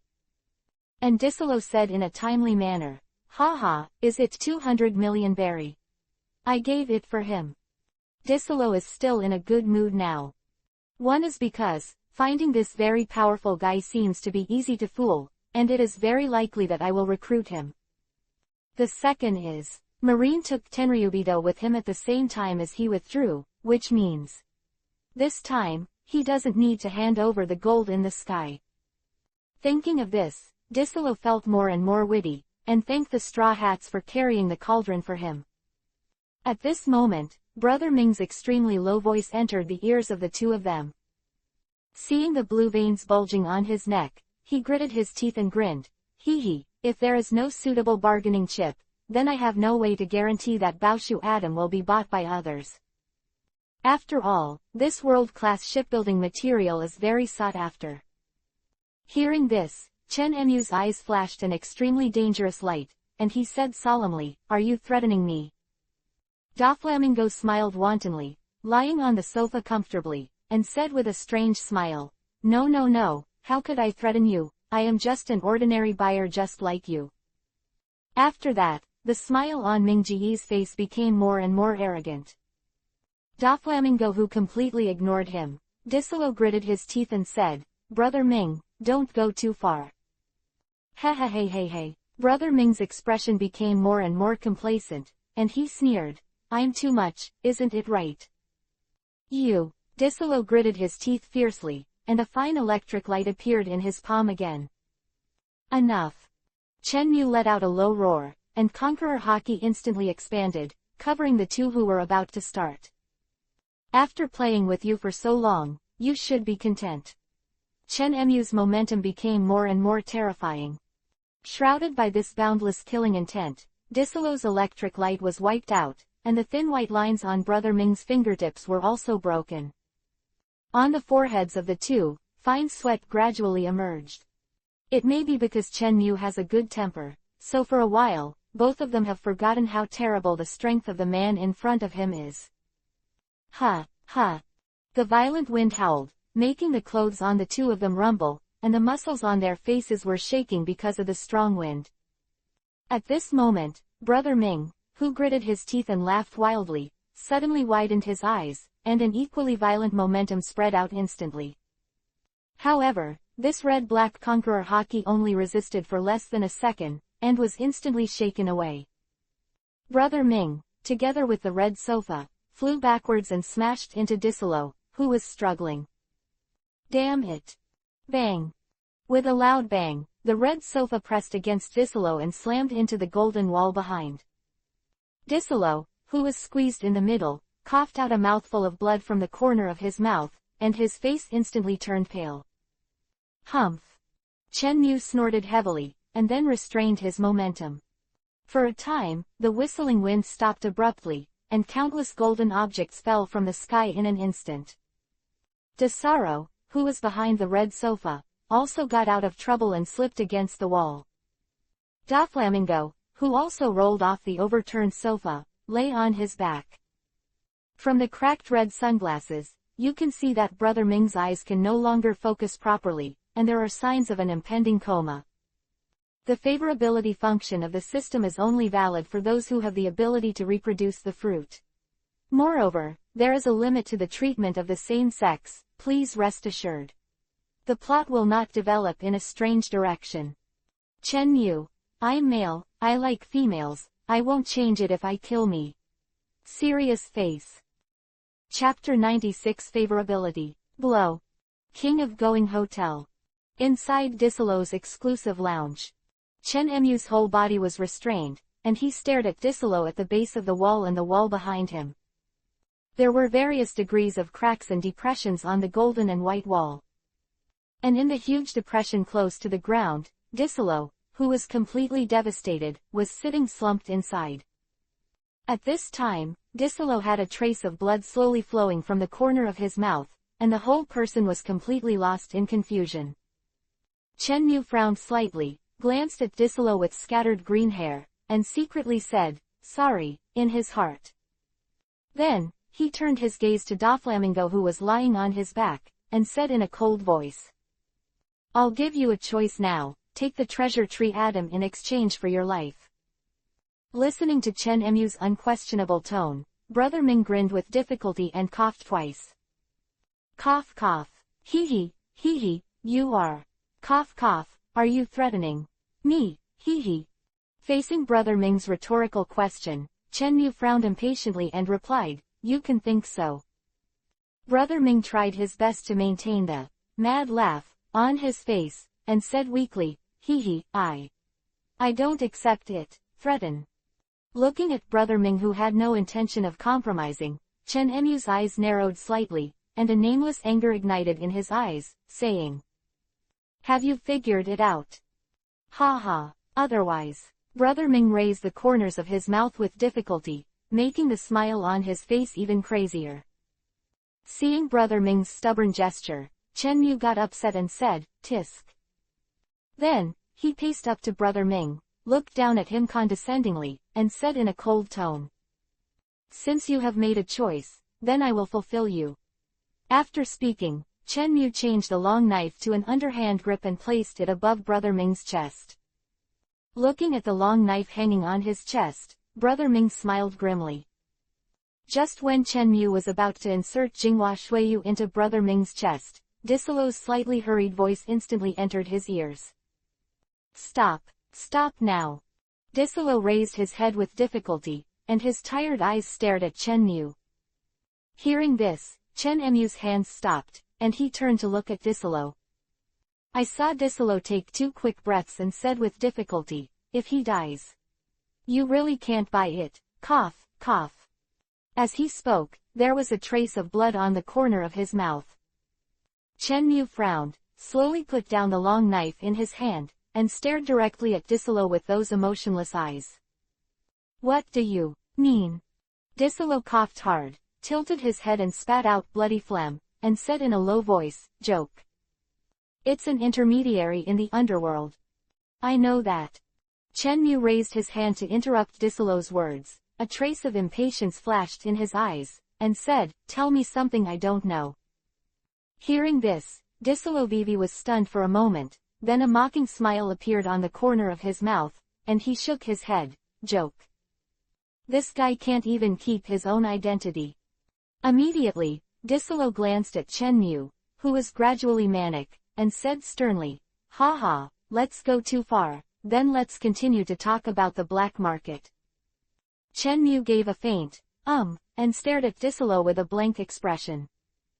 Disolo slowly exhaled and said in a low voice, joke. He is an intermediary in the dark world, but he will intervene in all people and things related to illegal transactions. And, from the tone of his conversation with his subordinates on the phone just now, we can guess that he not only found Baoshu Adam, but also. After a pause, Disolo looked meaningfully at Brother Ming on the ground, and continued, and, if I guessed correctly, he should have instructed his subordinates to take all the treasure tree Adam on the black market into his pocket. Am I right, joke? As soon as Disolo finished speaking, Brother Ming's low laughter sounded behind Chen Yu. Hee, hey, you really know me, Disolo. Chen Yu turned around abruptly and watched Brother Ming slowly stand up from the ground while raising his hand to wipe the blood from the corner of his mouth. Chen Yu hooked the corner of his mouth, and said somewhat unexpectedly, oh. You can stand up so soon, is your physical fitness very good? Hee, I won't thank others, especially those who have touched me. Brother Ming laughed evilly. Then, he laughed and said, hee, I've changed my mind now. Huh, Chen Yu frowned, and a dangerous light flashed from his eyes. Brother Ming stared straight into Chen Emu's eyes without fear, and said word by word, I not only want you to be my subordinate, but you also want to give me your blood. As for how much, it's up to me. It's all said and done.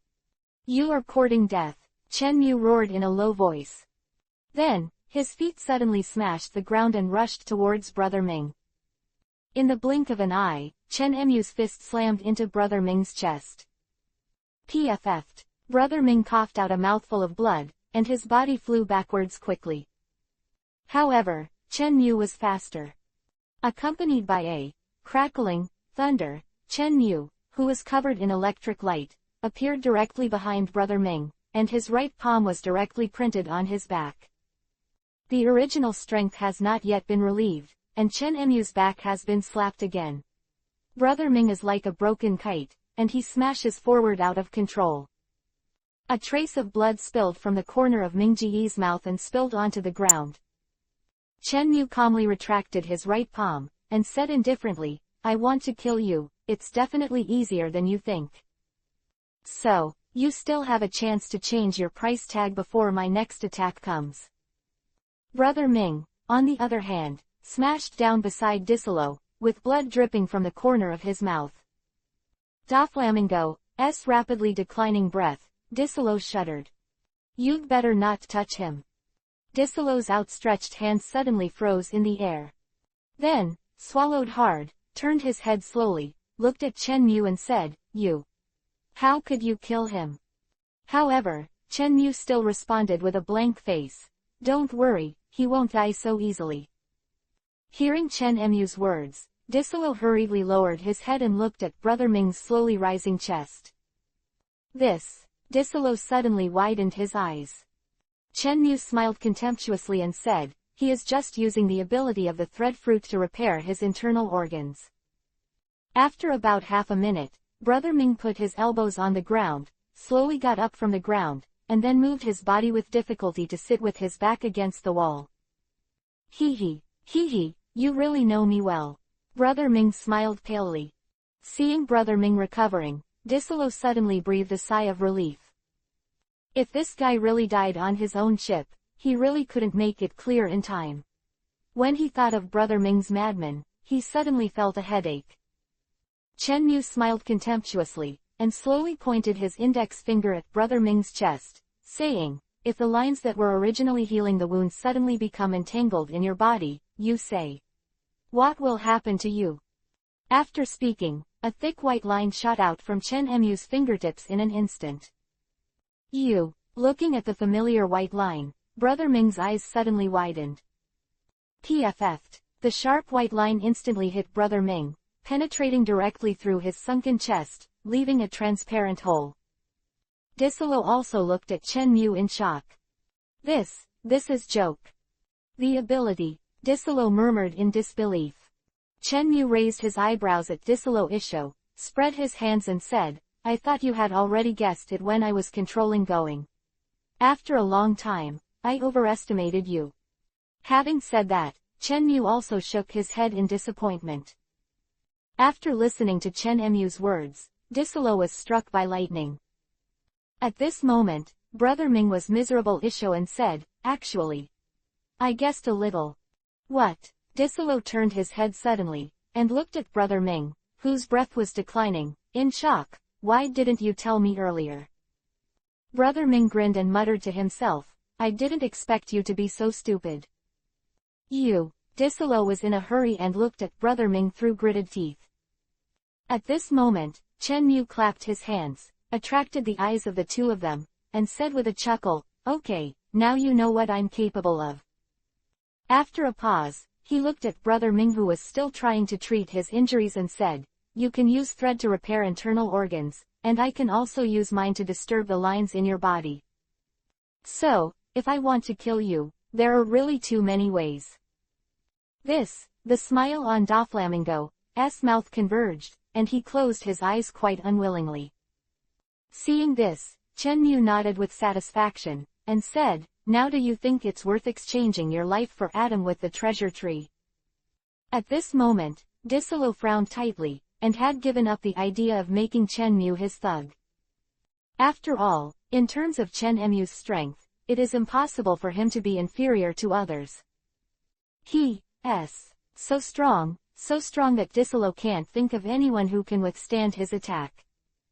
Moreover, how can a strong person like him stay in a small pirate group? This is a new problem that Disolo encountered after he calmed down, and it is also the only thing this thug's chance. At this time, the three of them tacitly did not speak again. Doflamingo was repairing the injury in his body, and Asaro was thinking about what the Straw Hats were good at.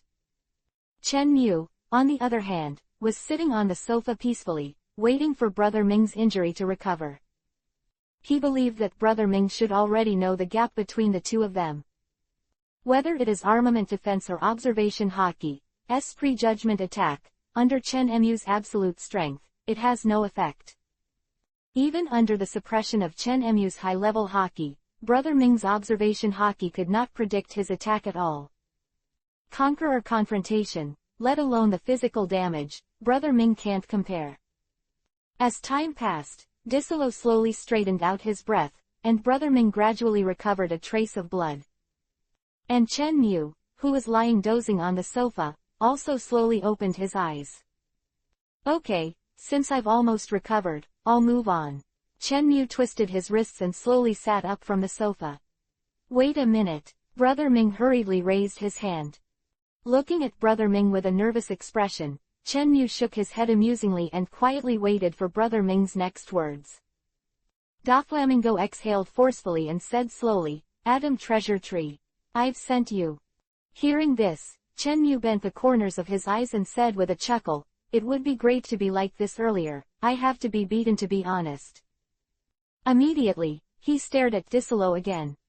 Seeing Chen Mu's eyes locked on him, Disolo was startled and hurriedly said, I'll take you to get the money later.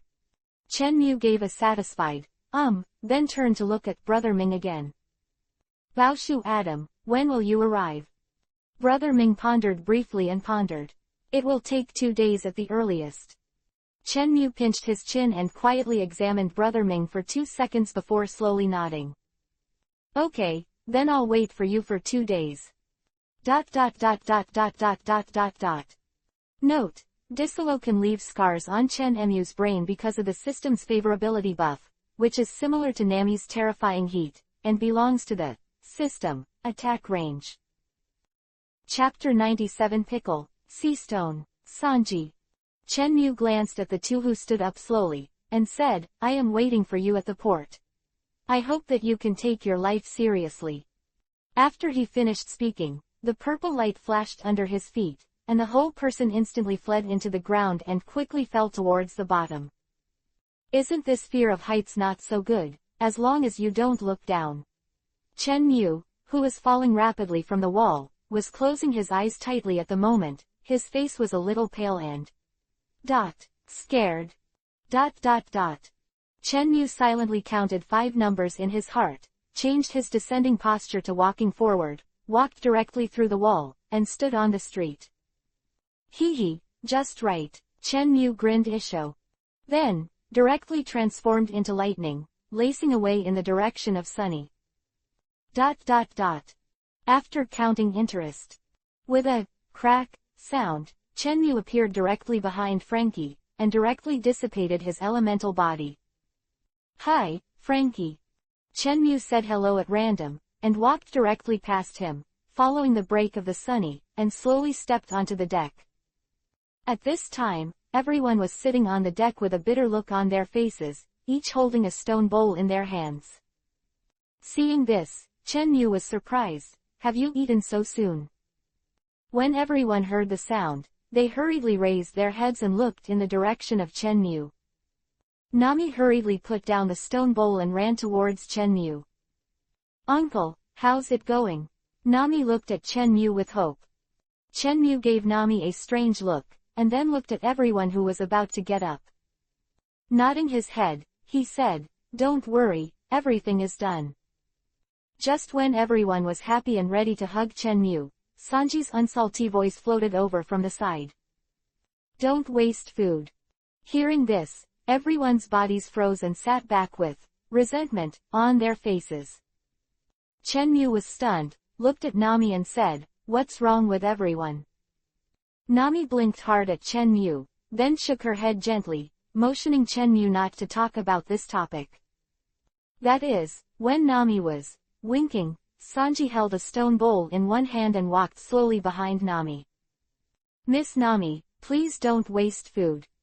Elegant gentleman, smile on his face, and slowly passed the stone bowl from Nami's ear and put it in front of her. Looking at the soup in front of her, Nami's face turned blue. This time, Chen Mu was even more curious. What's the matter, isn't Sanji's recipe delicious? After that, Chen Mu didn't care about Nami and everyone's surprised eyes, took the stone bowl directly from Sanji's hand, raised his head and drank. PFF'd, so salty. Chen Mu directly sprayed all the soup on Sanji's face. And Nami, when she saw Chen Mu taking the soup, she squatted down silently, thus avoiding the destroying world. Wow, Sanji, why is your soup so salty today? While sticking out his tongue, Chen Mu took the kettle that Usopp handed over and drank. Sanji, on the other hand, silently picked up the towel on his wrist, wiped his face lightly, and sighed. Today's soup, I didn't put any salt at all. Chen Mu drank all the water in the kettle, then looked at Sanji in shock, and said, how could that be? Sanji was silent for a second, then shook his head, I don't know. After a pause, he said uncertainly, I think it may be related to this set of bowls. Hearing this, Chen Mu's eyes instantly became complicated. You mean, it was caused by sea stone? Maybe. Sanji wasn't sure. At this moment, Robin suddenly sat up from the ground, stretched his long legs, and walked towards Chen Mu. However, when passing by Usopp, he stabbed his foot. And the soup in her hand was an accidental, all poured into Usopp's bowl. Hey, Robin, Usopp stood up from the ground with a look of anger. Hee, I'm sorry, Usopp, I don't know why the ship shook suddenly. Robin covered his mouth and chuckled. Hey, at least you have to find a reliable reason. If you say it, who will believe it? Ha. Robin smiled softly again. Usopp could only give up, sat down with a look of resentment, and muttered in his mouth, this devil. Robin pretended not to listen, turned his head to look at Chen Mu and Sanji. Sea stone has the same effect as the sea, it can be understood as a solid sea, and the actual effect is even more than that of seawater. Listening to Robin's explanation, Sanji thought for a moment and said, that is to say, my soup is equivalent to pouring seawater into it, so it is so salty. Listening to the content of the conversation between the two, Chen Mu instantly understood the key. Thoughtfully, I think it should be that Sanji's soup was poured into the seawater, not the seawater into the soup. Immediately afterwards, Chen Mu suddenly gave Robin a thumbs up and praised, as expected of Robin, he knows a lot. Robin rolled his eyes and said with a chuckle, so, the soup everyone drinks is because of the uncle, so it's so salty. Hearing this, everyone turned their heads to look at Chen Mu, with a dangerous light flashing in their eyes. By the like a wolf like a tiger crowd, the muscles on his face trembled, and he subconsciously took a step back. At this moment, Sanji lowered his head and smoked a cigarette, and silently stood in front of Chen Mu. Sanji, you. Everyone was stunned. Sanji silently blew a ring of smoke towards the sky, and the breath of a melancholy prince instantly spread throughout the audience. The lack of food taste can only be blamed on the chef's lack of skill. Shirking responsibility is definitely not what a qualified chef should do, especially. I'm still a gentleman. Our melancholy prince, Sanji, raised his head and closed his eyes, letting the melancholy temperament radiate, silently attacking the psychological defense line of everyone. Looking at Sanji, who took the opportunity to fill a cup, Usopp sighed helplessly and turned away. Everyone also looked at Sanji with complicated expressions, lowered their heads, and turned away one after another. Looking at Sanji, who was still in the filling cup state, Chen Mu twitched the corners of his mouth and said hesitantly. That, Sanji. Shish, don't disturb my thinking. Sanji closed his eyes and replied in a low voice. But they said don't disturb me. Although Sanji's mood fluctuated slightly, he still managed to maintain his image of the melancholy prince. And Chen Mu, looking at the people lining up to get off the boat, was very entangled in his heart. How to say, this guy also blocked a wave for me, I can't. Chen Mu's conscience is uneasy. However, after seeing Sanji's handsome mouth, Chen Mu's eyes twitched. Resolutely turned around and walked in the direction where everyone left. A melancholy prince was left alone, on a tattered sailboat, tasting loneliness alone. ... Commercial street. Everyone walks side by side, walking on the gorgeous streets of life. Ah, it's great, this place is not affected by the battle. Usopp sighed with Luffy on his back. Nami's eyes also shone brightly, drooling at the going guardrail on the street. Meat, meat, taste. Luffy closed his eyes, twitching his nose hard. Huh, Luffy. Usopp thought Luffy was awake, but turned around and found that the guy still had his eyes tightly closed. Faint sigh, let's find a place to eat first, Luffy. I must be really hungry. Yeah, everyone nodded and walked into the steakhouse in front. A few minutes later, everyone sat on the orange sofa in the luxurious private room. In front of it is a white wooden dining table 4 meters long and 2 meters wide, on which are placed stacks of staple foods such as beef, steak, and bread. Wow, it's so rich. Usopp put Luffy down and rubbed his hands excitedly. Just as Usopp was about to get a piece of juicy thigh meat, Luffy muttered, "Meat," grabbed Usopp's arm, and opened his mouth forcefully. Ah, no, Luffy, it's not. Ah. Usopp groaned miserably as he patted the table. The crowd sighed helplessly. At this moment, Robin, with a demure face, slowly put down the red wine glass in his hand, directly picked up a piece of steak in front of him, and slowly stretched it to Luffy's mouth. After smelling the aroma of the meat, Luffy instantly released Usopp's arm, turned his head suddenly, bit down the steak in one bite, and chewed it happily. Usopp, who was flying escape, hurriedly moved to the side. Looking at Usopp with a resentful face, everyone shook their heads and chuckled, and then each enjoyed the food in front of them. At this moment, the brown wooden door of the private room was suddenly pulled open. Sanji, you're here. Chopper smiled and waved his short hand towards Sanji at the door. Sanji made a light, walked slowly to Nami's side, and sat down. Looking at Sanji's face as usual, Nami stuck out her tongue mischievously, and continued to take small bites of bread. Sanji, are you going to buy a new set of kitchen utensils? Chenmu put down the napkin to wipe his mouth and turned to look at Sanji. Gave a faint, and stopped talking. Chenmu scratched his head in embarrassment, not knowing what to do. At this moment, Robin, who was considerate and considerate, gave Sanji a small steak and said softly, "Do you need me to accompany you to buy new kitchen utensils?" Sanji bit down on the steak on Robin's chopsticks with an intoxicated look on his face, and nodded obediently. Ha ha. Chenmu rolled his eyes, picked up the knife and fork and continued to eat. About an hour later, everyone parted at the door of the steakhouse. And Usopp to the mall for shopping, while Brook Chopper took Luffy back to the boat. He even helped to pack a special meal for Frankie. And Chenmu was very embarrassed. On the left stood Jinbei, who was dissatisfied, and on the right was Doflamingo, who was laughing wildly and had a bandage on his chest. Chenmu sighed, looked at Brother Ming and said, "Hey, why are you here?" Brother Ming grinned and said, "What you want has already arrived." Hearing this, Chenmu was obviously stunned, and said incredulously, "So soon? Didn't you say it would take 2 days?" Seeing the shock on Chenmu's face, Brother Ming is evil and charming, Isho, and said in a teasing tone, "Ha ha ha, even believe my words, you are really simple enough." ITM. Chenmu opened his mouth and said a national curse. Then, rolled his eyes, and continued, "Okay, I already know, you can go."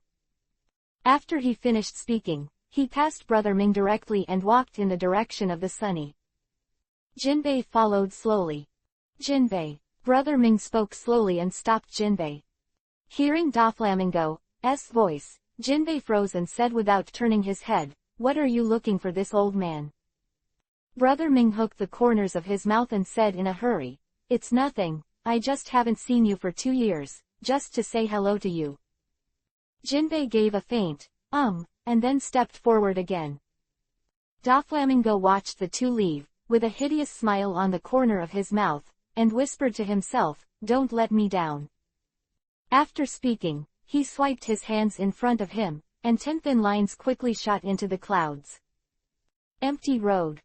Brother Ming flew directly into the air, heading in the opposite direction of Chen Mu.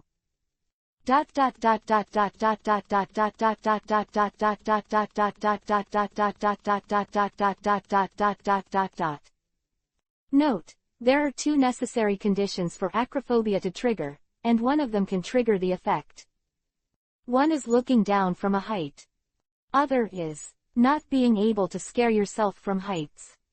Just like Chen Mu's elementalization, when he flew from the bottom to the top, it would not be triggered, because the speed of the lightning was too fast, and before he had time to be afraid, his feet fell to the ground. Chapter 98. He was still him, sinister and cunning. Going port. A dilapidated sailboat with a charred body was quietly docked on the shore. Occasionally, due to the fluctuation of the Golden Lake water, some charred wood chips were shaken from the body of the boat. This ship is the Sunny, who has suffered through hardships. On the pier near the Sunny, there was a sturdy boatman with a hammer and wooden planks, who was constantly tinkering. Soup. Frankie. Frankie suddenly took his signature pose. After that, Frankie jumped back 2 steps, wiped the sweat from his forehead, and said with a look of relief, "I'll fix you soon, wait for me, Sunny." At this moment, a cold male voice came from the other side of the Sunny. "This ship is broken like this, it shouldn't need to be repaired." Hearing this, Frankie immediately froze, glanced left and right angrily, and shouted, "Who? Who is talking? Come out to this, uncle." At this moment, a man wearing a spotted fluffy hat and a black windbreaker with a vertical collar suddenly jumped onto the rail of the Sunny. Hearing the sound from above, Frankie looked up hastily. Looking at this young and handsome ruthless little brother, Frankie buttoned his nostrils and said with a look of disgust, "What? It's a skinny guy who can't even dance a hammer." Seeing Frankie's unabashedly contemptuous gesture, Luo's eyes twitched, and he was too lazy to pay attention to him. However, Frankie didn't seem to want to let him go, and still insisted. "Hey, this little brother with dark circles, have you ever repaired a boat? Quote. Have you seen the ship Spirit? Quote. You." Enough. Luo, who had bulging veins on his forehead, interrupted angrily. Defended by himself, Frankie smiled proudly. On the other hand, Luo on the boat rail had a dark face at the moment, and the blue veins on his forehead also burst out from time to time. Finally, Luo made up his mind and didn't want to endure this perverted man's cheap laugh anymore. Immediately snorted, "Room." And when it was raised in the left palm in front of him, a rapidly rotating white circle appeared in an instant. Then, under Frankie's astonished gaze, the white aperture quickly spread and turned into a semicircular blue mask. Frankie looked at the mask above his head in amazement. Then, after carefully looking at all parts of the body and finding no wounds, he said strangely, Hey, this little brother, don't bother, put away your sunshade. Personally, I actually prefer to bask in the sun, just like my boat, it's called the Sunny." After finishing speaking, Frankie also deliberately supported the black sunglasses on the bridge of his nose. Looking at the yin and yang of Frankie, the muscles in Luo's face began to twitch. Straw Hat's buddies, are they all like this? Unlike Frankie, who was in a happy mood, Luo's heart at the moment was like a horse with 10,000 heads of grass, mud or something, running wildly in his world, trampling his psychological defense line over and over again. Luo took a deep breath and seemed to have made some kind of decision. Then, his eyes narrowed, and he suddenly held the long knife in his hand. With a sound of "Chang," the demon sword and ghost cry instantly unsheathed. Immediately afterwards, the merciless Luo directly slashed with a knife. In an instant, Frankie's upper body was instantly separated from the body and slowly flew into the air. But his lower body was still standing on the pier unharmed. For a moment, the smile on Frankie's face suddenly solidified, and the whole person became quiet in an instant. In midair, Frankie touched his severed abdomen while looking at the legs that were running and jumping randomly below. Looking at this strange scene, Frankie's eyes flickered with strange lights. Oh that's amazing, little brother.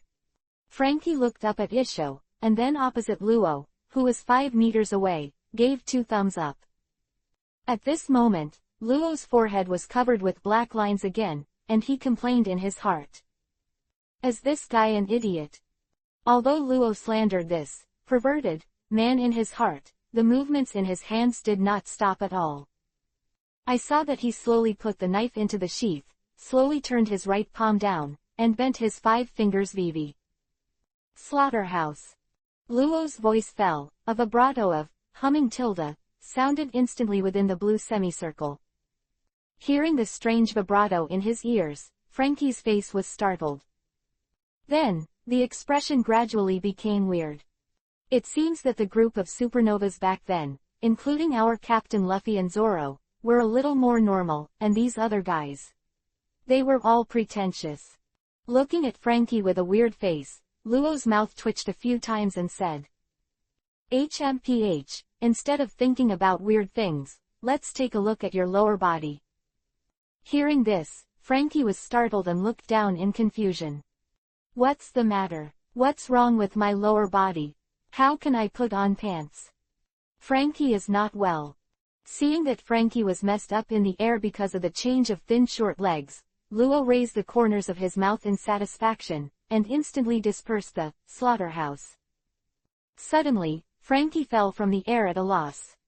Not far from the pier, a thin old man who accidentally stepped into the aperture was looking at his lower body with a look of horror. Murmured, I remember, I'm not wearing blue underwear today. Then, the whole person trembled suddenly, and said with a look of horror, no. This is not my leg, and, this proportion, it looks very inconsistent, okay. Hearing the beard uncles screaming and screaming, Luo, who finally became happy, his face suddenly sank again. What's the matter? How come I meet some strange guys today? And just when the passerby, Uncle A, was screaming in surprise, the sound of a heavy object entering the water suddenly entered his ears. The terrified scream came to an abrupt end. And Frankie, who fell into the golden lake, swam towards the uncle even more terrified, and said in a hurried tone, hurry up and return my body to me. After all, he hurriedly climbed ashore and rushed towards the uncle not far away. Seeing this scene, Luo's eyes twitched again, and black lines gradually covered his forehead. This guy, is he confused about the situation? For a while, Frankie, who had a face full of resentment, and the uncle with a beard, who had a terrified face, scuffled together in an instant. Of course, the scuffle was just the beginning, and for the rest of the time, Frankie unilaterally abused him. Pull his body off this uncle. At this moment, Chen Mu and others arrived. Frankie, what are you doing? Usopp asked curiously. Everyone looked at Frankie with a puzzled look. Only Chen Mu, who fell behind the crowd, looked at Luo, who was squatting on the rail with great interest, and whispered to himself, haha, it came quite fast. Then, lightning flashed all over his body and disappeared behind everyone. Luo, who was watching a good show, also saw the people who rushed back. He simply glanced around the crowd, and finally locked his eyes on Usopp. Luffy, who was locked on Usopp's shoulder. Looking at the boy sleeping on the shoulders of the long-nosed man, and the straw hat behind him, Luo confirmed his guess. Immediately, he squinted his eyes again, and pondered, has the Straw Hat Master also been defeated by that guy? Hee, you read that right, it is indeed him. Chen Mu's voice suddenly sounded behind Luo. Then, he continued, however, the one who defeated him should not be the guy you said. Hearing the sudden voice behind him, Luo's pupils shrank suddenly. Out of instinct, he instantly drew his sword and slashed. In an instant, a cold sword light flashed, severing Chen Mu's waist in two. Oh, the speed of the knife is quite fast. Chen Mu raised his eyebrows with interest. Then, along with the sound of ZZ, electric current, countless fine lightnings appeared, crazily intertwined around Chen Mu's waist, and quickly pulled together and repaired the two divided bodies. In just a few breaths, Chen Emu's body completely returned to its original state, chuckled lightly, and said, "Unfortunately, your knife doesn't cover armament." Looking at the unfamiliar man with a relaxed smile on his face, Luo gritted his teeth fiercely, and jumped straight back and fell towards the pier. Seeing this, Chen Yu was just Vivi Isho and did not stop him. Seeing the other party let him escape like this, Luo's heart sank, and a bad omen came to him instantly. In the blink of an eye, Luo landed on the pier, and his footsteps were so light that there was no sound at all. However, before Luo had time to stand up, a blast of thunder instantly sounded from behind him. The calm Luo didn't go to check the movement behind him, he just squatted on the ground and snorted softly. Room. Quote. The blue semicircular mask spreads instantly. But in the blink of an eye, Chen Yu was enveloped in it. In this regard, Chen Yu was just indifferent to Isho, his index finger pointed slightly forward. An extremely fast lightning strike directly hit Luo's left shoulder. In an instant, a transparent hole with light smoke appeared on Luo's shoulder. Ah! Luo gritted his teeth and roared. However, the scorching heat on his shoulders doubled the pain on his body. It was also because of this sudden severe pain that the long black knife held in Luo's left hand fell off instantly and fell beside his feet. Looking at the demon sword on the ground, Guiku, Chen Yu said with a faint Isho, "Do it as soon as you meet, is that what Doflamingo taught you?" Hearing this abhorrent name, Luo clenched his teeth tightly. A faint smile appeared on Chen Emu's face. Looking at Luo, who was holding his shoulders and breathing heavily, Chen Yu chuckled lightly and said, "I am very curious, that Guy Ming actually asked you to transport the treasure tree Adam." Luo gritted his teeth, enduring the pain in his shoulders. And Chen Emu's mood seems to be quite good, and he chatted with Luo so unprepared. Hearing the joking of the man behind him, Luo Henhen gritted his teeth and scolded, "Bastard," in a low voice. Then, he lowered his right hand covering his left shoulder and directly grabbed the hilt of the knife on the ground. Immediately, he drew the knife, turned around, and stabbed forward. Scalpel. A touch of invisible energy instantly pierced Chen Emu's chest and pushed his heart out of the body. Looking at the diamond-shaped wound on Chen Emu's chest, Luo cocked the corner of his mouth proudly. At this moment, a burst of mocking applause sounded behind Luo. At the same time, Chen Emu's rather mocking voice also slowly drifted into Luo's ears. "Well, very good reaction ability, but unfortunately, my observation hockey is a little bit earlier than your attack." In an instant, Luo's pupils suddenly dilated. Looking ahead with disbelief, he muttered, "This is observation hockey who foresees the future. By go, are young people still very visionary, you can guess it all at once."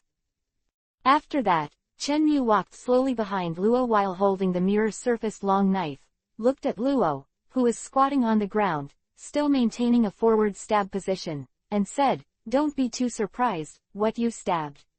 But it's just my avatar." After finishing speaking, Chen Emu's little finger lightly touched the handle of the knife, and the figure who was clutching his chest and half kneeling on the ground instantly turned into a cloud and dispersed. Then, before Luo could react, he quickly swung the knife. A faint blood line instantly appeared on Luo's back. Looking at the slight wound on Luo's back, Chen Yu smiled lightly, "Don't be nervous, I have no intention of killing you." Then, he glanced at the blood that gradually melted into the blade, nodded with satisfaction, and continued, "Also, I feel pretty good about you, you are a young man worth cultivating." As soon as Chen Yu finished speaking, the system prompt sounded in his mind. Ding! The fruit of the operation has been successfully re-engraved. The degree of development, level 1. About to wake up. Ding! Replica fruit ability +1, negative ability -1%. Close black lens bracket.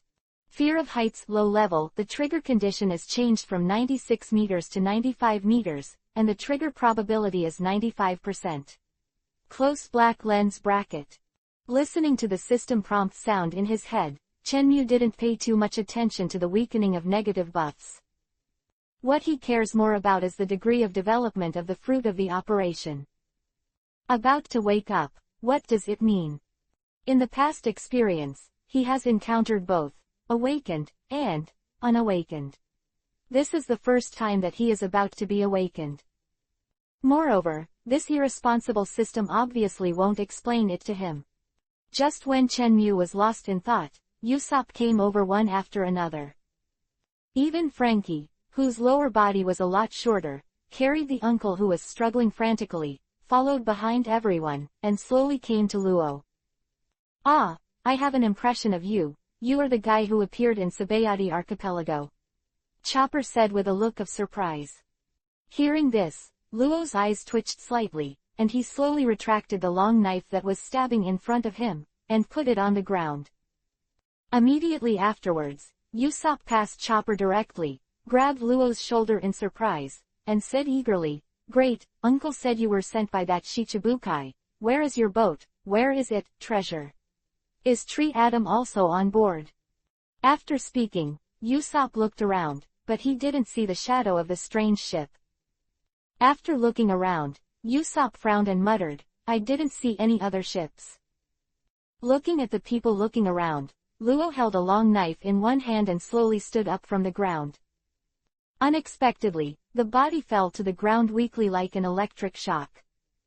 At this moment, Chopper found the black wound on Luo's shoulder and exclaimed anxiously, "Ah, you are injured, you need a doctor now." Afterwards, Chopper hurriedly looked around and exclaimed, "Doctor. Doctor, I seem to be a doctor." After speaking, he hurriedly took off the small blue backpack from behind, and began to empty the bandages and medicines inside. Chopper, who was busy, Chenmu, shook his head and chuckled, and walked over from behind Luo. Squatting beside him, he patted his back in an old-fashioned manner, and said, "That's right, the fruit has awakened immediately, you have to work harder." After speaking, regardless of Luo's sluggish face, he walked back behind the crowd. Then, Chenmu quietly waved to Frankie and motioned for him to come over. Frankie was stunned for a moment, carrying the thin-bearded uncle, and slowly walked in front of Chenmu.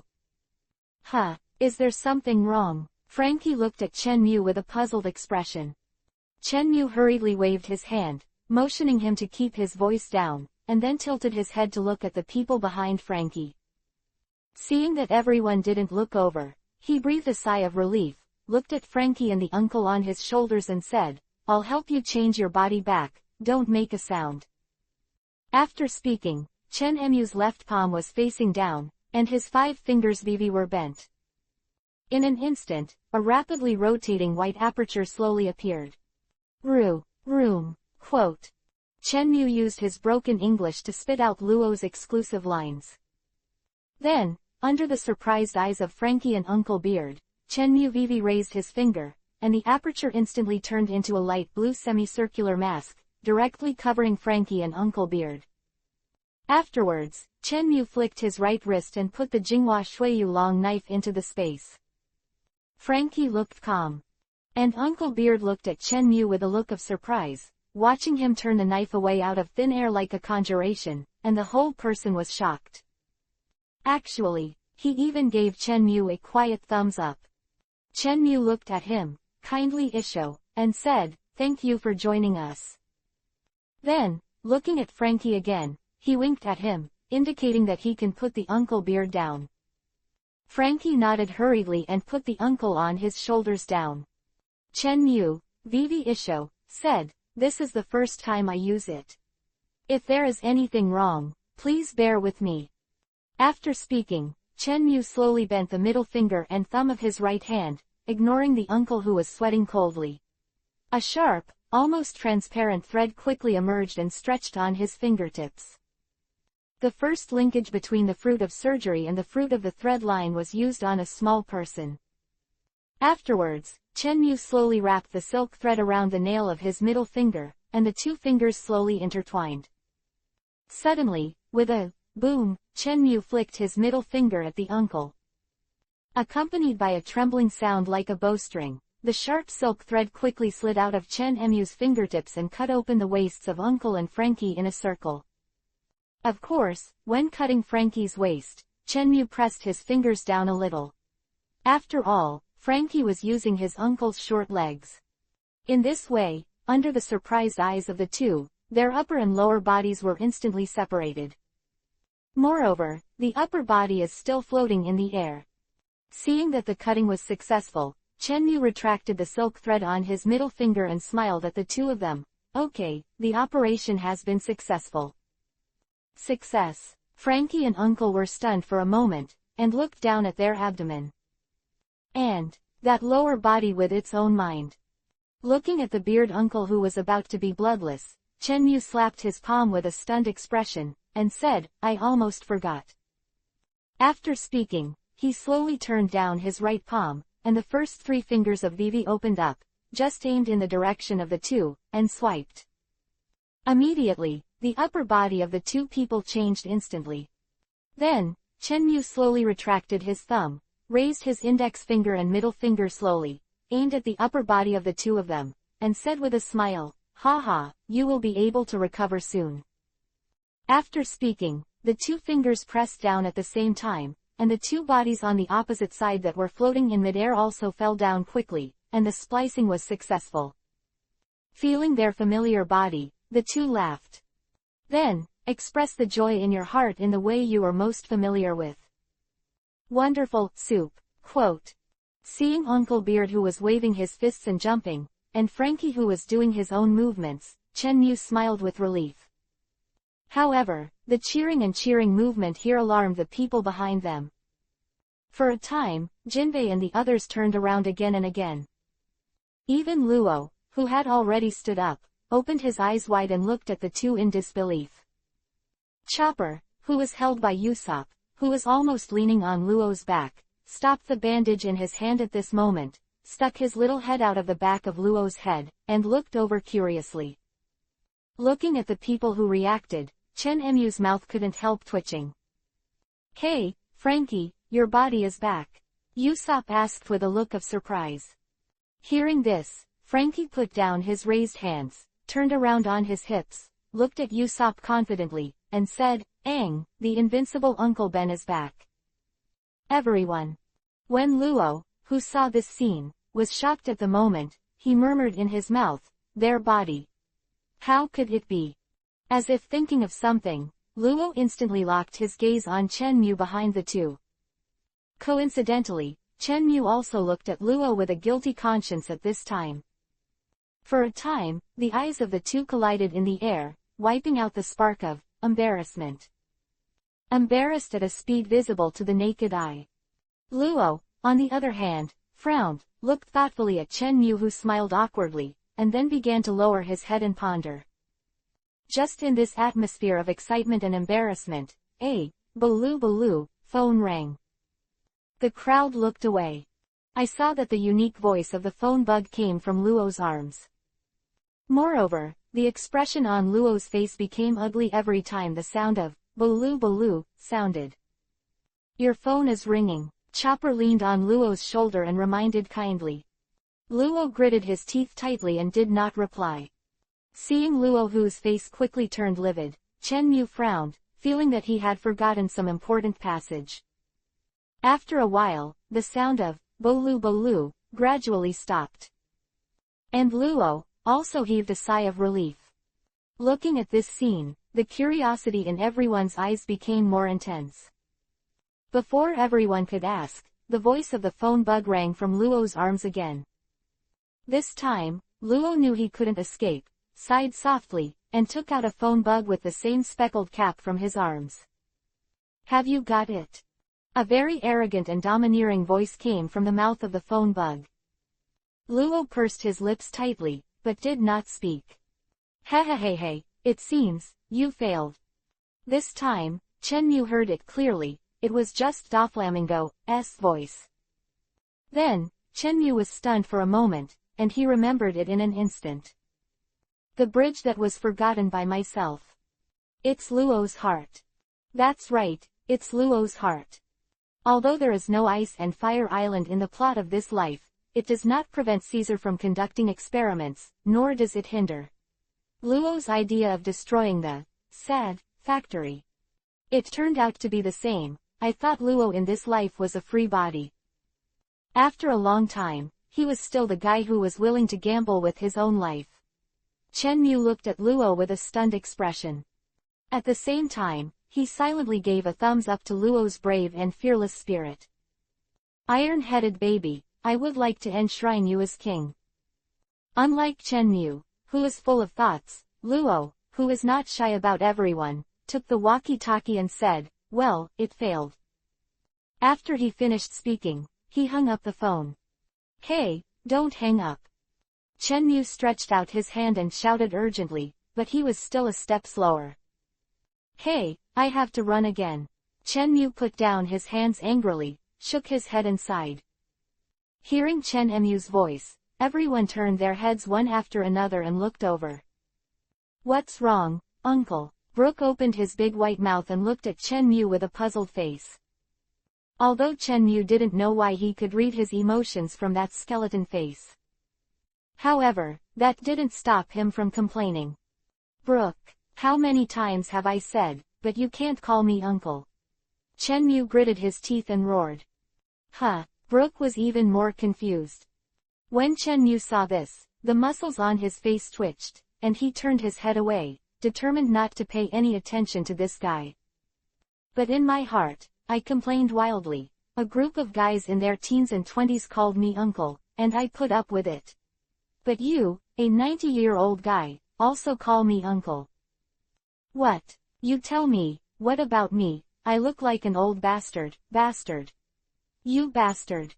Chen Mu, whose heart was turned upside down, but the surface was calm, was looking at Frankie with a serious face and said, Go, Baoshu Adam is here, it's on the other side of the sunny. Hearing this, everyone quickly climbed onto the sunny and ran to the other side. However, what everyone saw was just a small lifeboat, and they did not see the shadow of Baoshu Adam at all. Uncle, I didn't see it. Usopp's voice was uploaded from the boat.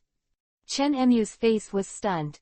Before he could speak, Luo replied directly, Don't look at it, I'm the only one here this time. The treasure tree Adam you mentioned is still stored in Dressrosa's treasury. Hearing this, Chen Mu instantly woke up. I was actually deceived. Thankfully, I kindly reminded them that they should respect their own lives, but as soon as I left, he gave me this set. In an instant, a nameless anger rose rapidly from the bottom of Chen Mu's heart. Du, F, Lang, Ming, brother. Chen Mu roared in his heart, and a violent thunder light swept through his body, shooting towards the distance. And the people who didn't know Chen Mu left, called out to Chen Mu on the boat. Uncle, uncle, Usopp shouted from the boat. However, at this time, Chen Mu had already rushed to the tallest building in the city, the King of Going Hotel. Everyone who could not wait for Chen Mu to respond, a trace of doubt flashed in their eyes. Looking at everyone's eyes, Chopper blinked wisely, and pretended to be in pain and shouted, I'm hurt, uncle, come quickly. Stop shouting, he's already gone. Luo Shen snorted, interrupting Chopper's pain. Everyone was stunned, and hurriedly ran back to the side of the sunny, looking down. Sure enough, apart from the frowning and contemplative Frankie and Jinbei, there was only the cold-faced Luo left on the dock. Seeing this, everyone rolled down the somewhat charred guardrail one after another and fell back to the pier. Usopp looked around and found that Chen Mu was nowhere to be seen. Then he asked Frankie, where did Uncle go? Immediately, Yuzigu sighed, shook his head and laughed. Hey, Uncle is true. If you don't buy it, you can't buy it, we won't laugh at it, but you ran away from home like a child. Usopp spread his hands helplessly, looking like an adult. Seeing Usopp's old-fashioned look, Chopper laughed happily. Uncle idiot. Chopper spread his hands, shook his head and sighed, imitating. Usopp sighed while holding his forehead, then turned his head, looked at Chopper and said, Chopper, don't imitate me. Hee hee. Chopper laughed even happier this time. Chopper in the state of a real child, Usopp sighed again while resting his forehead. At this moment, a deafening thunderstorm entered everyone's ears. Usopp was taken aback and hurriedly turned to look. I saw a huge blue thunder column on the going tower in the distance, reaching the sky. And in the sky, all the clouds that are close to the Leiju will be shattered one by one. However, it seems that this thunder column has this inexplicable attraction, and the clouds in a radius of dozens of kilometers are attracted by it and then shattered. It is hard to imagine that such a violent thunder column could actually emit a dazzling light even more dazzling than the sun in this bright noon. Everyone present, including Luo, looked at the thunder pillar with shock. A group of people stood there dumbfounded, allowing the cold sweat to fall from their cheeks. And it was not just a few people on the pier who were fortunate enough to witness this scene. Commercial Street. Carrying a large bag, Sanji followed Nami and Robin, and hurriedly ran out of the mall. Because of their location, they were closer to the going tower than the people on the dock, so they had a more intuitive understanding of the power of this violent thunder column. It's terrifying. Nami's pupils shrank, and she spat out these words with difficulty from her slightly opened mouth. Robin on the side and Sanji behind him also looked at this thunder pillar with shock. Note, they are seen with sunglasses. The people who were shocked by the violent thunder were far more than the three of them. There are more people running out of the mall one after another, watching this life-shattering scene. There, it seems to be where Lord Disolo is. Yes, that is the King of Going Hotel where Lord Disolo is located, and it is also a high-end area. I will not remember it wrong. Well, from the oil stains on your white apron, we can guess that you must have been there. Also, you should have been in the kitchen too, washing the dishes just now. For a time, the square became noisy, and people were talking in groups of 3 or 5. Hope appeared in their eyes. If Disolo dies like this, then they don't have to work for him to pay off the debt. Anyone who sees this thunder pillar in the sky secretly prays in their hearts.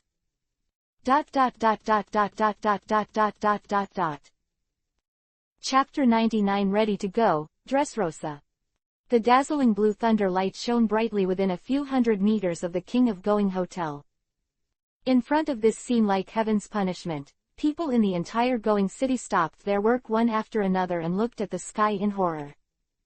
And the violent thunder column that ripped apart the clouds slowly dissipated into the air after about 10 minutes. The dazzling thunder light disappeared, and everyone blinked their dry eyes and looked towards the Going Tower. I saw that the 100-meter-high Going Tower was almost melted down by nearly 1/10 of its height. In particular, the Sky Theater on the top floor was completely turned into ruins. Even the iconic Golden Finger building was melted into a golden solution and slowly slipped against the tower wall. In the ruins at the top, Chen Mu, who was still flashing with lightning, slowly opened the gravel, and from the inside, he brought out a dark figure with a few wisps of black smoke on his body. Say, where did Doflamingo go? Chen Mu's tone was cold. Disolo, who was almost cooked by electricity, had his eyes turned white at this moment, and his body would twitch from time to time. Seeing Disolo, who opened his mouth with difficulty, but only a wisp of white smoke came out, Chen Mu frowned and took him to the ground. Not long after the two disappeared, a figure glowing with purple light suddenly appeared on the ground. It is the captain of the guard of the Grand Disolo, Mr. Tanaka. At this moment, he is carefully scanning the surroundings, as if looking for something. On the other side, Chen Mu was covered in a lavender halo as he slowly emerged from the ground. In his hand, there is also a black figure. Uncle! Chopper exclaimed happily. Then, moving its short legs, it rushed towards Chen Mu. Looking at the lovely Chopper, Chen Mu's anger dissipated a little. Chopper, where are you going? Crawl. Chopper, who had already climbed to his waist, Chen Mu couldn't help twitching the corners of his mouth. Hee, Uncle Idiot. Chopper scolded with a smile. Then, with a small hand, he grabbed Chen Emu's white cloak and slowly climbed onto his shoulders. Then, two short, furry hands clasped Chen Emu's head directly. Feeling a round and fluffy belly rubbing against the back of his head, Chen Mu was stunned. Chopper, who was lying on top of Chen Emu's head, heaving a sigh of relief, everyone couldn't help but snicker. Seeing that this powerful man who made everyone fear, was so kind in front of this group of people, even Luo, who had a cold face, looked sideways at him. And Usopp, who was at the forefront of the crowd, shook his head and chuckled, "Ah, Chopper is the only one who has this kind of treatment." After speaking, he looked at Zoro lying on the ground again and sighed. Chopper used to lie on top of Zoro's head, but now he... Just when everyone thought Usopp was going to be sensational, who knows, the expression on his face changed rapidly. A wretched, angry, and funny smile appeared on his face without any sense of disobedience. Since Zoro is down, then, for the job of being the Chopper's car, I have to feel sorry for you, Uncle, hee. Everyone present shook their heads and laughed. Then, the slightly heavy atmosphere dissipated in an instant. Even Chen Mu shook his head amusingly, and almost threw Chopper off. At this moment, Chen Mu noticed the strangeness on his head and couldn't help but glance up secretly. I saw Chopper on top of his head stretched out his short hand with a hard face, trying very hard to press the stethoscope in his hand on Disolo, who was charred all over. Looking at the trembling little hand, Chen Mu couldn't help but chuckle. Then, he bent his flat right arm, Vivi, towards Chopper, and leaned over. It was also because of Chen Emu's actions that Chopper's stethoscope pressed onto Disolo's chest as he wished. Chopper exhaled softly, then listened solemnly. "Well," and a faint heartbeat, Chopper said earnestly. After listening to Dr. Chopper's diagnosis, Chen Mu smiled. Chopper above his head, and at the same time, he also laid Disolo's body flat on the ground. After landing, Chopper quickly stepped forward and stood beside Disolo's head. After rolling his eyes again to listen to his heartbeat, he quickly opened the small blue backpack behind him and started tossing his healing props.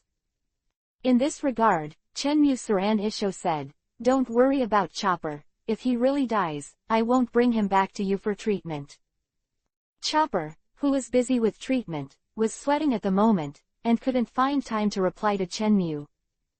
Chen Mu smiled and didn't care. At this moment, Nami, Robin and Sanji ran over from behind Chen Mu. I saw Nami running behind Chen Mu out of breath, put her slender hand on Chen Emu's shoulder, and said out of breath, "Big Uncle, just now."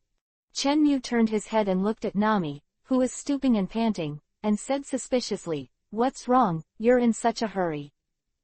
Afterwards, he brought the water bottle that Usopp handed over to Nami, and said softly, "Don't worry, just drink some water first." Nami gave a heavy, then took the kettle and took a gulp. Tun tun tun tun. Soon, the kettle was emptied by Nami. Nami raised her head, took a long sigh of relief, then looked at Chen Mu and said, "Uncle, did you make that lightning bolt just now?" Looking at Nami with a serious face, Chen Mu was stunned, and nodded somewhat blankly, "Ah, yes. I did it, what's wrong?" With Chen Emu's affirmation, Nami was in a hurry.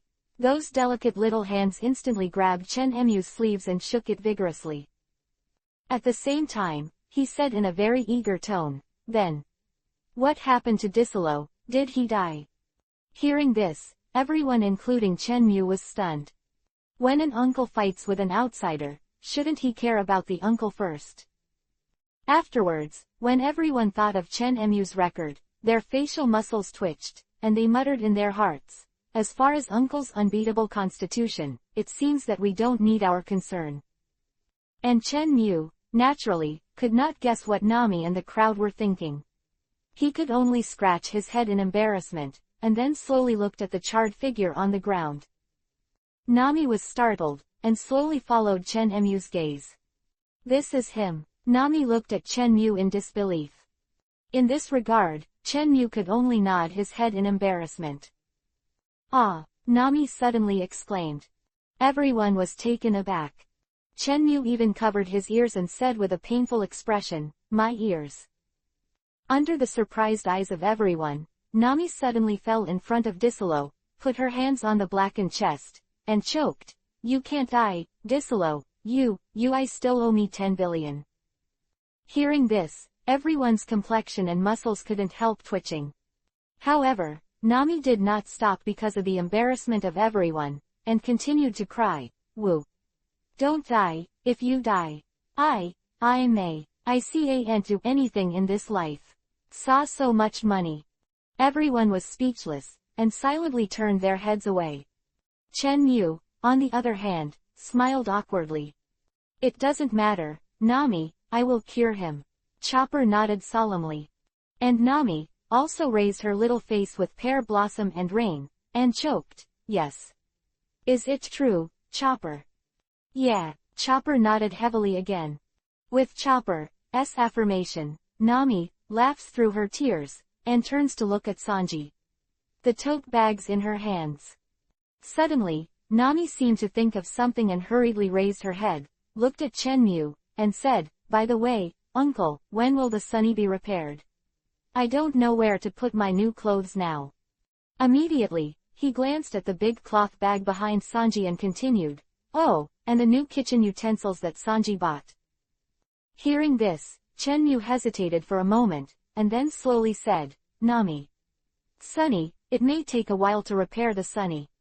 Nami was stunned for a moment and asked in doubt, "A while?" Chenmu gave a soft, and then slowly said, "Because there is something wrong with Baoshu Adam, I need to deal with it myself." Looking at Chenmu with a serious expression, Nami frowned slightly, as if thinking of what Chenmu was going to do. Then he asked in a low voice, "Will it be very dangerous?" Chenmu Saran Isho and replied, "Don't worry, it's like going on a trip. You can eat, drink and have fun here for a few days, and then I'll be back." Speaking, Chenmu faced Nami Vivi Isho, then turned around and looked at Luo who was still in a state of shock. Trafalgar Law. Hearing someone call his full name, Luo's eyes instantly regained a trace of clarity. Then, with a puzzled look on his face, he looked at the bald head with cold eyes. "Mysterious, Uncle." Looking at Luo with a puzzled face, Chenmu said indifferently, "You should still belong to Doflamingo's subordinate now." Immediately, Chenmu thought of Caesar again, and slowly added, "Or, is it Caesar's subordinate?" Hearing this, Luo Vivi narrowed his eyes and said solemnly, "What do you want to ask?"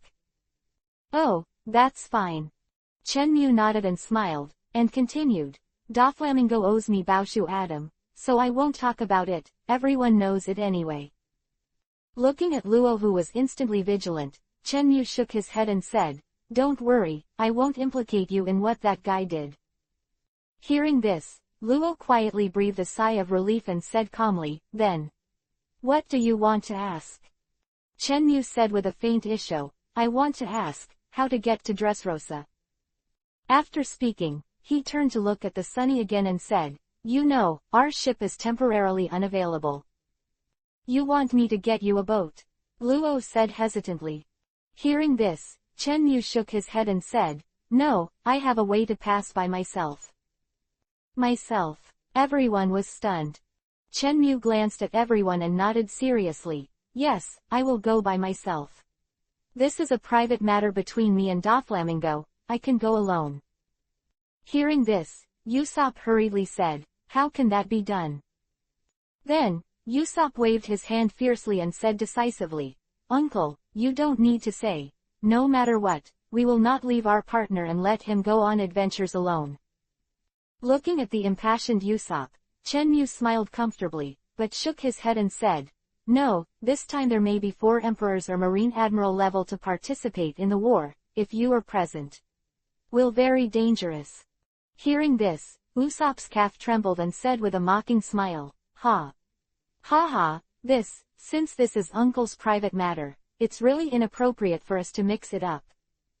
Seeing the strange gazes that the crowd cast on him, Usopp said, "Safe journey," in a hurry, then he went straight back to the crowd and hid. Chen Mu, who was familiar with Usopp's character, nodded with a chuckle and said, I will.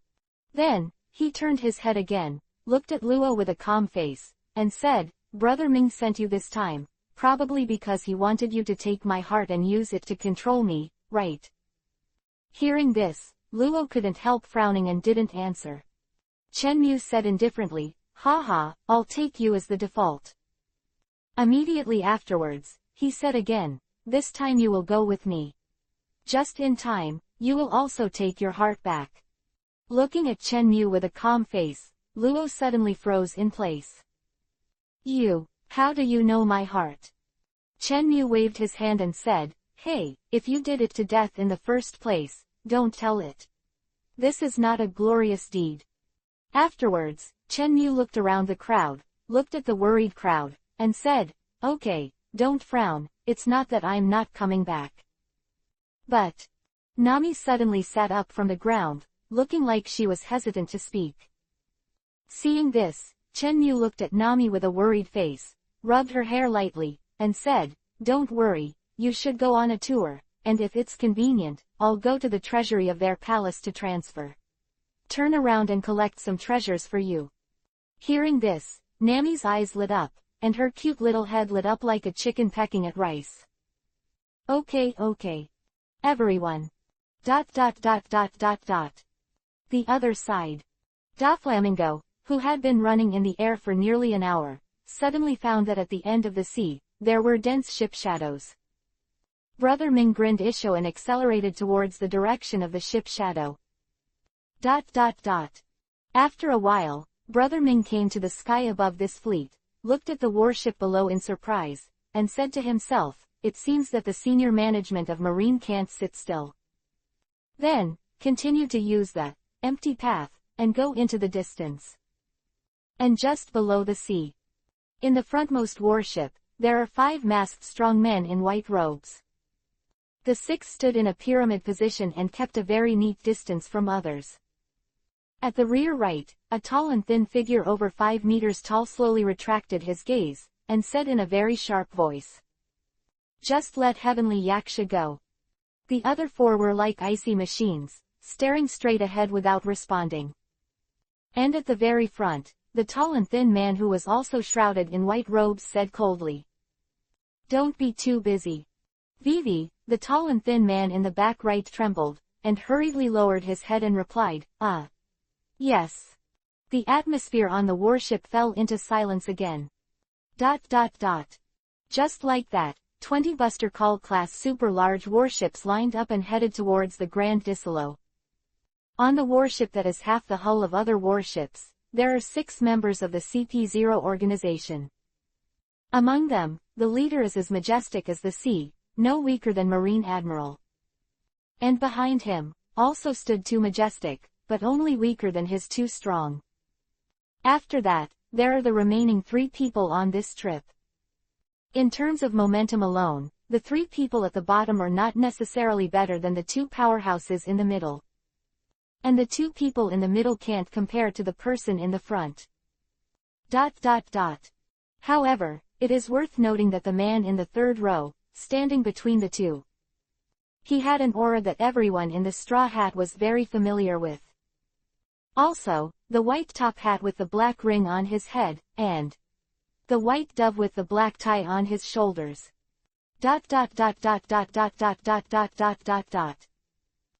Chapter 100 Chen Mu's Backhand. Going port. Everyone stood on the sunny full of patches and waved goodbye to Chen Mu and Luo on the boat. As for Chen Mu, he waved his hand weakly, as a response.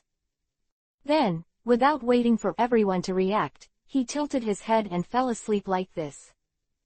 Everyone was surprised. Nami's eyes widened and she said eagerly, Uncle. Hat Man, stop, Uncle, he is suffering from seasickness. Usopp's shout followed closely. Uncle will die if you don't stop. This is Chopper, whose eyes have started to tear. Everyone was afraid that Chen Mu would have died on the road before he saw Brother Ming. And Chen Mu, who was dizzy, suddenly groaned and slowly opened his eyes. Vivi was stunned for 2 seconds, Chenmu slowly straightened his head and looked at Sunny.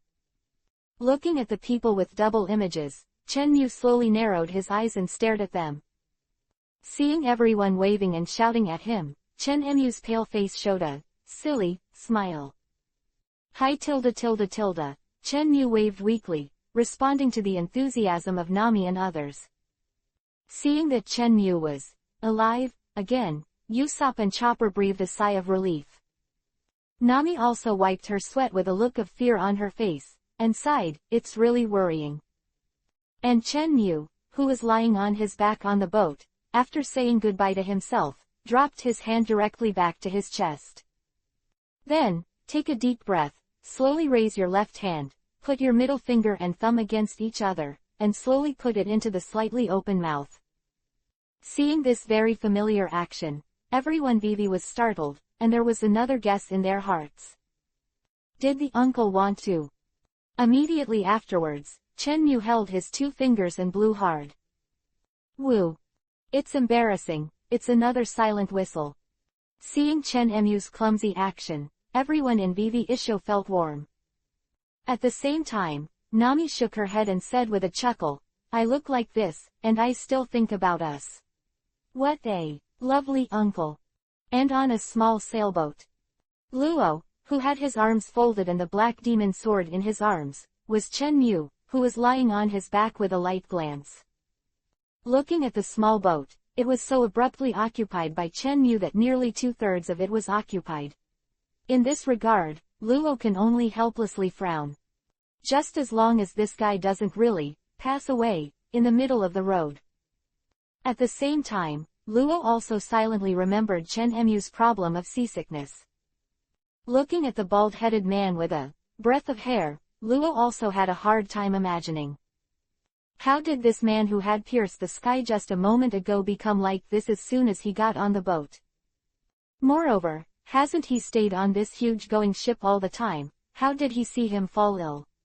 Luo's mind was full of various questions. However, compared to these irrelevant contents, what he cares more about is how the bald man in front of him shocked Brother Ming. You know, this time Brother Ming sent him on the condition of his heart. As long as Luo can get the man's heart, Brother Ming promises him, asks for his heart from Caesar, and returns it to him. In the face of this condition, Luo said that it was false to be unmoved. But more than that, he wanted to know what kind of man he was, who could scare Brother Ming like that. He was so frightened that he didn't dare to stay on the ship of his trading partner. You know, when Luo was about to enter the Grand Disolo, Doflamingo had slipped away. Obviously, Brother Ming was prepared for the failure of Luo Hui's action, and planned to avoid Chenmu, the killing star, in advance. Thinking of this, the curiosity in Luo's eyes became even stronger. Suddenly, Luo's pupils shrank, and he said in shock, "No. Joke. He is afraid." This level of fear should only exist when he is faced with such horrors as Kaido. Is this man already strong enough? Thinking of this, Luo's state of mind was like being smashed into the calm lake by a boulder, causing a huge wave to start. Despite the danger, Doflamingo did it. But what's even more terrifying is that all of this seems to be still under his control. Whether it is to play with Chenmu, to coax him to fetch the treasure tree Adam. He was still pressed by Luo's heart and sent him to capture Chenmu's heart. Under this heavy calculation, Luo had to be shocked. This is a real clown dancing on the tip of a knife. However, after all the madness, what kind of storm will he face? On this point, Luo didn't think about it interestingly at first. After all, just by virtue of his status as Tenryubido, he is qualified to talk to other Tenryubido and let them order Marine to come. At the same time, he himself is the king of Shichibukai, and he is also the king of the world's allied countries. Under these multiple identities, the protection on the bright side is enough for Brother Ming to walk sideways. Not to mention, he and the four emperors Kaido still have transactions. At the thought of dealing with Marine and Pirate's top combat power at the same time, Luo's eyelids jumped up in disappointment. Falling asleep, safely, Luo Na felt a little more secure in his anxious heart. That's it. A bald-headed youth who was suffering from seasickness, and a black-clothed youth with a grim face and a trace of sadness in his brows embarked on the road to overthrow Dressrosa's dark rule. Waterways. Time passed, and in a flash, more than half a day had passed. As dusk approached, Chen Mu put one hand on his chest, and the other was casually placed on the outside of the boat. Looking at Chen Mu who was so weak, Luo couldn't help frowning, and said with a little worry. Hey, are you all right? Hearing this, Chen Mu waved his hand, weakly, indicating that he was fine. Then, the arm that stood up for less than 3 seconds fell back to his chest with a clack, again. Looking at the weak Chen Mu, the muscles on Luo's face twitched. At this point, the interaction between the two is completely over. Looking far away, on this sparkling sea, a dhow with white sails, facing the orange sunset, slowly sailed into the distance. On the other hand, shortly after Chen Mu set off, Disolo's subordinates rushed to the vicinity of the sunny Xylulululu tilde. Tanaka's particularly sarcastic laughter was instantly heard in everyone's ears. Immediately afterwards, at the gate of the port, a dense group of figures in black appeared. This is the guards on the Disolo, Usopp said in shock. This has a huge number of black-clothed guards, slowly gathering 50 meters away from the sunny. After the crowd gathered, they slowly separated towards both sides, giving way to the middle road. Everyone on the sunny was immediately puzzled. But soon, the doubts in their hearts were completely resolved with the appearance of a tall and beautiful woman. This is Miss Bakura, Sanji said in surprise. Watching this beautiful lady in a high-cut sexy black dress and a healthy wheat complexion slowly walk out of the crowd and come to the front, Sanji's heart beat wildly. Miss Bakura is still so beautiful. Moving, Sanji said with a nympho. Everyone's eyes twitched, and they didn't choose to beat Sanji at this time. Just when everyone looked at Bakura vigilantly, a burly man in a black jacket, exposing his strong chest and abdominal muscles, walked slowly to Bakura's side. Is this the guy who passed out by being frightened by the uncle? Chopper was lying on the rail and looked at Usopp curiously. Well, it seems to be him. Usopp took a closer look and reluctantly confirmed Dei's identity. Hearing this, Chopper gave a calm, "Oh," then turned and walked towards the 3 patients. Luffy, Zoro, and Charred Disolo lying in a row. Chopper held back a sigh. Hey, it doesn't matter if your own captain faints. Even the captain of the other party is fainted by us. It's so troublesome. Chopper's chin rested on his right hand, and his fluffy little face suddenly wrinkled. In a short while, the armed forces belonging to the Saro, and the 3 main cadres, all arrived. For a time, the atmosphere suddenly became heavy. Sanji silently lit a cigarette, took a sip, and said, "Don't worry, Miss Nami, Miss Robin, I will definitely guard by your side." Hey, you're our main force now. Usopp slumped and slid over from the side. Sanji ignored him, and let out a smoke ring to himself. However, just as Bakura raised his arm gracefully and was about to issue an attack order, a violent roar came into the ears of everyone. Then, there was a violent shaking. Bakura hurriedly stabilized his body, and then shouted to Zhao Tanaka who was beside him, "What's going on, Tanaka?" At this time, Tanaka was covering his cheeks and swaying back and forth. No way, who makes people's heads so big that it's not easy to control their balance? Seeing Tanaka who couldn't reply to her at all, Bakura could only grit his teeth angrily, and said to the people behind him, "Split 2 teams to check separately." Yes. The 2 10-man teams quickly separated from the crowd and ran to both sides. The periphery of the Grand Disolo. 20 super-large warships lined up and stopped at a distance of 500 meters from the Grand Disolo. On the warship at the forefront, the 3 huge gun barrels on the bow were slowly emitting a wisp of smoke. "Haha, Is it quite sturdy? The leader in the white robe sneered. Then, he slowly raised his right hand and said in a cold tone, "All ready for artillery." The sound of mechanical rotation sounded, and the artillery on the super-large warship calibrated their directions and aimed at the Grand Disolo in front. "Report, all the shelling is ready and ready to fire at any time." A soldier came behind several people and respectfully saluted. The white-robed strong man at the head gave a faint, and before he had time to swing his raised right arm down, the hull suddenly shook violently. For a time, the soldiers on the ship stumbled, and several soldiers near the edge of the ship slipped directly into the sea. The 6 white-robed powerhouses at the bow were still as secure as a rock, and their bodies did not shake at all. "Go down and have a look." The leader of the strong man snorted coldly. "Yes." The white-robed strong man on the far left of the third row, after a respectful response, used, shave, and dodged overboard. However, he has not yet responded. With a crashing sound, a huge water column nearly 10 meters wide broke through the sea in an instant, directly swallowing his body. After the water column was ejected, the huge black shadow under the sea sank into the sea again and disappeared from the vicinity of the warship. After a while, with a whoosh, the drenched white-robed strong man returned to the boat in an instant. "What's the matter?" the leader shouted coldly, seemingly dissatisfied. Hearing this, the white-robed powerhouse who had just returned to the ship trembled, and said with some fear, "Yes. There are sea kings approaching."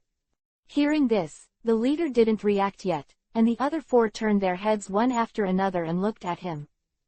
"Sea kings? How is that possible? The bottom of our warship is inlaid with sea stone, and the sea kings can't even notice our existence. Did you get carried away by the sea?" Everyone asked me every word, and the scene suddenly became noisy. "Enough. Be quiet." The leader stopped drinking, and the atmosphere returned to tranquility. Listening to everyone's breathless breathing, the leader continued, "Are you sure you're seeing a sea king?" Hearing this, the white-robed powerhouse, soaked in wetness, hurriedly nodded, and replied in a panic. "Yes, yes." The leader nodded lightly and continued to ask, "Well, did you see clearly?" "I can see it clearly. From its figure, it seems to be a sea king." "It seems." The leader's tone became cold, and the majestic momentum spread instantly. The people who were shocked by the momentum hurriedly stabilized their minds. And the drenched white-robed strong man was already under the pressure of questioning, but at this moment, he was overwhelmed by this pressure, and it was even more difficult for him to speak. I just saw the outline, not quite."